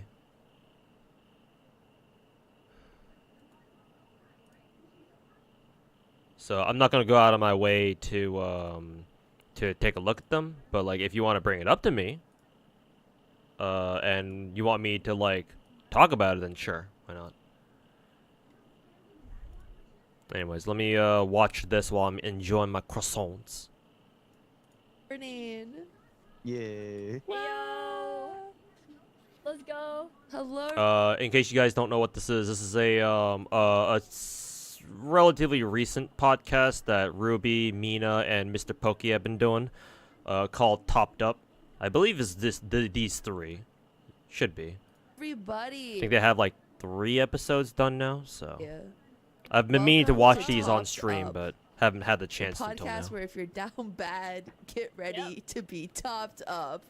Yep, get ready to Crazy. get topped up. This changes everything. Wait, what? This changes everything. Okay, talking about down bad. Can we bring up Black Swan and Akira? Did Snowbreak actually give us a free 5-star? Yes, Nefer. That's S rank or 5-star or orange rank, whatever you want to call her, or whatever you want to call it. S rank, what's her name? Enya? Yeah, so free 5-star. You don't get her, you have to get her 5-star weapon through Gacha though. But you do get a free copy of her. So think of her as the Dr. Ratio of Snowbreak. Run real quick. Oh my god, why is that the first thing you want to talk about? It's a healer too, even better. Huge blue ball, like the way they ended it right there too. I like wanted more. I have never felt the visceral need to scream in my entire life. Like I had so many emotions inside of me that I just could not like I just needed to scream. I was hitting things. I couldn't control myself. Oh my god, I hate them. I love them. Are you like a expressive person, Mina, or like when something happens, do you like bite your fist type? You know, I feel like when I'm not streaming, I'm a little bit more quiet, but like there was something about seeing them almost kiss. I lost all primal like whatever like restraint I had, and I was just like ah! Like that. Like I had to scream. Yeah. Whenever I see stuff like that, I like clench my fist because I'm like, are they gonna kiss? You know, I'm waiting for that moment. Oh, you're like with a bated breath. No, I am screaming. I'm running to the other room. I'm pausing. I need to go back. I need to Hey, rewatch. Faco, I how's it can't going, look man? because I'm still screaming, and then like it's like a 20-minute adventure for like 2 seconds. Okay, how's your reaction to it? Nice Ruby I emotes. think for me it was kind of like. Are they going to Whoa, talk about the but then, like, Kendrick the and more I Drake saw it, beef like, the during this first thing came to podcast? mind was No, just but me hey, not we'll gonna- talk about other stuff. That was legitimately like. Did you hear the Taimon and RP, the global version is EOS? Yes, I did hear. And then you know Ruby, who's the other VTuber? The other one is named Mina Aoyama. I would recommend her too. Her style is very similar to Ruby's. So if you like Ruby, you'll probably like Mina too. But Mina is also another Hoyoverse Gacha content creator. And obviously you guys know who this guy is down here. Like my first Okay. reaction, and then my chat was like, yo, go and check out, like, cause like, she was still streaming, right? So like, and this was already after they finished the live stream. Okay, So listen. I'm really talking, like, how was it? No, listen. Then chat was like, oh my god, yo, you wanna go check out what's Mina doing? Then and it was like, okay, yeah, sure. And then I just but the first thing I see when I enter the stream is just her like, oh my gosh, she's like literally like, oh my god, I have the clip, and it's just crazy. Okay. In my defense, this is like a 20-second clip. It's like a 20-second moment, and then they just brushed past it in the live stream. I had to go back and analyze. You can't just show me this and then you want me to move on. I don't even remember what they talked about with Adventurin. Because I was like emotionally recovering. Like I was like screaming. And I just Similar stayed style quiet of for, Ruby, like, so 5 completely minutes random and with a because bit I of just, I needed time. I was like, unintentionally this is- lewd. my heart Yeah, can't handle this. think Like, of I'm going insane. Mina as I think Ruby, we but can she's all agree way that more when Yuri we coded. saw Black Swan and Akron, we were like, Mina. Actually, Like everyone was like, oh my god. What does, Mina would love that. She would go. how does crazy, she would like what lose it. direction does So, yeah, I think we all thought the same Ruby thing. swing Dude. actually? Like, does Okay, she like that Yuri moment, stuff too, I was or is she looking back, more 'cause I streamed it on um, YouTube. I was looking back at the is she more retention. heterosexual? I have never seen an over 100% retention rate on like any part of like a YouTube video. I had like 105% retention on like that one moment for like Black Swan and Akron. I was like, holy That is crazy. shit. That is crazy. Yo, I have one question. Wait, why is it that after analyzing like the kissing scene, and then you're like, alright, that's all for today, guys. I'm gonna end stream right here. Oh, it's because I was really tired. I wanted to go to sleep. That was about it. Yeah. Right. Everyone was saying like, yo, caught. No, I actually just went to sleep afterwards. I think I passed out to like yeah. 2. But no, oh my god, it was such a good scene. They're crazy. Like I At didn't least- even see the scary part at the end. My brain didn't even know that was there because everyone's like, "Can you finish the trailer?" And I'm like, "What do you mean I did? Like they kissed. It's over. Like everyone go home." At least we can say that you went to bed happy. Oh my You god, slept peacefully. dude, I went to bed. Oh. Hey yo, blue Nefer, balls. I get the point. Oh You don't need my to God. you don't need to call It was so one of these good. content They're creators so crazy for annoying that. twice. I will say, oh my god, God, this always happens every time there's a ship involved. But like, there's like the faction of people who understand who I am as a person, and I'm gonna ship and I'm gonna go crazy because that's just who I am. I like shipping. I think it's fun. And then there's that one faction. They're just friends. You're just reading into it. They're obviously just friends. I'm like, I'll do that with my friends. Like, no, I don't know what kind of friends you have. I don't do that. That's a little that's a little much. Like, but yeah, you have to Is that like constantly. your chat or it's like? No, it's your- not my chat because my chat understands me. They get it. Like I'm delusional. Let me be delusional. If I want to ship two characters that looked at each other once, like I'm gonna do it. I'm gonna be like, yeah, they're hot. They should kiss. Like there's nothing deep about it. I think it's like the Twitter space and like sometimes YouTube comments. But even then, I'm just like, well, like shut up. Shut up. Let me have fun. Yeah, I mean, Yeah, at the end of right, the yeah. game, you know, it's an anime. These people aren't like real, you know. Oh my god, And you know how many it's- times I I have to feel it as tell like people a- that? Yeah, I feel like I see it as a form of like enjoyment, you know, like entertainment Yeah. for like your own, you know, like reason. Yeah, Yeah, exactly. Firefly is not real. She's not real. She can't hurt you. Whoa, Stop, that's stop. crazy. Oh yeah, that's Oh, too just like far. Okay, buddy. All right. I always say shipping I'm sorry culture. your waifu's not Yeah, neither do I, real. but I don't care. No, cancel. So if it's what makes them It's happy, then sure. Jover. Oh, we didn't even do an intro. All power we're just to like, them. Anyways, Oh, Not my business. Yappy for her for a Listen, little bit. it's important. I think it's more important than our names. That scene. Okay, That yeah. scene. That scene was Okay. insane. Yep, Okay, definitely. but yeah, we Okay, can introduce wait, ourselves. Oh, wait, I actually want to ask what your favorite scene was in the animation, both you and Poke. Oh my god. I can go. I mean, her scene is just the best one, right? What else could it be? Like that one frame. I think it's like literally the last frame before it fades to black. Yeah, like- yeah. Dude, they were kissing. I was there. I was the heir actually, and they were kissing. It was like the moment when Akron, like her hand, you see her hand like Yeah, go like from like the bottom of closet. her palm, and yeah. And then like it's like she's gripping, but like she's embracing Black Swan. It's crazy. So that one I think is second. My first one for some reason is seeing Black Swan's feet. Like the way they animated the feet of the characters, it looked really elegant. That's my Wait. favorite part. When? When? I don't think I even. I don't even think I The beginning? noticed feet. I completely missed it. Oh no, I completely missed okay, it. wait, like no, it's literally the beginning when they're Oh, like they're doing like the steps. yeah, the steps, like yeah, the steps, like the way the animator drew her feet, it just looked really elegant. Right. Of course, that's the first thing Ruby would notice. The feet. Wait, That feels like a self-report.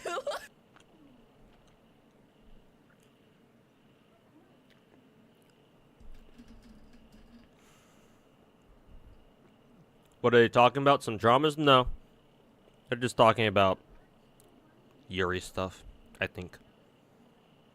What were they talking about just now? I think they were talking about how the Akron and Black Swan trailer, the one where Black Swan absolutely fucks, or not Black Swan, the one where Akron absolutely fucks Black Swan.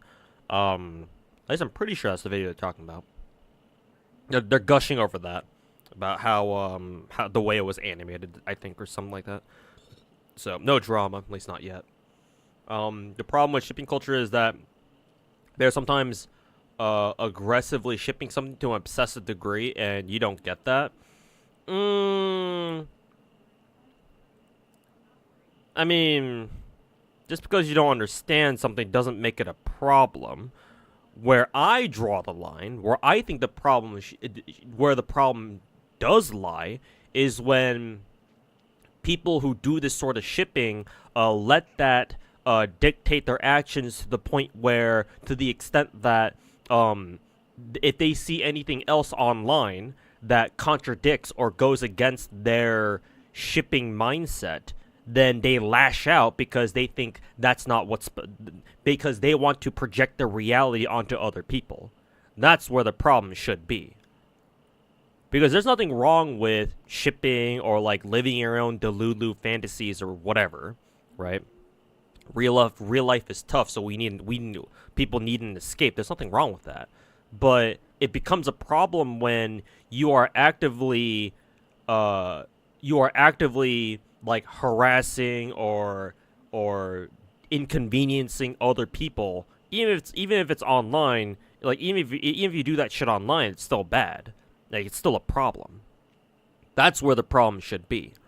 Not that, oh, they're doing the shipping on its own. No, it's when you actually weaponize that and turn it into literal weaponized autism is where we got a problem.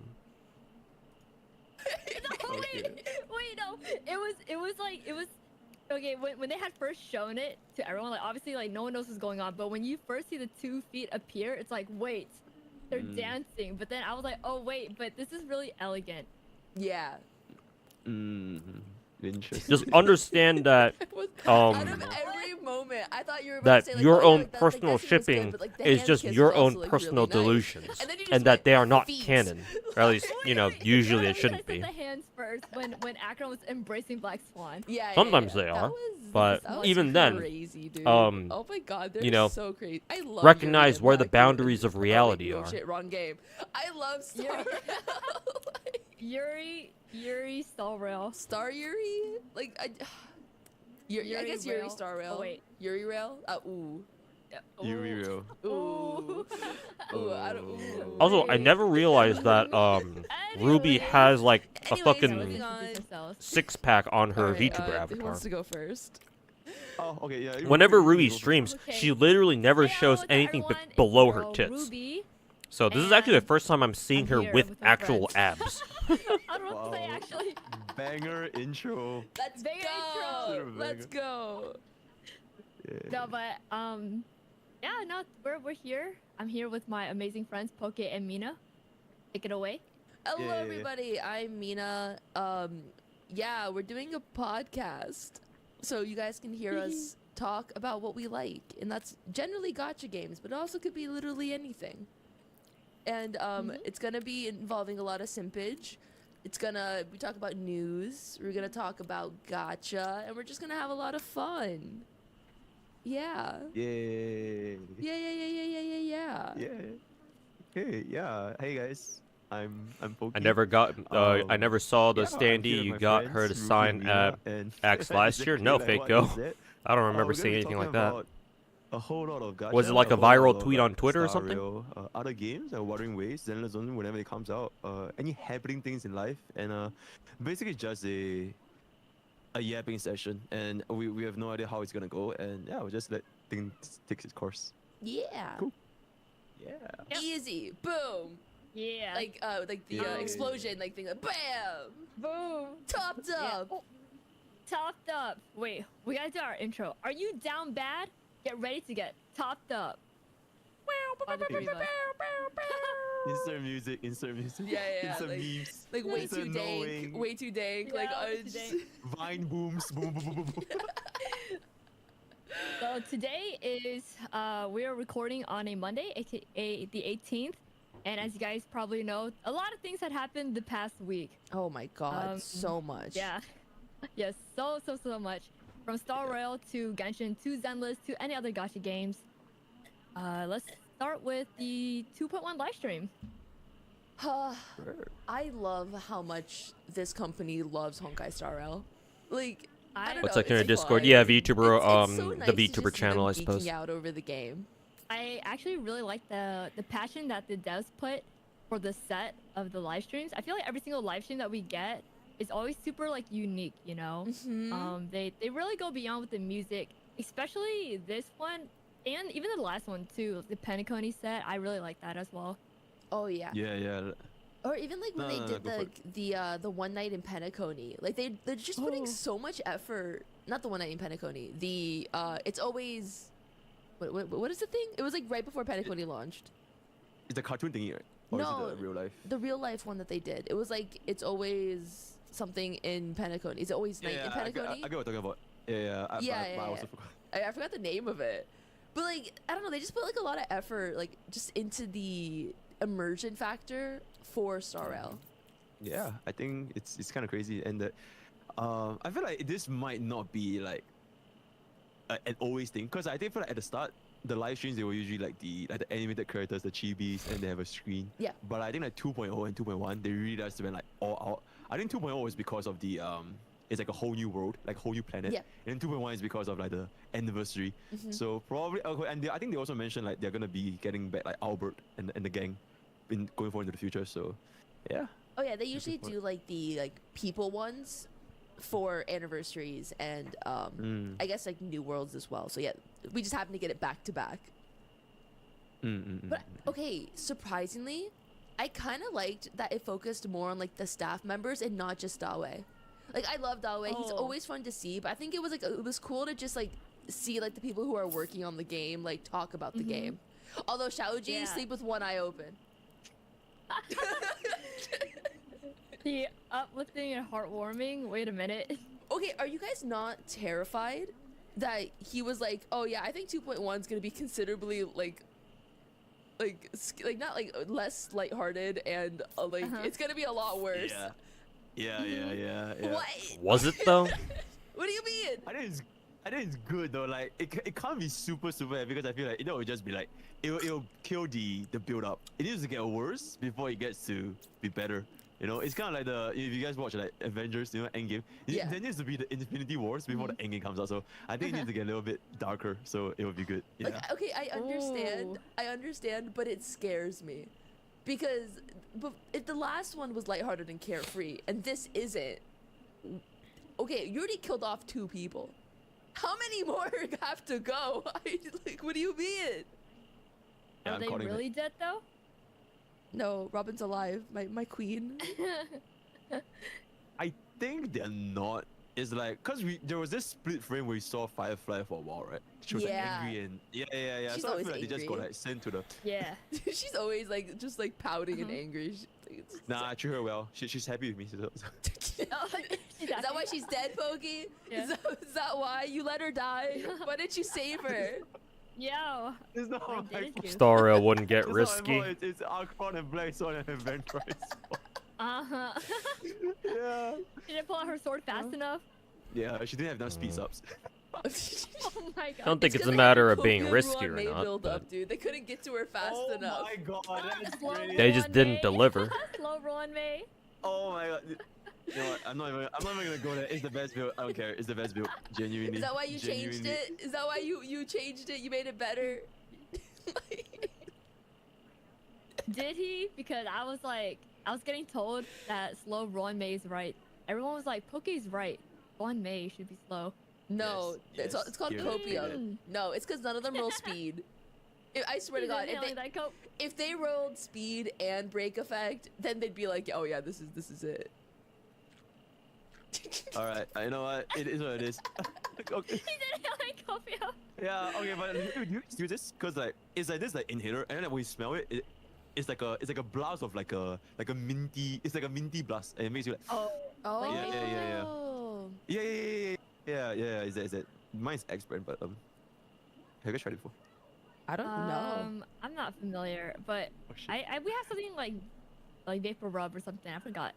Oh yeah. yeah. I think it's similar. Yeah. Clears up the Yeah, it sinuses. clears up your sinuses. Yeah. Exactly. So it's like whenever like copiums like fast run May is brought up, you know, you need a little dose. Oh. Yeah. Oh, it hurts. Just the cope. Oh my Yeah. God, relics, the bane of my existence. Although, Wait, didn't you just roll like a god piece? Like, I mean, love yeah, relics. but for every god piece, there's at least like 20 like trash pieces like before that. Only 20? That's the whole right. universe experience. It's like you need to roll It like makes the all god piece flat. taste five. much better. It does. We're all just like Yeah. gacha addicts. Okay, what else happened in the So, live stream? Oh, when they brought up leakers, I was Yeah. I Oh. was Yeah. shocked that they actually That was addressed the- it. When- She did. Yeah. Yeah, go for it. Yeah, no. Sorry. Wah, When you had please don't mentioned, leak our they stuff. brought in, Wah, like, we the worked staff so and the hard devs, on this. I actually Wah. appreciate that because it felt like more like personal, like intimate Yeah, between them. And so when they were even the heart rate, like that was they so had the heart rate funny. on.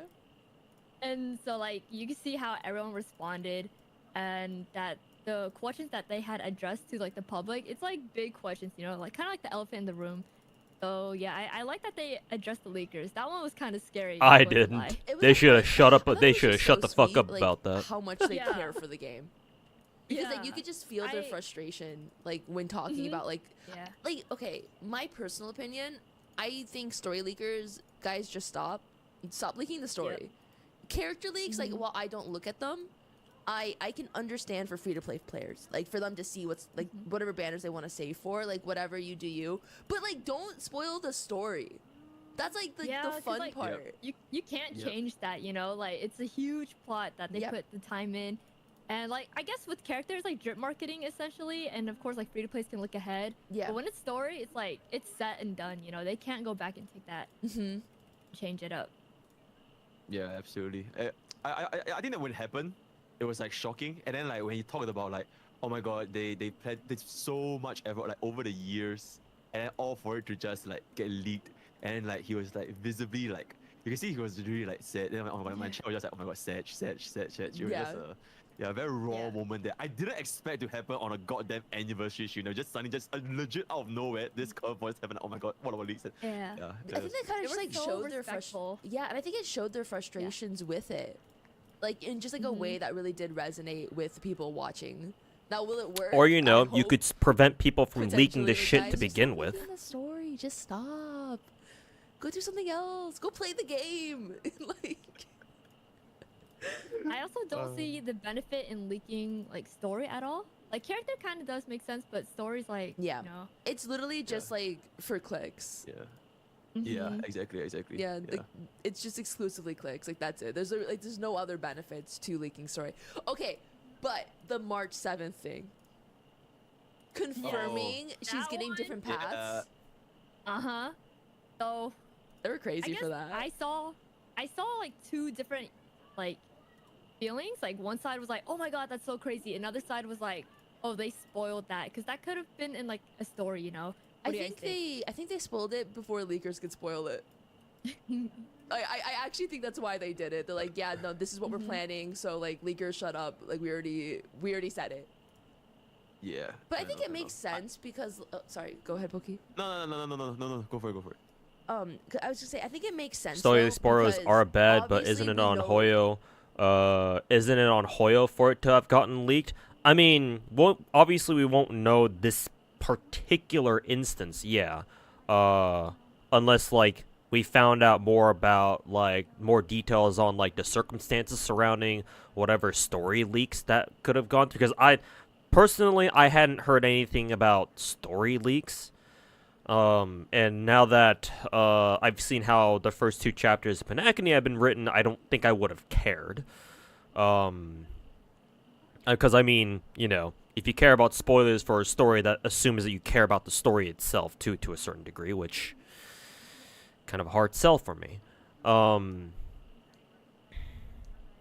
But yeah, like, unless there were like obviously I would like to know like the more like the details surrounding the whole story leaking incident, which again I hadn't even known somebody leaked the story until fucking Xiaoji and the others, Xiaoji and the boys brought it up on that Star Rail 2.1 anniversary shit, or the anniversary stream or whatever. So I literally didn't know about it until they brought it up themselves, which again is another reason why I don't think they should have brought it up in the first place. But yeah, I'm with you on that one, Yeffer. Mainly because we know MiHoYo has had a history of letting fucking shit just leak constantly. Like, maybe if Genshin if they weren't like riding on 3 years of Genshin leaks, then sure, yeah, it would have come off as more genuine, right? I would have been a little bit more sympathetic towards them. But like, when you've been working on Genshin and you just leak everything for 3 years, like one or like occasional leaks, sure, maybe you can't really do anything about that, right?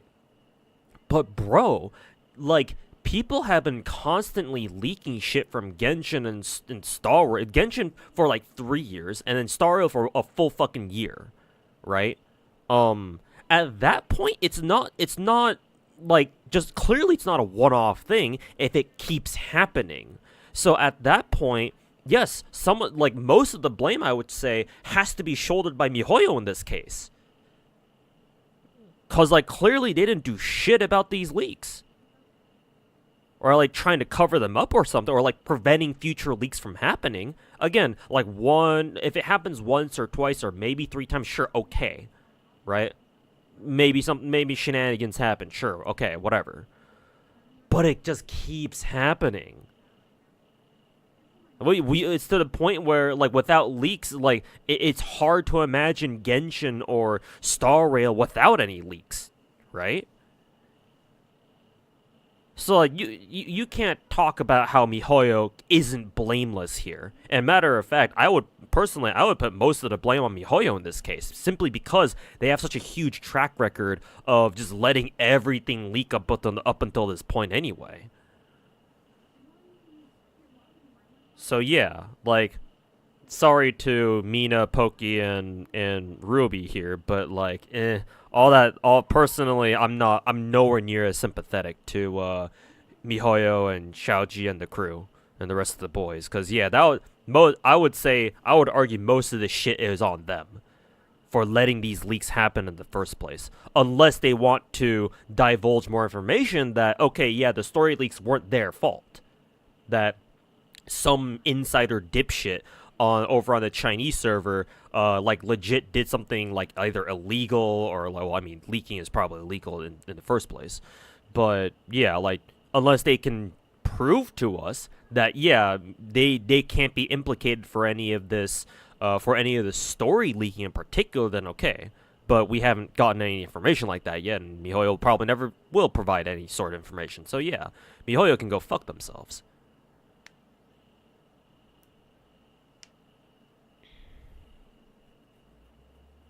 Hot take, free-to-play experience of all Hoyoverse games would be a lot worse if we didn't have leaks about the future. It's not a hot take. That's just the truth. No, it's not a hot take, bro. Why do you think FGONA players scream about clairvoyance so much? You're not subbed? For some reason I don't see chat isn't giving me a like a resub notification unless you already subbed, then like you just need to show your badge again. Anyways, welcome back. But yeah, no, you're right, said Xer. 120%, you're right. 120%. And yeah, you're so right. That's not even a hot take. That's just the straight up truth.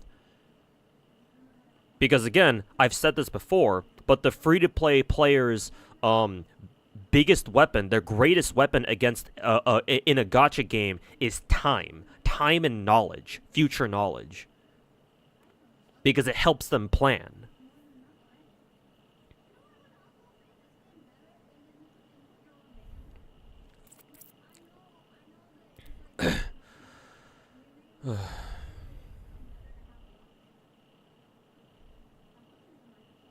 You forgot to resub, but now you've returned. Okay, that's weird, because if you did resub, then yeah, Twitch chat doesn't have the notification where like normally if somebody resubs, it would give me the notification even in Twitch chat. Even if my alerts don't catch it, it should pop up on Twitch chat at least. Maybe you guys got on your end, because I don't see it on mine, which would be very strange, but I guess that happens sometimes. Be the first time it's happened to me. Apparently, the story leak was 3 months before 1.5. So this is old news then. Fuck.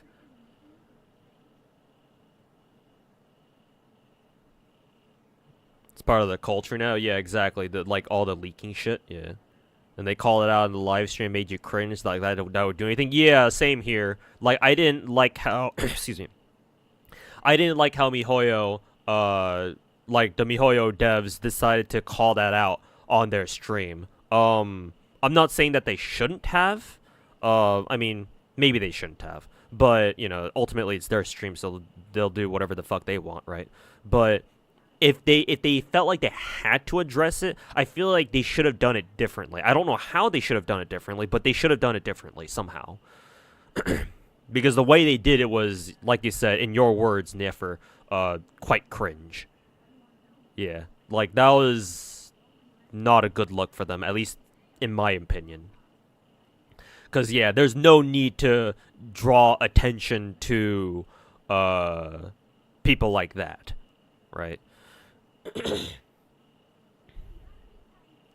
Because, like, now, Like, if you didn't know that Star Rail is full of fucking leaks, now, and you watched the live stream, now you fucking do. And so, chances are, you might be one of those people who are like, oh, there are leaks out there? I wonder what else is floating out around there. And so now, now you got another person who's all up in, these Star Rail leaks, right? Which is exactly what MiHoYo doesn't want you to do.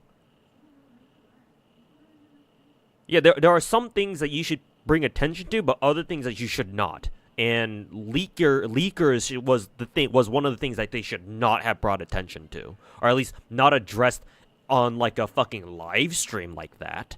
Maybe in like a separate like HoYoLab blog post, maybe, or like on Twitter or something. Those would be more appropriate platforms, I would say, but not during a fucking live stream. Like, holy shit! Like, again, I don't like using the word cringe very much, but this is one of those times where I'll have to. That was fucking cringe as fuck. Holy fuck, dude.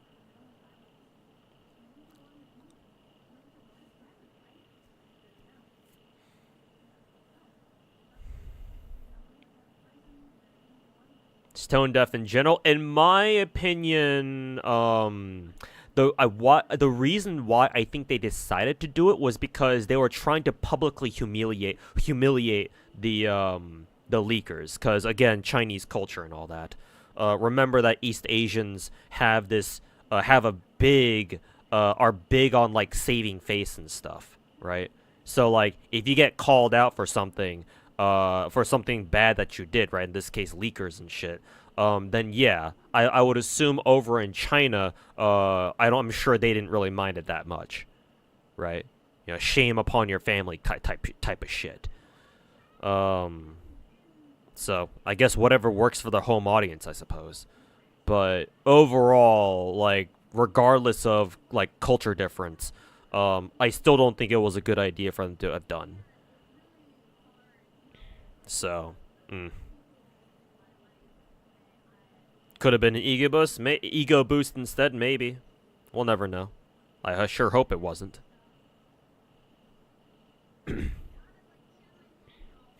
Feels like the leaks are to do with neglecting or maybe even intentionally letting it leak. Probably not intentional, but yeah, it's gross negligence.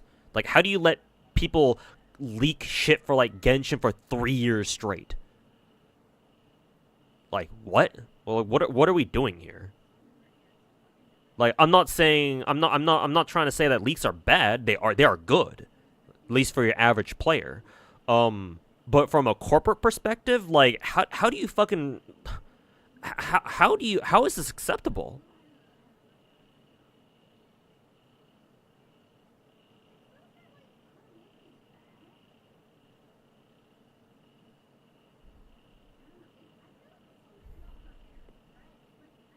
Not a hot take at all. Yeah, exactly. It ain't a hot take.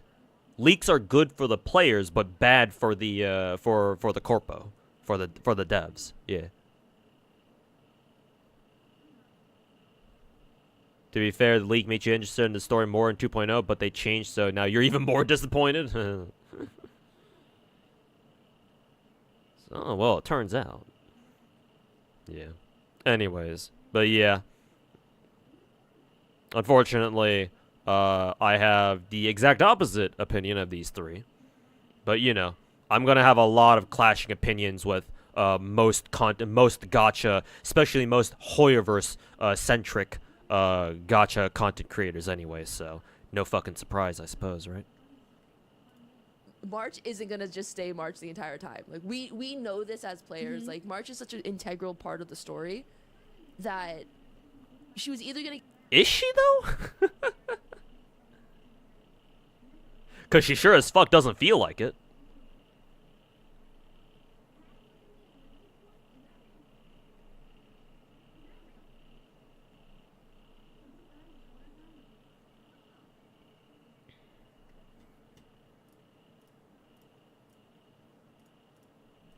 to get a 5-star form, I thought she was going to get a 5-star form.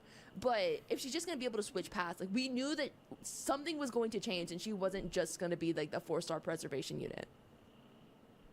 So like, while it was like a spoiler, but yeah. She's one of the starting characters, I guess. Yeah. Suppose so, You man. mentioned a 5-star transformation. Did that happen? In Like Honkai shit, Impact Firefly's done more for the Burst? story than Like March a has. 4-star getting a 5-star transformation.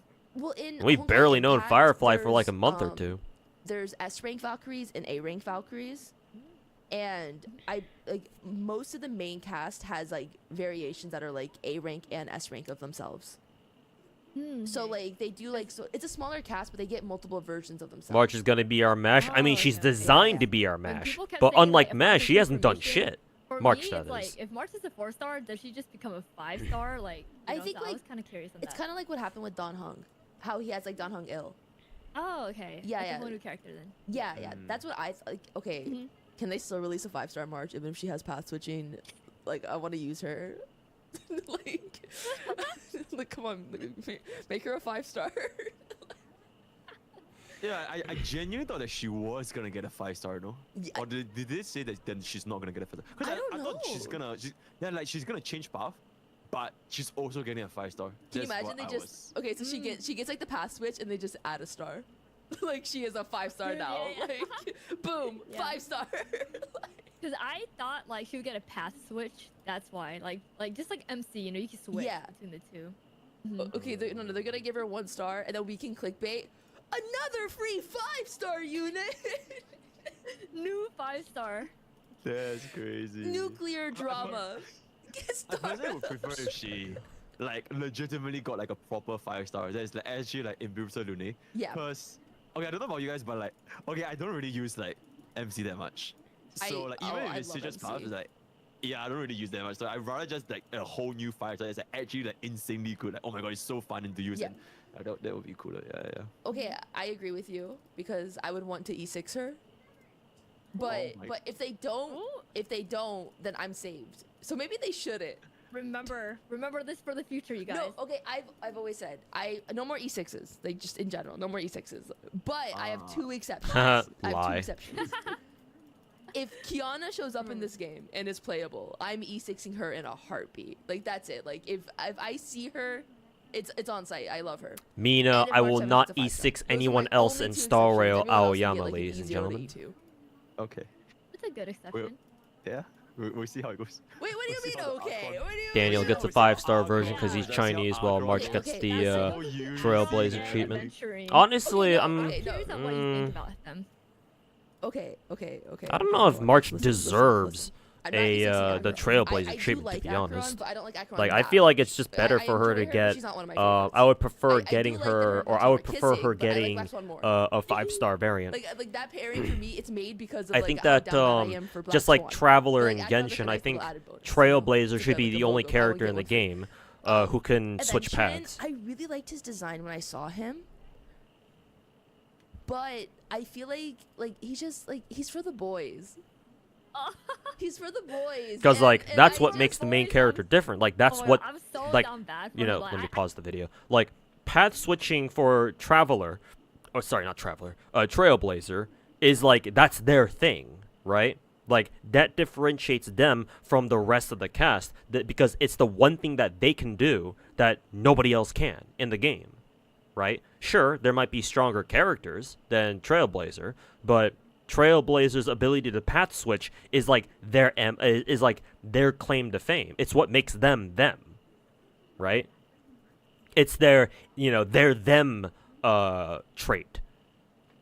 So it's like you start giving that shit to another character. It's like, okay, well, now she's no longer unique. Now she's no longer her, right? Trailblazer is no longer them. And now all of a sudden March gets it too, and she hasn't done jack shit for the story? Okay. The fuck?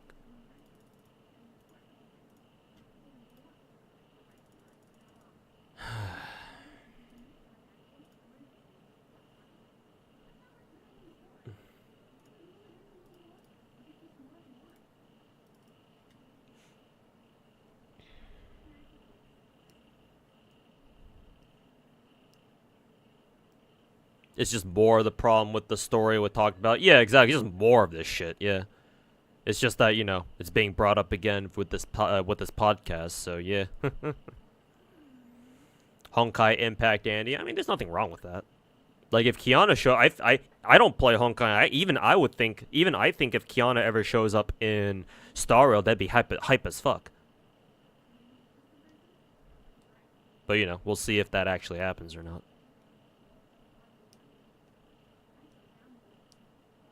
Didn't even take her a full minute to say the opposite. That's Mina.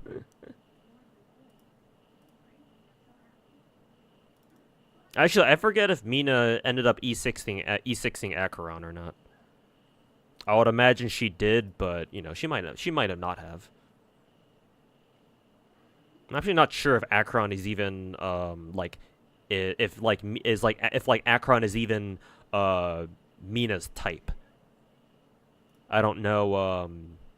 Actually, I don't even know any of these three like well enough to really know that. So.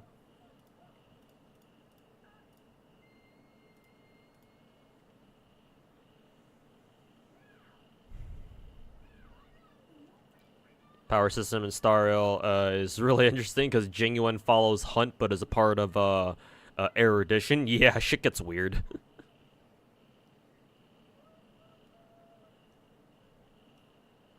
Genshin has like visions that at least give them a reason for them having the elements they have, whereas in Star Rail they don't even know. They don't even fucking try to justify that shit. Yeah, who cares? Just fucking Todd Howard that shit. It just works. It just fucking works. Jewel for Viviana and Virtuosa. I did, however, I ended up getting 4 Vivianas, and I still haven't gotten Virtuosa yet. Kind of funny. It's probably gonna end up turning into like a Poziemka situation. I'm guessing, but I will do some more rolls maybe tomorrow. I gotta buy the packs tonight, I think, and maybe if I hopefully remember to save my rolls for tomorrow. I'll roll for Virtuosa tomorrow on stream or something. And we'll see if I end up getting Poziemka or not. Anyways, continue. I love his animation, like his voice lines and everything. Like I normally don't build like male characters, but I was like for adventuring, like I am planning to.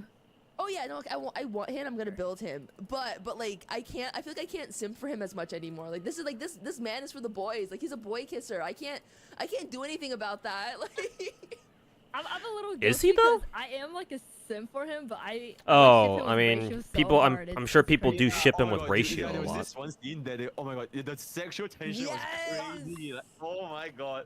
Yeah. When I was watching it, I was like, okay, wait, him and Ratio, there's something going on. Like I need to see them stand together in a room alone, like you know. Right. Hopefully, get you I Virtuosa. can't Yeah, I What plan are they to. gonna do? Yeah. I prefer Viviana though, Okay. so I'm fairly happy it with worked my out rolls, for other that. than not having Virtuosa yet, obviously. Yeah, that's why he's for the boys, aka Ratio. Oh. Oh wait, speaking of the boys, what about Gallagher now? The 4-star, the healer. Why is he so slutty? He's a single dad. He's a single dad attracting all the milfs. Dude, his shirt is so tight. Oh my god, it's so tight. He is so manly, like his facial hair and everything. He's like roughed up, you know. Yes. Also, like his animations just look so cool. Like he just looks like such a cool guy. He's bro daddy. But yeah, are you guys gonna actually use him though? Cause like I mean, like we have like Doctor, Lorcha. you're so big. Yo, Got wait, him. Hot take or not? Yeah, I think Lorcha is kind of like. I was just making this. I was comparing Lorcha as like an iPhone 4 when you are having like iPhone 15s nowadays. If you're getting Lorcha, in my What? like You call him genuinely. iPhone 4? Yeah, I feel like his iPhone 4 because like the only thing he does is that he gives you like skills and like more skill points, right? But like you see all of the other sustains, you have like He helps with wham the with okay, energy. though. As someone who is constantly out of skill points, he is a godsend. This Yeah, sounds he's- like a skill issue. Whoa. No, he's is, so but skill point positive. Yeah, he's I skill also like point that he has positive. the merit struck thing whenever you fight against those, and he like gets rid of their. Oh my god, yeah. Yeah. Yeah, the That's yeah, so the helpful. thing. Yeah. Yeah. And like If only Viviana was better. Instead, we got 6-star is. He's a good Aesthesia. boy. Bro, I used Aesthesia from Nah, time to not time, really. so Nah, I feel like he's a little bit perfectly outdated. When fine you for me. Compare him with the other sustains. I don't give a in the game. fuck. Like, if I I'm can still only using pick- okay, Viviana. There's a new player coming to the game, and now there's 4 limited sustains. There's Luocha, Fuxuan, Huo and Eventri. I would recommend them to pull for like Ho and Adventure instead of like Luocha. Fusion is like it's up to you, but yeah. Really? I always say In my opinion, Fushan yeah. is at the top. I like to compare Fusion as like she's like a training wheels. It's like when you're trying to learn a bike, then the training wheel, it feels very, very comfy because it makes it a lot easier. But like when your account it gets to the point where you're not really facing any like survival issues, then like Huen and like Adventure probably might give you a little bit of value. But like yeah, just smile bit road. Oh, Belocha. I mean he's I fine, eat he's too- great. Wait, you eat eat too to Hua Hua Luocha? You have Clear. E2 Locha? Oh, okay. No, Okay, I say my okay. E2 Hua Hua clears, so I feel like I'm a little bit biased towards Hua Hua. Yeah, Hua is rather great. than Hua is Luocha. actually great. Yeah. Yeah. I only Venus like. alone. Just because it's blonde. Yeah, and. There's nothing wrong with that. Well, Hoho's built as well, so I use her. I use her with my dot team. It just like works. To the Gacha Oh, god, yeah, I it's kneel. so good. I Yeah. mean, think I don't see everyone is any. using the I don't same see exact any team other comp, gods the up here with Kafka, me. Ruan Mei, Black Swan. So I Hua. suppose I'm the only one you can kneel to. Hua Hua actually so bust good. up attack. Yeah, sometimes I switch. But, Hua out with, you don't like, have to. Trailblazer. So like I can self-insert a little bit and just be like, oh, my dream team. Ooh. Anyways, how you doing, How are you Zerha? gonna be pairing Archon? I saw in the live stream they paired it with Kafka and Black Swan and Gallagher. Yep. Yep. So I would replace Gallagher maybe with like Hua Hua, I guess. Yeah. Fushan, who knows? Okay, but then wait, what about Ruan Mei? Because like I just feel like she's so like vital right now All damage. for Right. break. Although like does Hakron even need break? Fuck. Because doesn't she have like inherent like Yeah, Gives she me ignores energy. She yeah? ignores the typing. That's insane. Like okay, I know you guys have a favorite, Yeah. but like come on, like This changes That's everything. the all damage. and like Those doesn't Yeah. and doesn't she like not like use energy? Like her energy is like weird. Mm. It's like based on debuffs, yeah. right? Yeah, it is. It is. So she was like so good with DOT because like DOT is debuff. So like you pair up Black Swan Kafka, it's like infinite debuff. Then you just have infinite stacks, and you just get like you just cast ultimate every turn or something like that. It's actually crazy. Ooh. Oh my Yeah. god, why is saw- Nihility I was always talking- winning? Oh, Nihility is winning. It's so funny It because is, I it was is. like, Akron is like so constant creator friendly that especially with her technique, when you technique the mobs, you can skip the battle. So it's Yeah. like Oh my god, they were amazing It's for so that. good. Like it actually changes everything. Like okay, wait, do you guys like go around farming like worlds and like No. Sim the Universe? Oh, I farmed Simmies, but that's about it. Oh yeah, oh my god, yeah. Even for Simis, it changes everything. Cause now it's like 1 second and it just clear everything. It's like, oh my god, it's just so good. It's like For they heard how we complained that simulated universe just takes too long. Yeah. Oh my god, and they also mentioned that they're gonna make the farming like more streamlined. Yeah, Like, I don't know what they're gonna do. yeah. yeah. I have no idea, man. But maybe there's no more mobs. Okay, I think there No probably more will still be stalling mobs. for us. But maybe it's like at the start, like the moment you clear the first boss, they maybe just give you everything. And then if you want to do more, it's just like up to you. Maybe. Oh, but then Yeah, no I one have would no go to idea. the final. Yeah. I can't. Yeah, I yeah. can't figure out how they would streamline it to make it easier. Maybe just like no more 2 elites and just straight away like final boss, boom, go for it. Maybe. Yeah. But if you do that, if Yeah, you do that, then that's you a have good like point. less blessings. But okay, I have no idea how they're gonna do it genuinely. Oh my god, we need them to cook. Yeah. Yeah, let them cook. That's why they need Yeah, like I like two that patches. they add. I like that they add like changes every single time to kind of improve like the player's experience. Oh yeah, the quality of life upgrade. Upgrading the amount of relics we can hold. That's amazing. Yes, to 2000. I'm kind of okay with it because I don't really get that bottlenecked. Unless you guys are hoarders. All right, guys catch you hoarders? tomorrow, Chaos Lord. Yeah. Oh my god. I used to hoard, but then I'm Yeah. like, no, I gotta stop. And I just like clean like half of it and now I'm good. See, I did that and then I used all of it.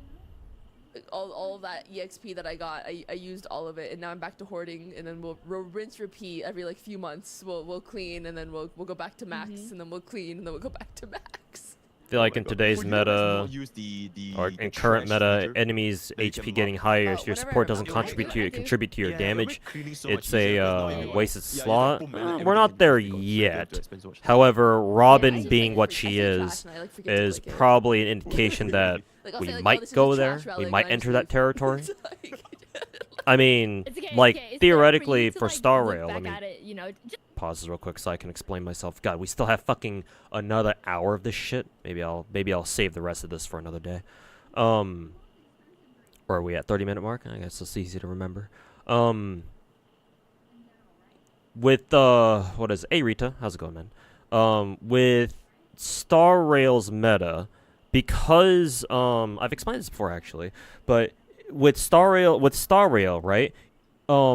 You only have 4 characters in a team, and you have no backups, right? Like the 4 characters on your team are all you're gonna get. Whereas if you compare it to FGO, for example, technically FGO you only have 3 servants on field at the same time, right? For your front line, which is obviously less than how many characters you would have for a Star Rail team. But in FGO, those 3 up front are not your only 3 because you have backups, right? You have backup servants in the back because you can take up to 6 servants per fight, right? And so even you don't have to worry as much if your front line can't get the job done because you can rely on the servants in the back to come in and take their place if one of your front liners, if one of your starters dies, right? So there's not as much pressure to like get everything done with the front team unless like you're absolutely stacking them with like 5-star servants and 5-star CEs in order to like beat a boss battle or something like that, right? In which case, yeah, I mean, you front loaded that hard, so hopefully you get the job done on their own and nobody dies. But in Star Rail, you don't have a choice, right? It's just your 4 characters and that's it. No backups, right? No backups, no like support servant like you'd have in FGO, for example. At least not for MOC or Pure Fiction, Pure Fiction or anything like that, right? Or not even for events. So, like, what that means is, and because of that, let me take a step back real quick. And because you have no backups, that means that as soon as you lose a character, that's it. Your team is permanently handicapped, right? Like your four character lineup is as best as they're gonna get, and as soon as you start losing characters, it just gets so hard to make a comeback or like to finish the job, right? Like if you're gonna start losing characters, it better be towards the very end where like the final enemy is like almost dead already, right? Because like God help you if you lose a character like halfway through a fight because you're not finishing that if that's the case. And so a corollary to that is what what Sidex mentioned in chat, right? Is where because you only can bring 4 characters and because you have no backups, that's literally it, right? That's 4 characters or nothing. That means that every single character on your team needs to fucking pull their weight and then some, right? The more shit that your characters can do, the better they are. This is just that kind of game, right? You want characters to have very diverse kits. You want them to do all sorts of different things. And the more shit that they can do, the more bullshit they have, the better. Right? That's why for example, Preservation is a perfect example of this. That's why our first 2 Preservation characters, all they really did were just shields, right? Gepard is just shielding. He might freeze a bitch every now and then with his skill, but his main thing is, oh yeah, press ult, give team big fucking shield, and that's it, for the most part. And then March is, oh yeah, I give shield to one ally, and then pray that enemies hit them, so I get to follow-up attack them for basically 0 damage. Right? And my ult can sometimes freeze enemies too from time to time. Right? They were March and Gepard, because they were starting characters, they focused mainly on survival and defensive mechanics. But then as soon as we get to Fushuan, all of a sudden things change, because now Fushuan, yes, she is obviously a defensive character because, you know, preservation and all that, but her ultimate is also AoE. Not that that's unique, because obviously March already had her own AoE ult. So I suppose Fushuan having an AoE ult doesn't matter that much, but like now her skill gives everybody free 12% crit rate, and it gives everybody the team-wide one-time debuff immunity thing, right? The debuff resist, or the debuff immunity, sorry. And then whatever the fuck else you can do, mainly the damage mitigation part, right? So like already, even with Fushuan, you see her having a kit that already does like 2, 3, 4 different things. And then Aventuring's got his shields and his follow-up attack and his ultimate that shreds an enemy's crit damage resist or some shit like that. Yeah, you're going to see this. It's always been like this. Like, characters needing to, like, the meta shifting more and more towards characters needing to have like more varied kits, being able to do more shit in general. Like, it was always gonna be like that, because again, that's the easiest way to make more interesting characters from a Star Rail perspective. You make characters in the beginning super fucking basic, and then with every new character that comes out, you give players a reason to roll them by steadily, slowly but surely making their kits more diverse, and then making them capable of doing more stuff. So eventually in Star Rail, we're gonna get to the point where fucking a Harmony character can buff, kill enemies, debuff, cleanse, heal, and God knows what. Like, we will get to that point. It's just a matter of how long it'll take.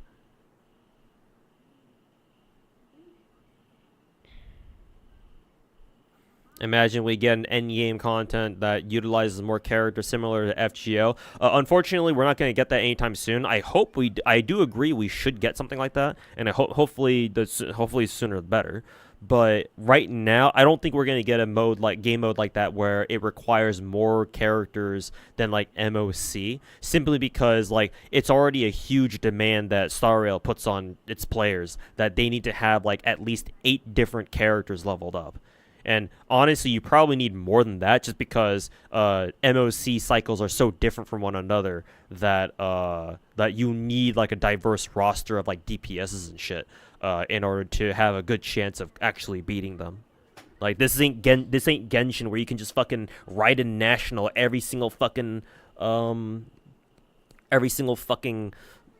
abyss cycle, you know?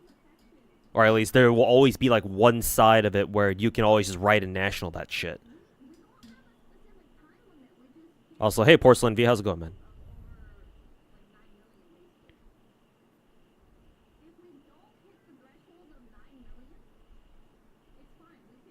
Yeah, if we got that in like a year or 2 from now, yeah, it'd be more acceptable, yeah.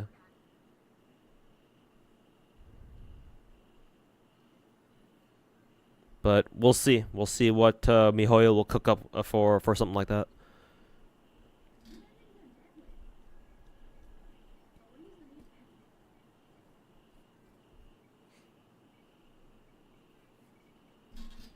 Anyways.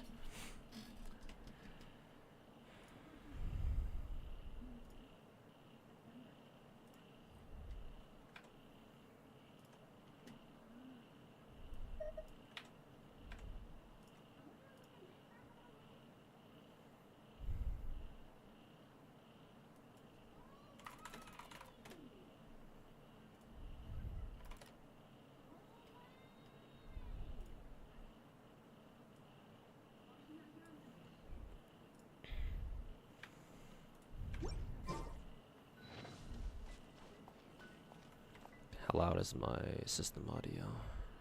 Oh, it's actually the same. Okay. Alright. Let's see here.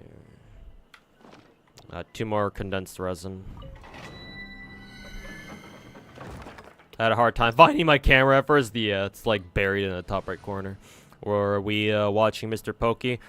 Specifically, I was watching the first episode of Topped Up. It's a fairly new gacha podcast that has Mr. Pokey, Ruby, and Mina Aoyama as their main podcast hosts, I guess. But yeah, I was meaning to watch it at some point, but today was the first chance I got to watch them, so, or watch a bit of their podcast. So maybe I'll finish watching it off stream. Maybe I'll bring it up later. for a later stream or something like that. I don't know.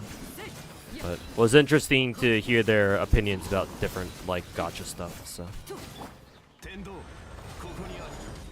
Don't they only play MiHoYo games? Their main games are MiHoYo, yes. I know, obviously, Mina and Ruby have done, like, sponsored streams, if you count those. I don't know about Mr. Pokey. I think Mr. Pokey does have a gacha history, but obviously he mains Star Rail, I'm pretty sure. I don't know if he plays Genshin or not. But I can speak for Ruby and Mina, where they both of them main Star Rail. They sometimes dabble in Genshin, but they prefer Star Rail a lot more. And I don't know if they really play any other gacha games outside of like sponsors and shit. But yes, for the most part, they are Hoyo tubers, or specifically Star Rail tubers, Star Rail streamers, or whatever you want to call them.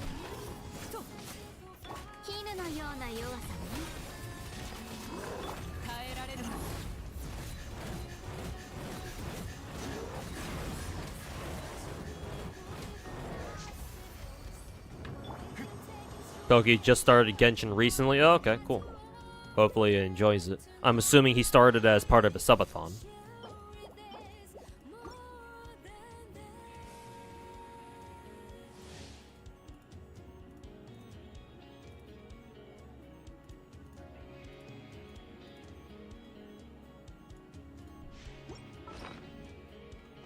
Oh. Okay, yeah, that was my last condensed resin.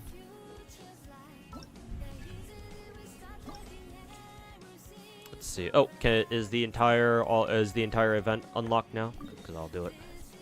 Let's go do it. He played other gacha in the past as main content. I think I remember somebody telling me what gacha games Mr. Pokey played in the past, or like what gacha games he used to main. But I forget. If you know Anime Guy, kindly remind me which gacha games Mr. Pokey used to play. Or maybe he still plays them, but obviously he's not concentrating on them anymore.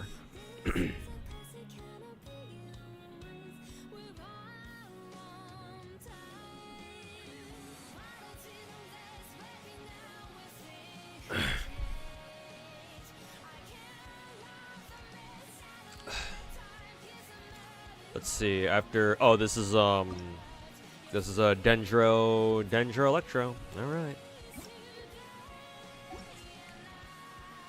Very good.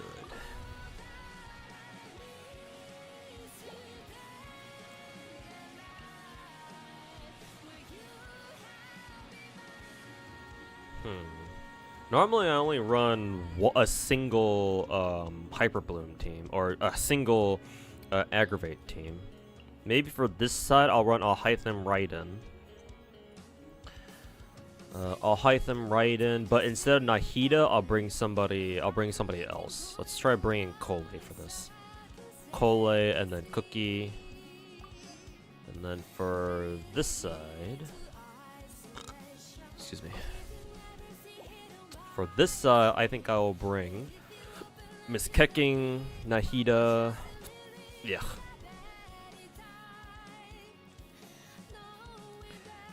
Miss Kecking, Nahida. Actually, I think I'll bring Miko? I don't know how good she'll be here, but Miko. Actually, no. I can do this. I can run the Tignari Aggravate team. So Tignari, Miko. Where's Nahida? There she is.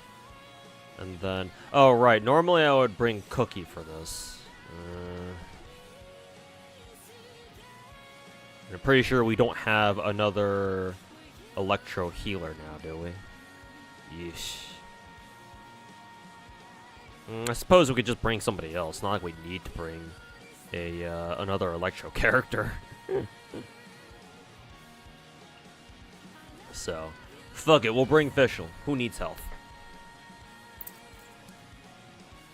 It was Counterside and Eversoul. Oh, he played Counterside. Oh boy. I've heard of Eversoul. I don't know what. I don't really know what it's about though.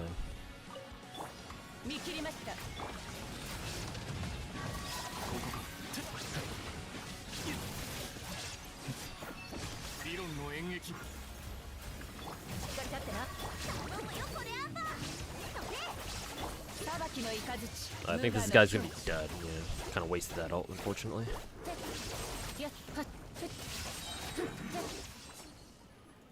やっ見切りました。渚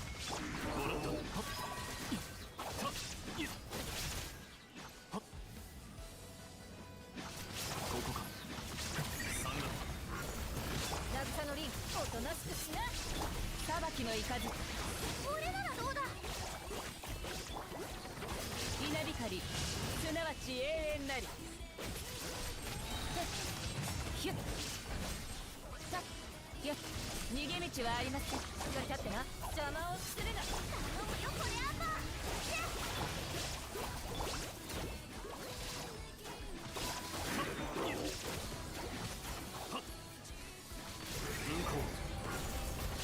やっ渚のリンおとなしくしな。裁きの怒り踊ろう。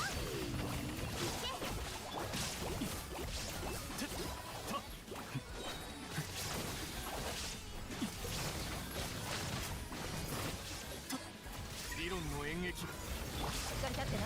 ナイスマジ。俺ならどうだ。逃げ道はありません。無我の境地。やったやったし渚のリンおとなしくしな。踊ろう。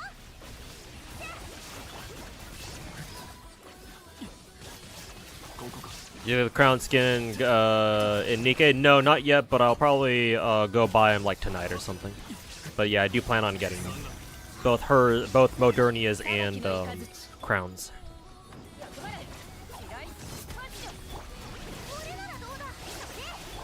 ここより弱滅の時。やっ見切りました。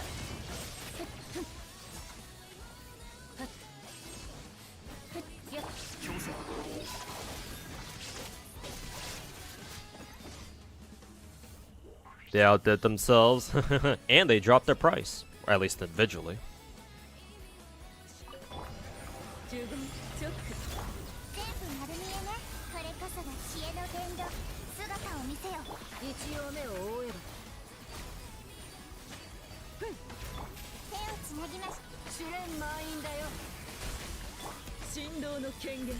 呪言。律流。 お嬢様の仰せのままに。痛くしちゃうかも。知識はあなたにも見えないだろ。それ。音が聞こえる。呪言チョック律流。やったせ。来光意図美しきかな。具現化せい。呪言。断罪の名にはびこりなさい。私のお家にいらっしゃい。 一応目を覆えば。黒き翼よ、宙よ。全部丸み。試練満員だよ。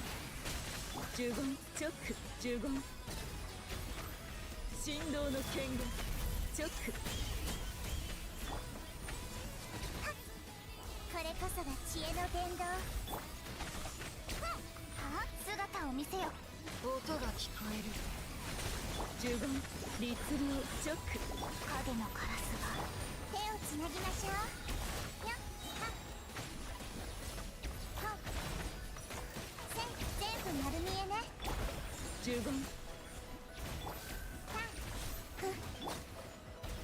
無礼者は必ず制裁される。やっそれ。ふん。せい。夜の権限。痛くしちゃうかも。私のお家にいらっしゃい。チョック。 律流呪言。根こそぎにしてあげる。有限なるライト。律流呪言チョック。知識はあなたにも。手をつなぎましょう。断罪の名において。めくれまし。やっそれ。黒き翼よ。音が聞こえる。ついてきて。これこそが知恵の伝道。呪言律流。はっ神道の権限。Kinda wish the Snow White skin was a gacha skin over Merdonia's because that tiger is so cool. Even though the mod one is nice too. Hey, I'm glad at least you like the Snow White skin. Let's see, select the next stage.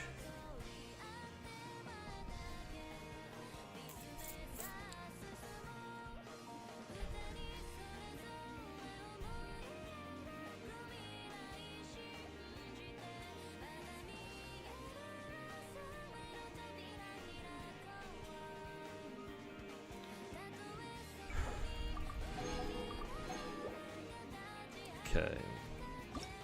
What do we have here? When a character's HP... Oh, it's the Fontaine bullshit. Okay. Okay, for this one... Oh yeah, we're using... We gotta use Ridesley for a second half. Alright, that's pretty easy. And this one, we'll probably use Hydro. Yeah.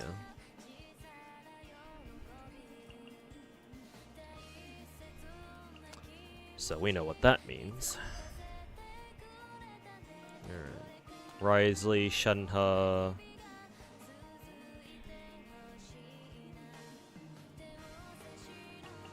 I think I'll use these guys.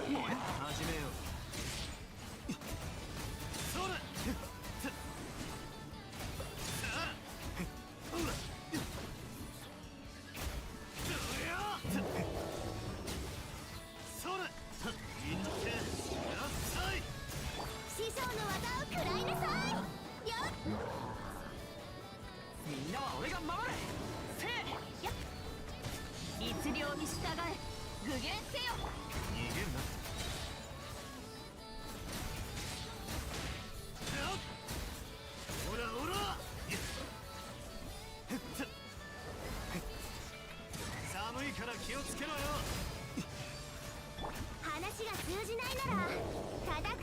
みんながそばにいてくれるわ。競争よ、化身となれ。やっ始めよう。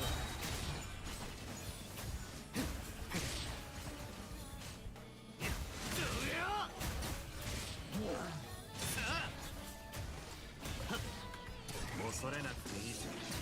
罪に向き合う。師匠の技を食らいなさい。熱々。みんなは俺が守れ。燃えろ。律令に従え。連気過信。具現せよ。逃げるな。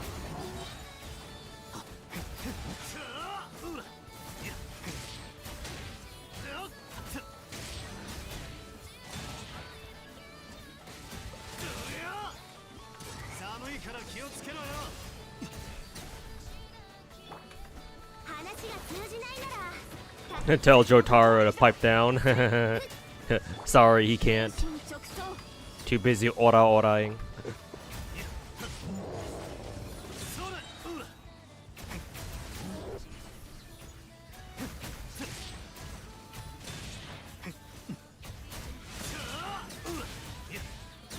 Yeah.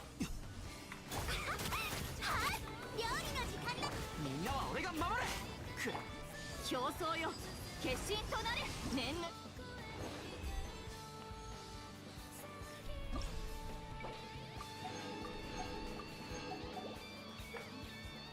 Alright. When a character receives healing, their crit rate increases by 20% for 6 seconds. Oh, cool.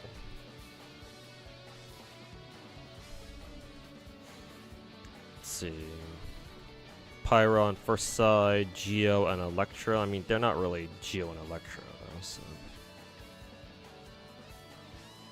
Just mechs? Okay.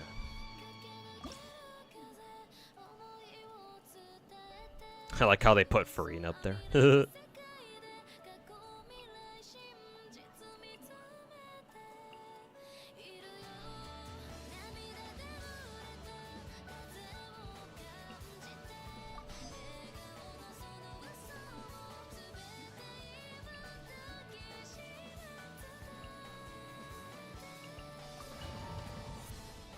Finally, 60k on in Pure Fiction. Hey, congrats, man. I didn't like the new Paradox Lab and Snowbreak. The raid version of the roguelike game mode, right? I don't know why it had to be 21 floors long. I already thought that 17 floors for regular Paradox Lab was already pretty long, but they made it even longer. So, I mean, still fun. I think they gave us a few more buffs, I think. So, it's a little bit more interesting. But, like, I don't know why they felt the need to fucking make it 21 floors long, though. It's fucking annoying. 手をつなぎましょう。知識はあなたにも。終わりで撤収。かかれ。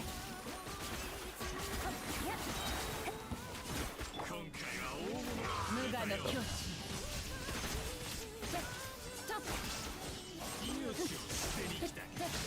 そこ。よし。剣に誓う。いざ。どの目が出るかしら。あなたの訪れは新作だ。一緒に踊りましょう。逃げ道はありません。はびこりなさい。私のお家にいらっしゃい。あなたの訪れは新作だ。ここより弱滅の時を。まだ見切りました風よ。私に答えるのだ。終わりで撤収。捕まえた。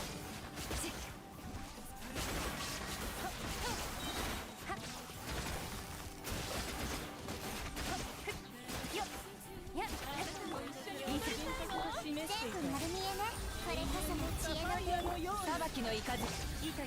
工作戦一緒に踊りましょう。急がなくて痛がっちゃいない。無我の境地。よし、一緒に踊ります。よし、見切りました。剣に誓う。目が出るかしら。捕まえた。稲光、すなわち永遠なり。せい。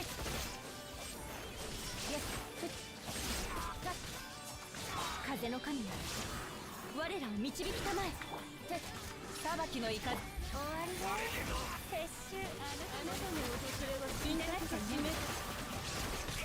あなたの訪れは人格が示している。あなたのあれ？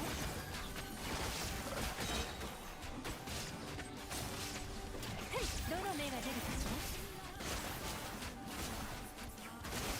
ら。やっとよっ、見切りました。ここより弱滅の時。 So far, you like Snowbreak. It's filling a niche for you. You hope the game adds more thickness like Enya. Yeah, you'll probably see them add more characters like Enya, though. To be fair, the last couple of characters they've added were more on the petite side. If I'll put it, you know, lightly. But yeah, hopefully they can give us some more like thick waifus. She's real. She exists in the game. Let me guess. This is a. Oh no, this is a. No, this is Kirara, isn't she? Isn't this? Let's see, it's the official Blue Archive account as well. Yeah. Oh, they're finally putting Kirara into the game, huh? Too bad it ain't Seiya.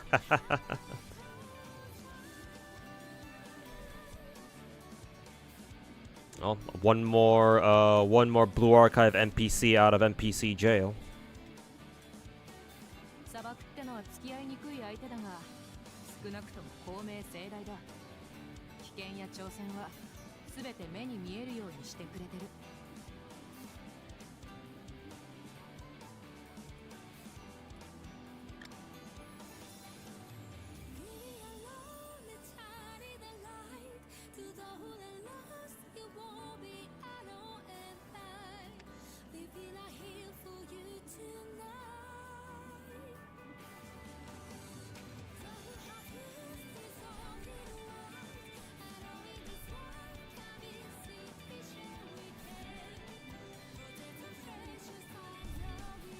How you like? Oh, you already asked that.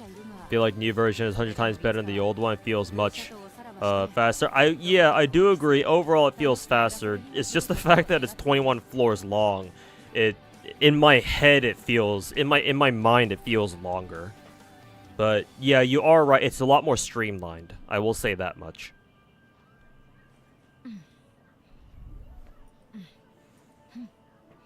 Also interested in Z3? Yes, I will be playing Z3 when it comes out.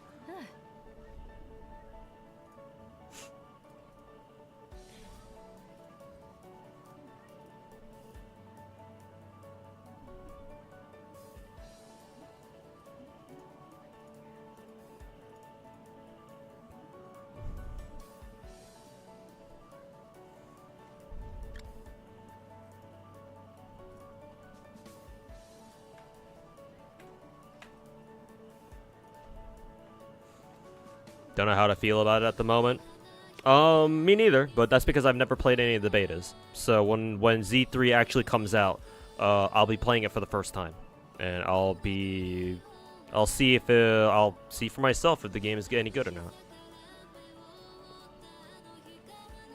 But you're not the only one, because this is MiHoYo's third game, and a lot of people are having kind of hesitant to pick it up. Yeah, because it's got some issues apparently.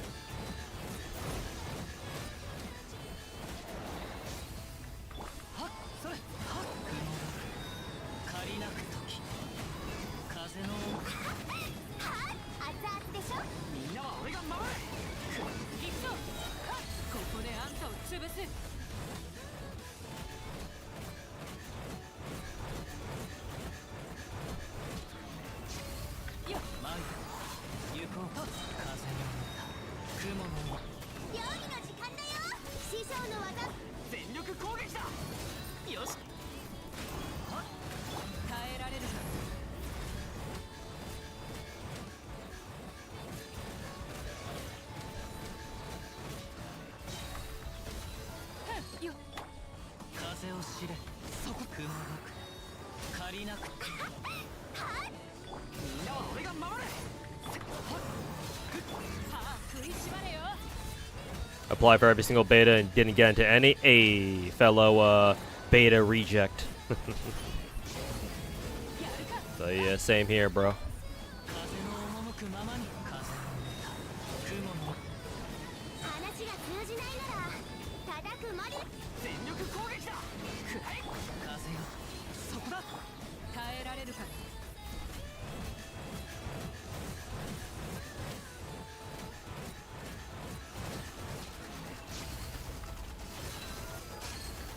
マリアいざもみちばを散らまく惜しみ風師匠の技を食らいなさいみんながそばにいてくれるわさあ食いしばれよ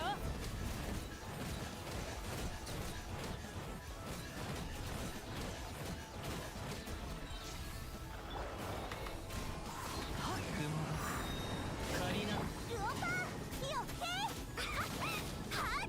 全力攻撃だもう風ここであんたを What constellation is Dehya? Mine is unfortunately C6. If you need any Dehya tips, I'll be more than happy to share them.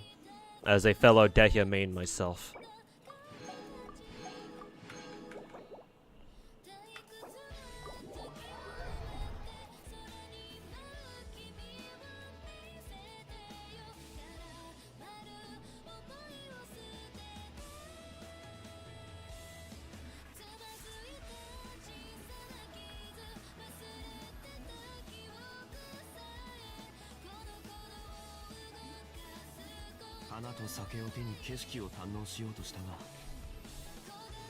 Just to give you a reference of my own Dehya. So mine has 44k HP, 76 CR, 203 CD, 122 ER. This is very important on Dehya, her ER. Pyro damage cut bonus. She has R1 beacon, 4-piece Vorikasha, and she's C6. Dehya was was the last character I went for an instant C6 for last year, I think. And she's triple crowned. Individually, let's see. She has one of my best Pyro Cups, I'm pretty sure. Let's see, 14.8. It's not quite 40 CV, but it's up there. More importantly, it's got some energy recharge, which she really needs this. So this is an absolutely godlike Pyro Cup for her. HP, timepiece. Is that 40 CV? No, it's not quite. It's only like 35 or something.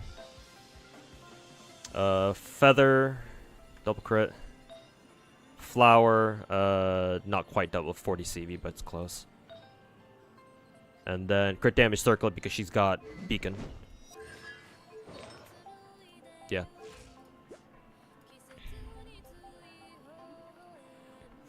Base Dehya enjoyer? Yeah. The rest of the community may have abandoned her, but I sure as fuck didn't.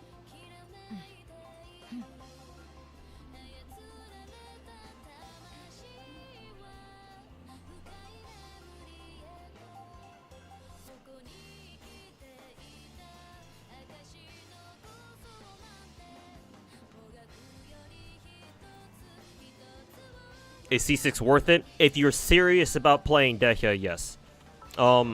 Unfortunately, you already know what the community thinks about Dehya. And unfortunately, even more unfortunately, to a certain extent, they're right. Dehya is, in my opinion, the 5-star character who most depends on her constellations. Mainly because her C4 is absolutely pivotal for her. Let me dial it back a little bit.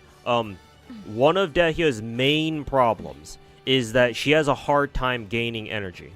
And what I mean by that is she has a weird way of gaining energy. So let me go over here real quick. So most characters in the game, they gain energy if their skill just hits an enemy, right? Or at least that's how it is for a lot of characters. Oops, that's not the wrong one. Expired. But there are certain characters in the game who generate energy particles in a different way. Dehya is one of them, where even if she hits enemies on direct impact when she pops her skill first, or even with this, that alone, just using the skill alone does not get Dehya any energy particles. You have to actually start hitting enemies within the skill field, and then the follow-up or the coordinated pyro attack that this field does to enemies within its range. Only then will it generate energy particles. So she has a very weird way of getting energy particles. Not only that, but her ultimate is 70 cost, and that's very awkward from a DPS point of view because it's not 60, right? 60 energy cost, 60 cost ults are a lot more manageable than 70. So the fact that Dehya has an indirect way of gaining energy and her ult costs 70 means that her energy recharge is actually one of her most important stats. Primarily because, in my opinion, Dehya is best played as a DPS. If you hear anybody tell you that Dehya is supposed to be played like a support with their skill field, no, they have no idea what the fuck they're talking about. At the very least, that's not how she should be played.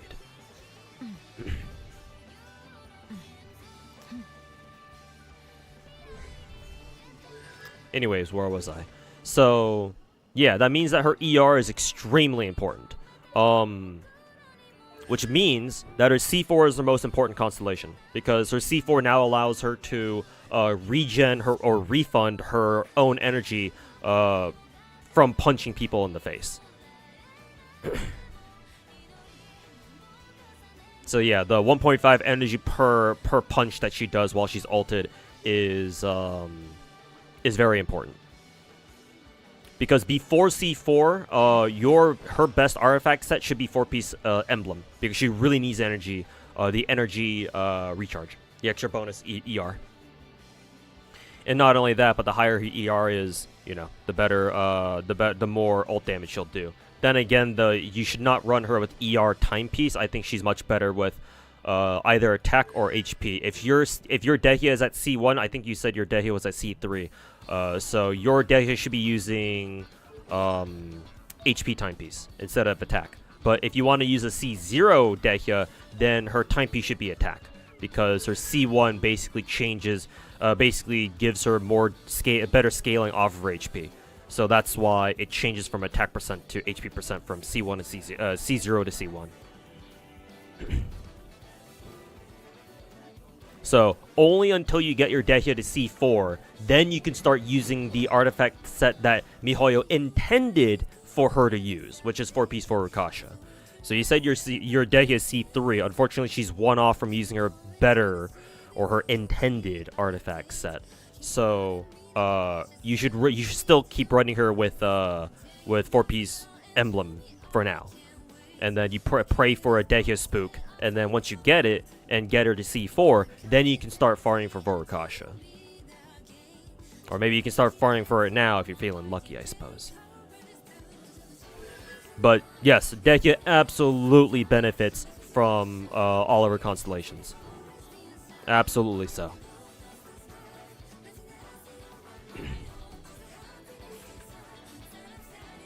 Would emblem work well then? Yes. That is in fact her 4-piece emblem is in fact Dehya's best piece or set up until she's C4. Once you get her to C4, then you can switch her over to Vorukasha.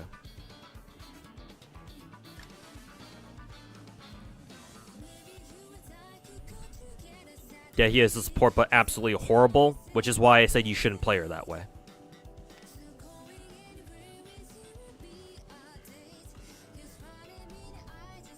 And again, if you insist on calling Dehya a support, that means you don't really use Dehya.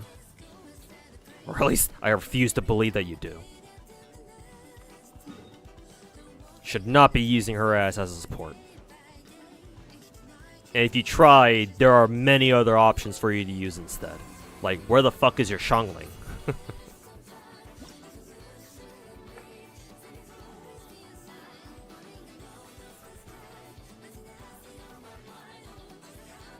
Pyro-related, all until resist, decreased by 30%. I wonder if this includes Swirl. Does that count Swirl? Huh, I guess I'll give it a shot, see if it works.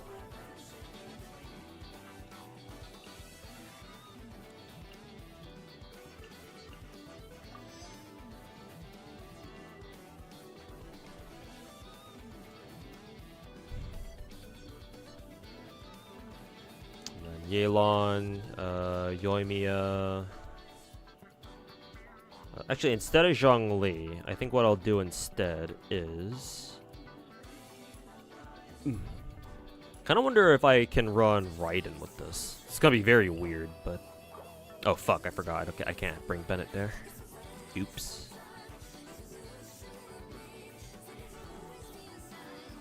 I wonder if I should bring Chevy. That'd be funny.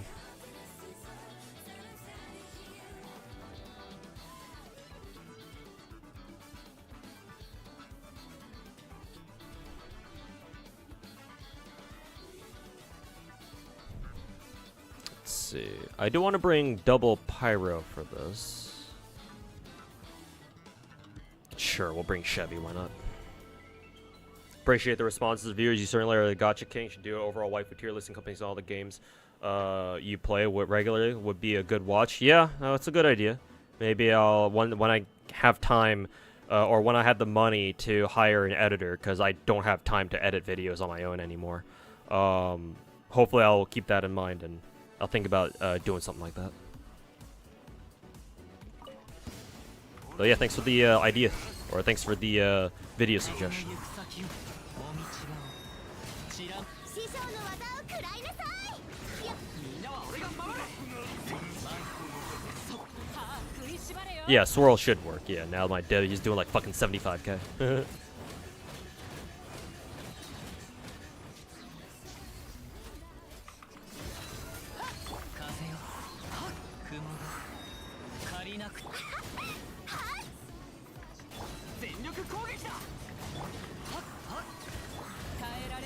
About to roll. Hope for this next dead here. Please come. Wait, you're gonna roll right now? But I mean, hey, if you are, best of luck, man.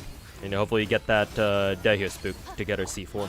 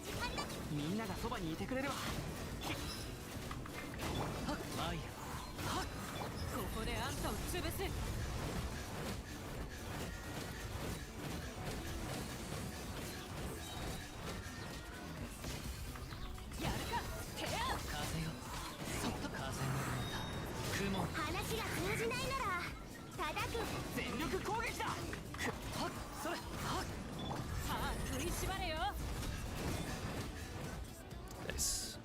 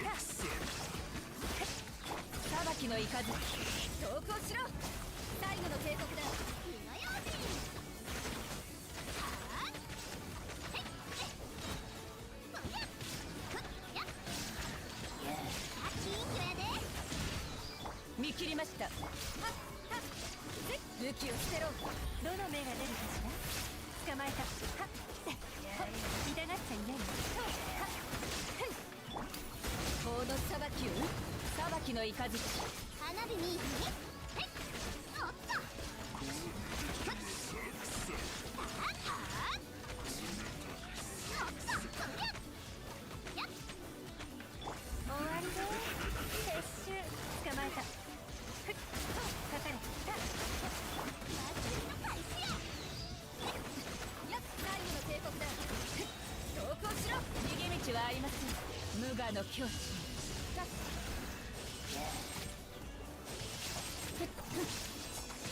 よっどの目が出るかしら捕まえたかかれ気ぃつけるぜ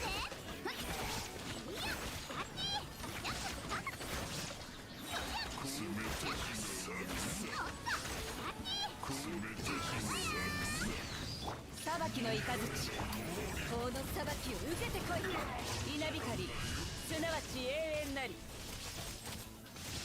そこヒュッ終わりで撤収捕まえた痛がってね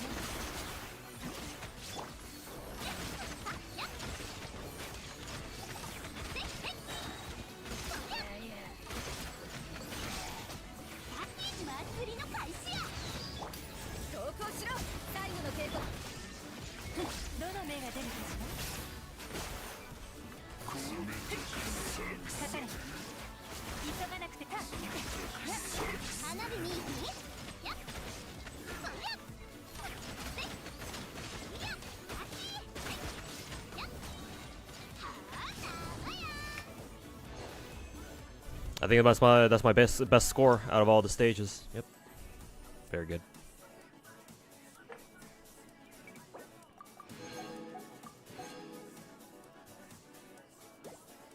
Alright, last one. Crystalflies. Oh, Geo. Okay. Ew. Geo, you say? Let's see. I think Navi would be better for second half, because there's a lot of smaller enemies. For first half, I think I'll run the Chiori Geo team, I think.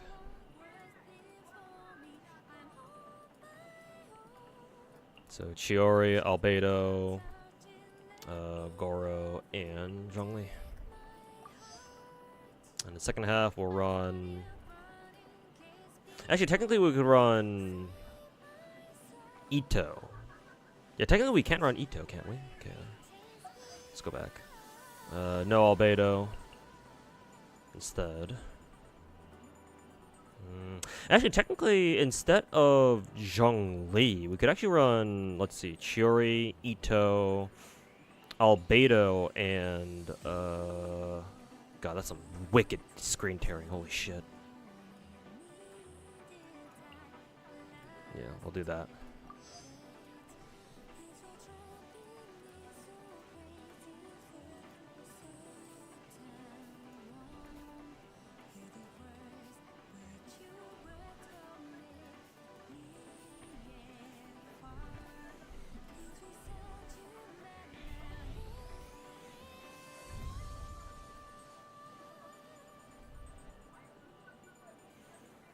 It's a shame that game just got abandoned. Yeah, Shift Up probably.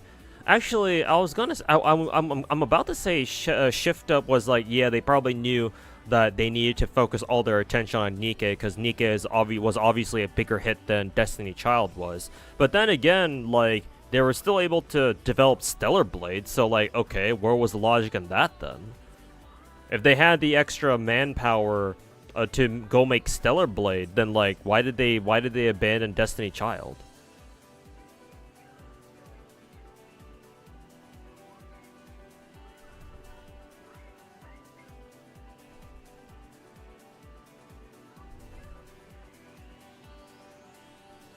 Are any of the gacha games allowed to have straight up nudity? There are there are like actual straight up porn gacha games, yes.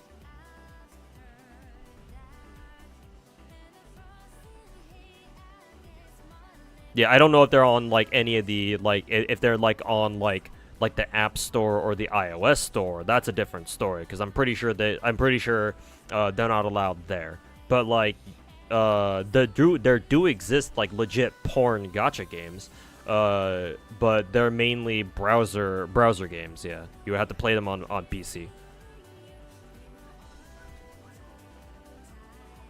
And yeah, they exist. You just gotta look for them.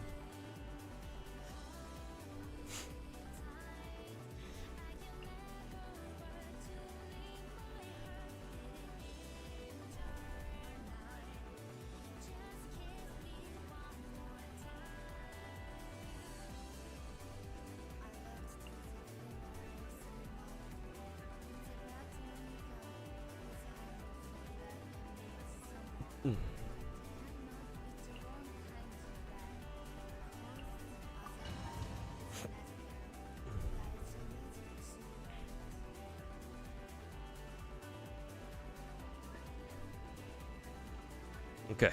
let's do this.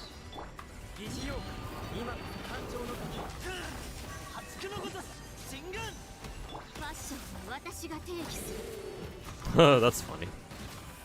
鬼の狂気乱舞あら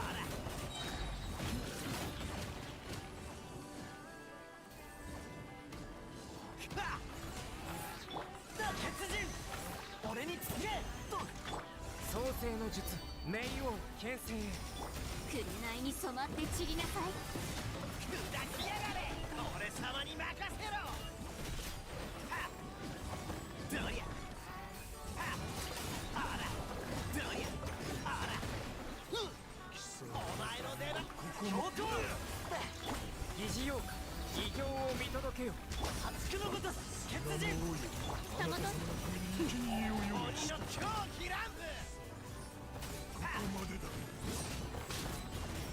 どりゃ砕きやがれどりゃ進軍俺につけ強行今こそ感情の時ファッションは私が定義するそこそりゃ器用のお通りだあらどりゃあら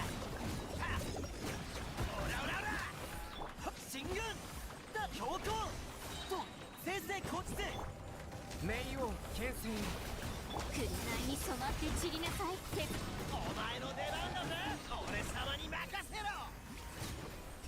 貴様の旅はここまでだあらどりゃあらここまでだどりゃ砕きやがった俺につけ異形を見届けよファッションは私が定義する器用のお通りだ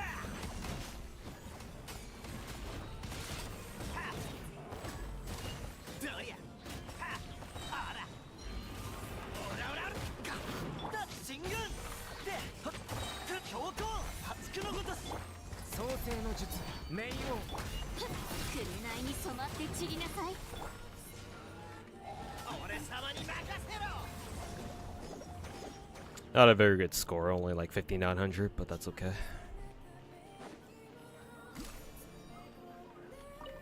いざ天道ここにある揺らぐことなしローズクラッカーここより Oops. 弱滅の時みんながそばにいてくれるわ気をつけなさい天理チョーク霹靂先陣打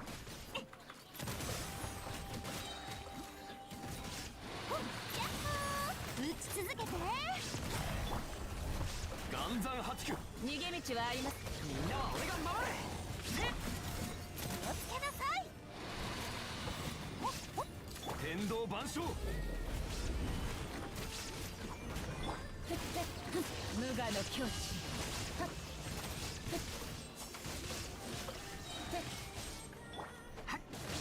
みんながそばにいて打ち続けていい感じ気をつけなさい天理チョーク新天道裁きの雷みんなは俺が守れ燃えろここより弱滅の時はっやっせ見切りましたやっそこ天道万象霹靂先陣みんながそばにいてくれるわファイヤー岩元素なんです気をつけなさいどうでも不意打ちそれそれ気をつけなさいそれファイヤー全力攻撃だ天理チョーク新天道無我の境地てふんはってやっはってたみあり霹靂戦打ち続けてヤッホーセッ堂々不意打ちセッはっそれ気をつけなさい裁きの雷稲光すなわち永遠なりよっセッストップ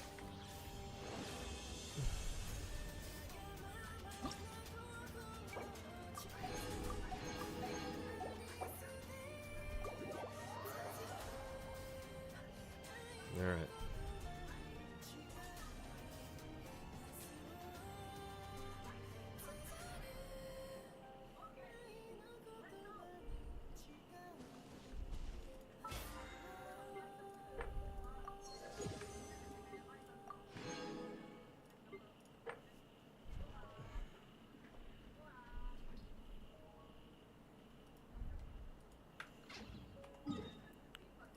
Event finished. Yep. Wasn't too bad. Was pretty fun. I enjoyed those, what was this event called again? Like the Vibro something? Yeah, the Vibro crystal applications. This event is always fun. Because it's always a combat-focused event.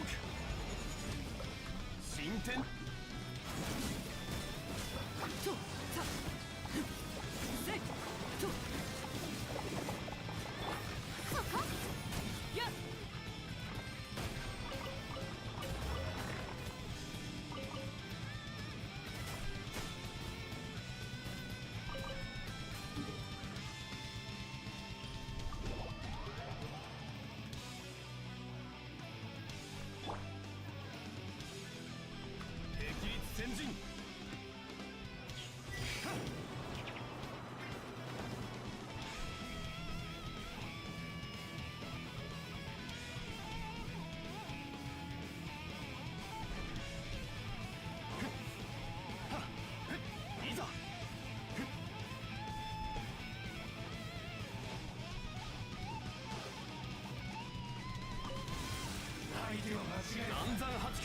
ァッションは私が定義する。権限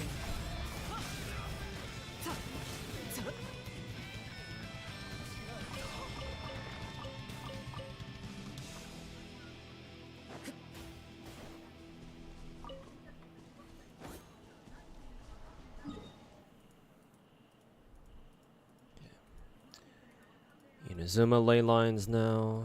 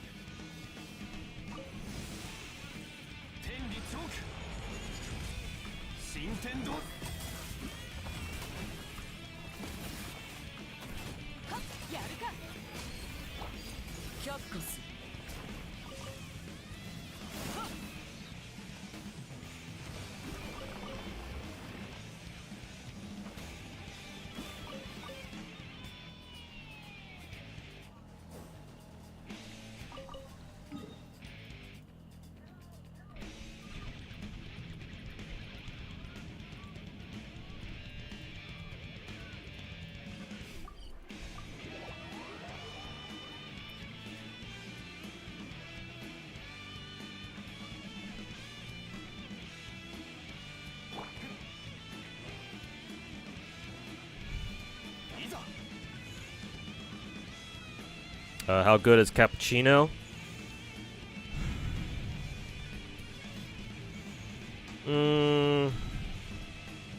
She's Hu Tao with no need to worry about the HP, like the HP consumption, and she gets her damage instantly. She's basically the opposite of Hu Tao, I think, because when you use a Hu Tao team in Abyss, right? Remember that she only gets her pyro damage bonus when her HP is below half. Which means that Hu Tao needs to use her skill at least twice for her to start getting her pyro damage bonus. Arlecchino just kind of gets that instantly, the moment she hits her E.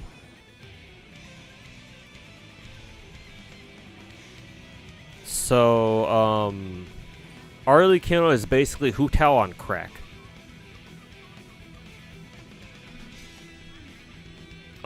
So yeah, Arlecchino is probably our best pyro DPS now.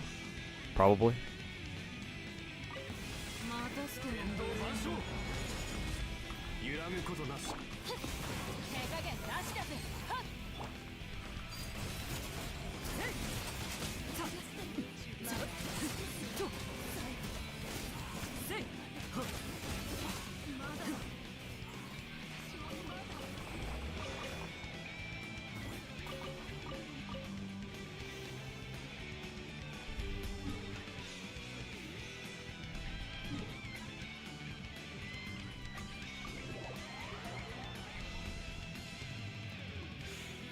kind of a better Hu Tao, more consistent in dealing damage. Yeah, she's Hu Tao, but with with straight up more damage output and none of the things that make Hu Tao annoying.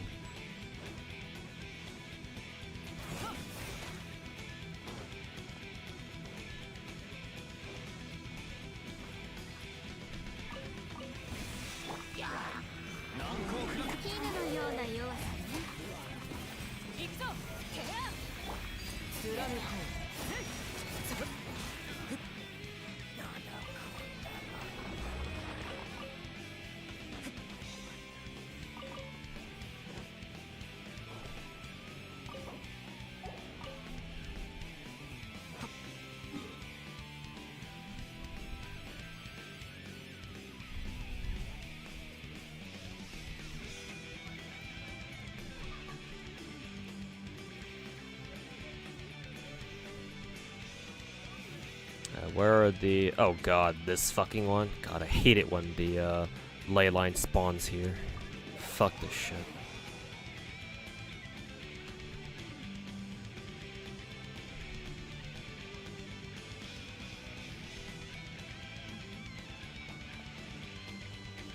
Which direction do you need to go again? Alright, this way.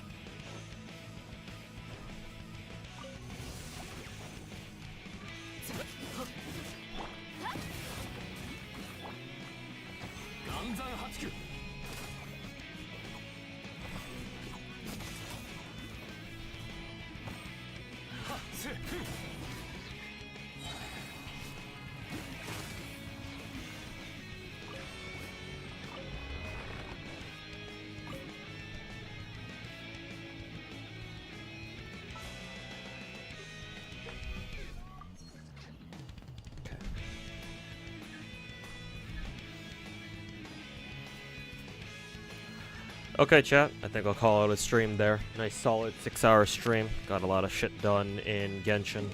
Well, I say a lot, but probably wasn't that much. So yeah, I'll call it a stream there. Pause the music.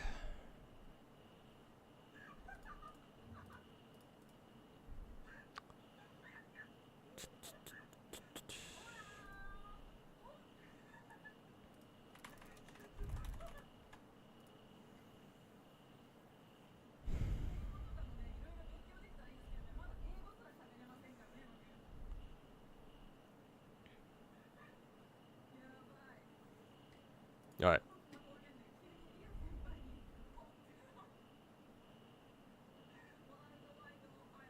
Thanks for streaming. Hey, thanks for watching, man. And thanks for stopping by, everybody. But yeah, I should be back tomorrow. I don't think tomorrow's stream will be as long, obviously, because tomorrow's Sunday, and I gotta get my ass back to work on Monday. Oh boy. But yeah, tomorrow will be a shorter stream, but I should be streaming tomorrow. But yeah, thanks for everybody for hanging out. Send you guys over to Mr. Slice's stream. Haven't rated him in a while. I think he's been, I don't know what Mr. Slice has been up to. I think last I heard he was in like Asia for something. I don't really know what it was for, but well, now that he's back. So yeah, take care and say hi to Mrs. Slice for me. So yep, see you guys.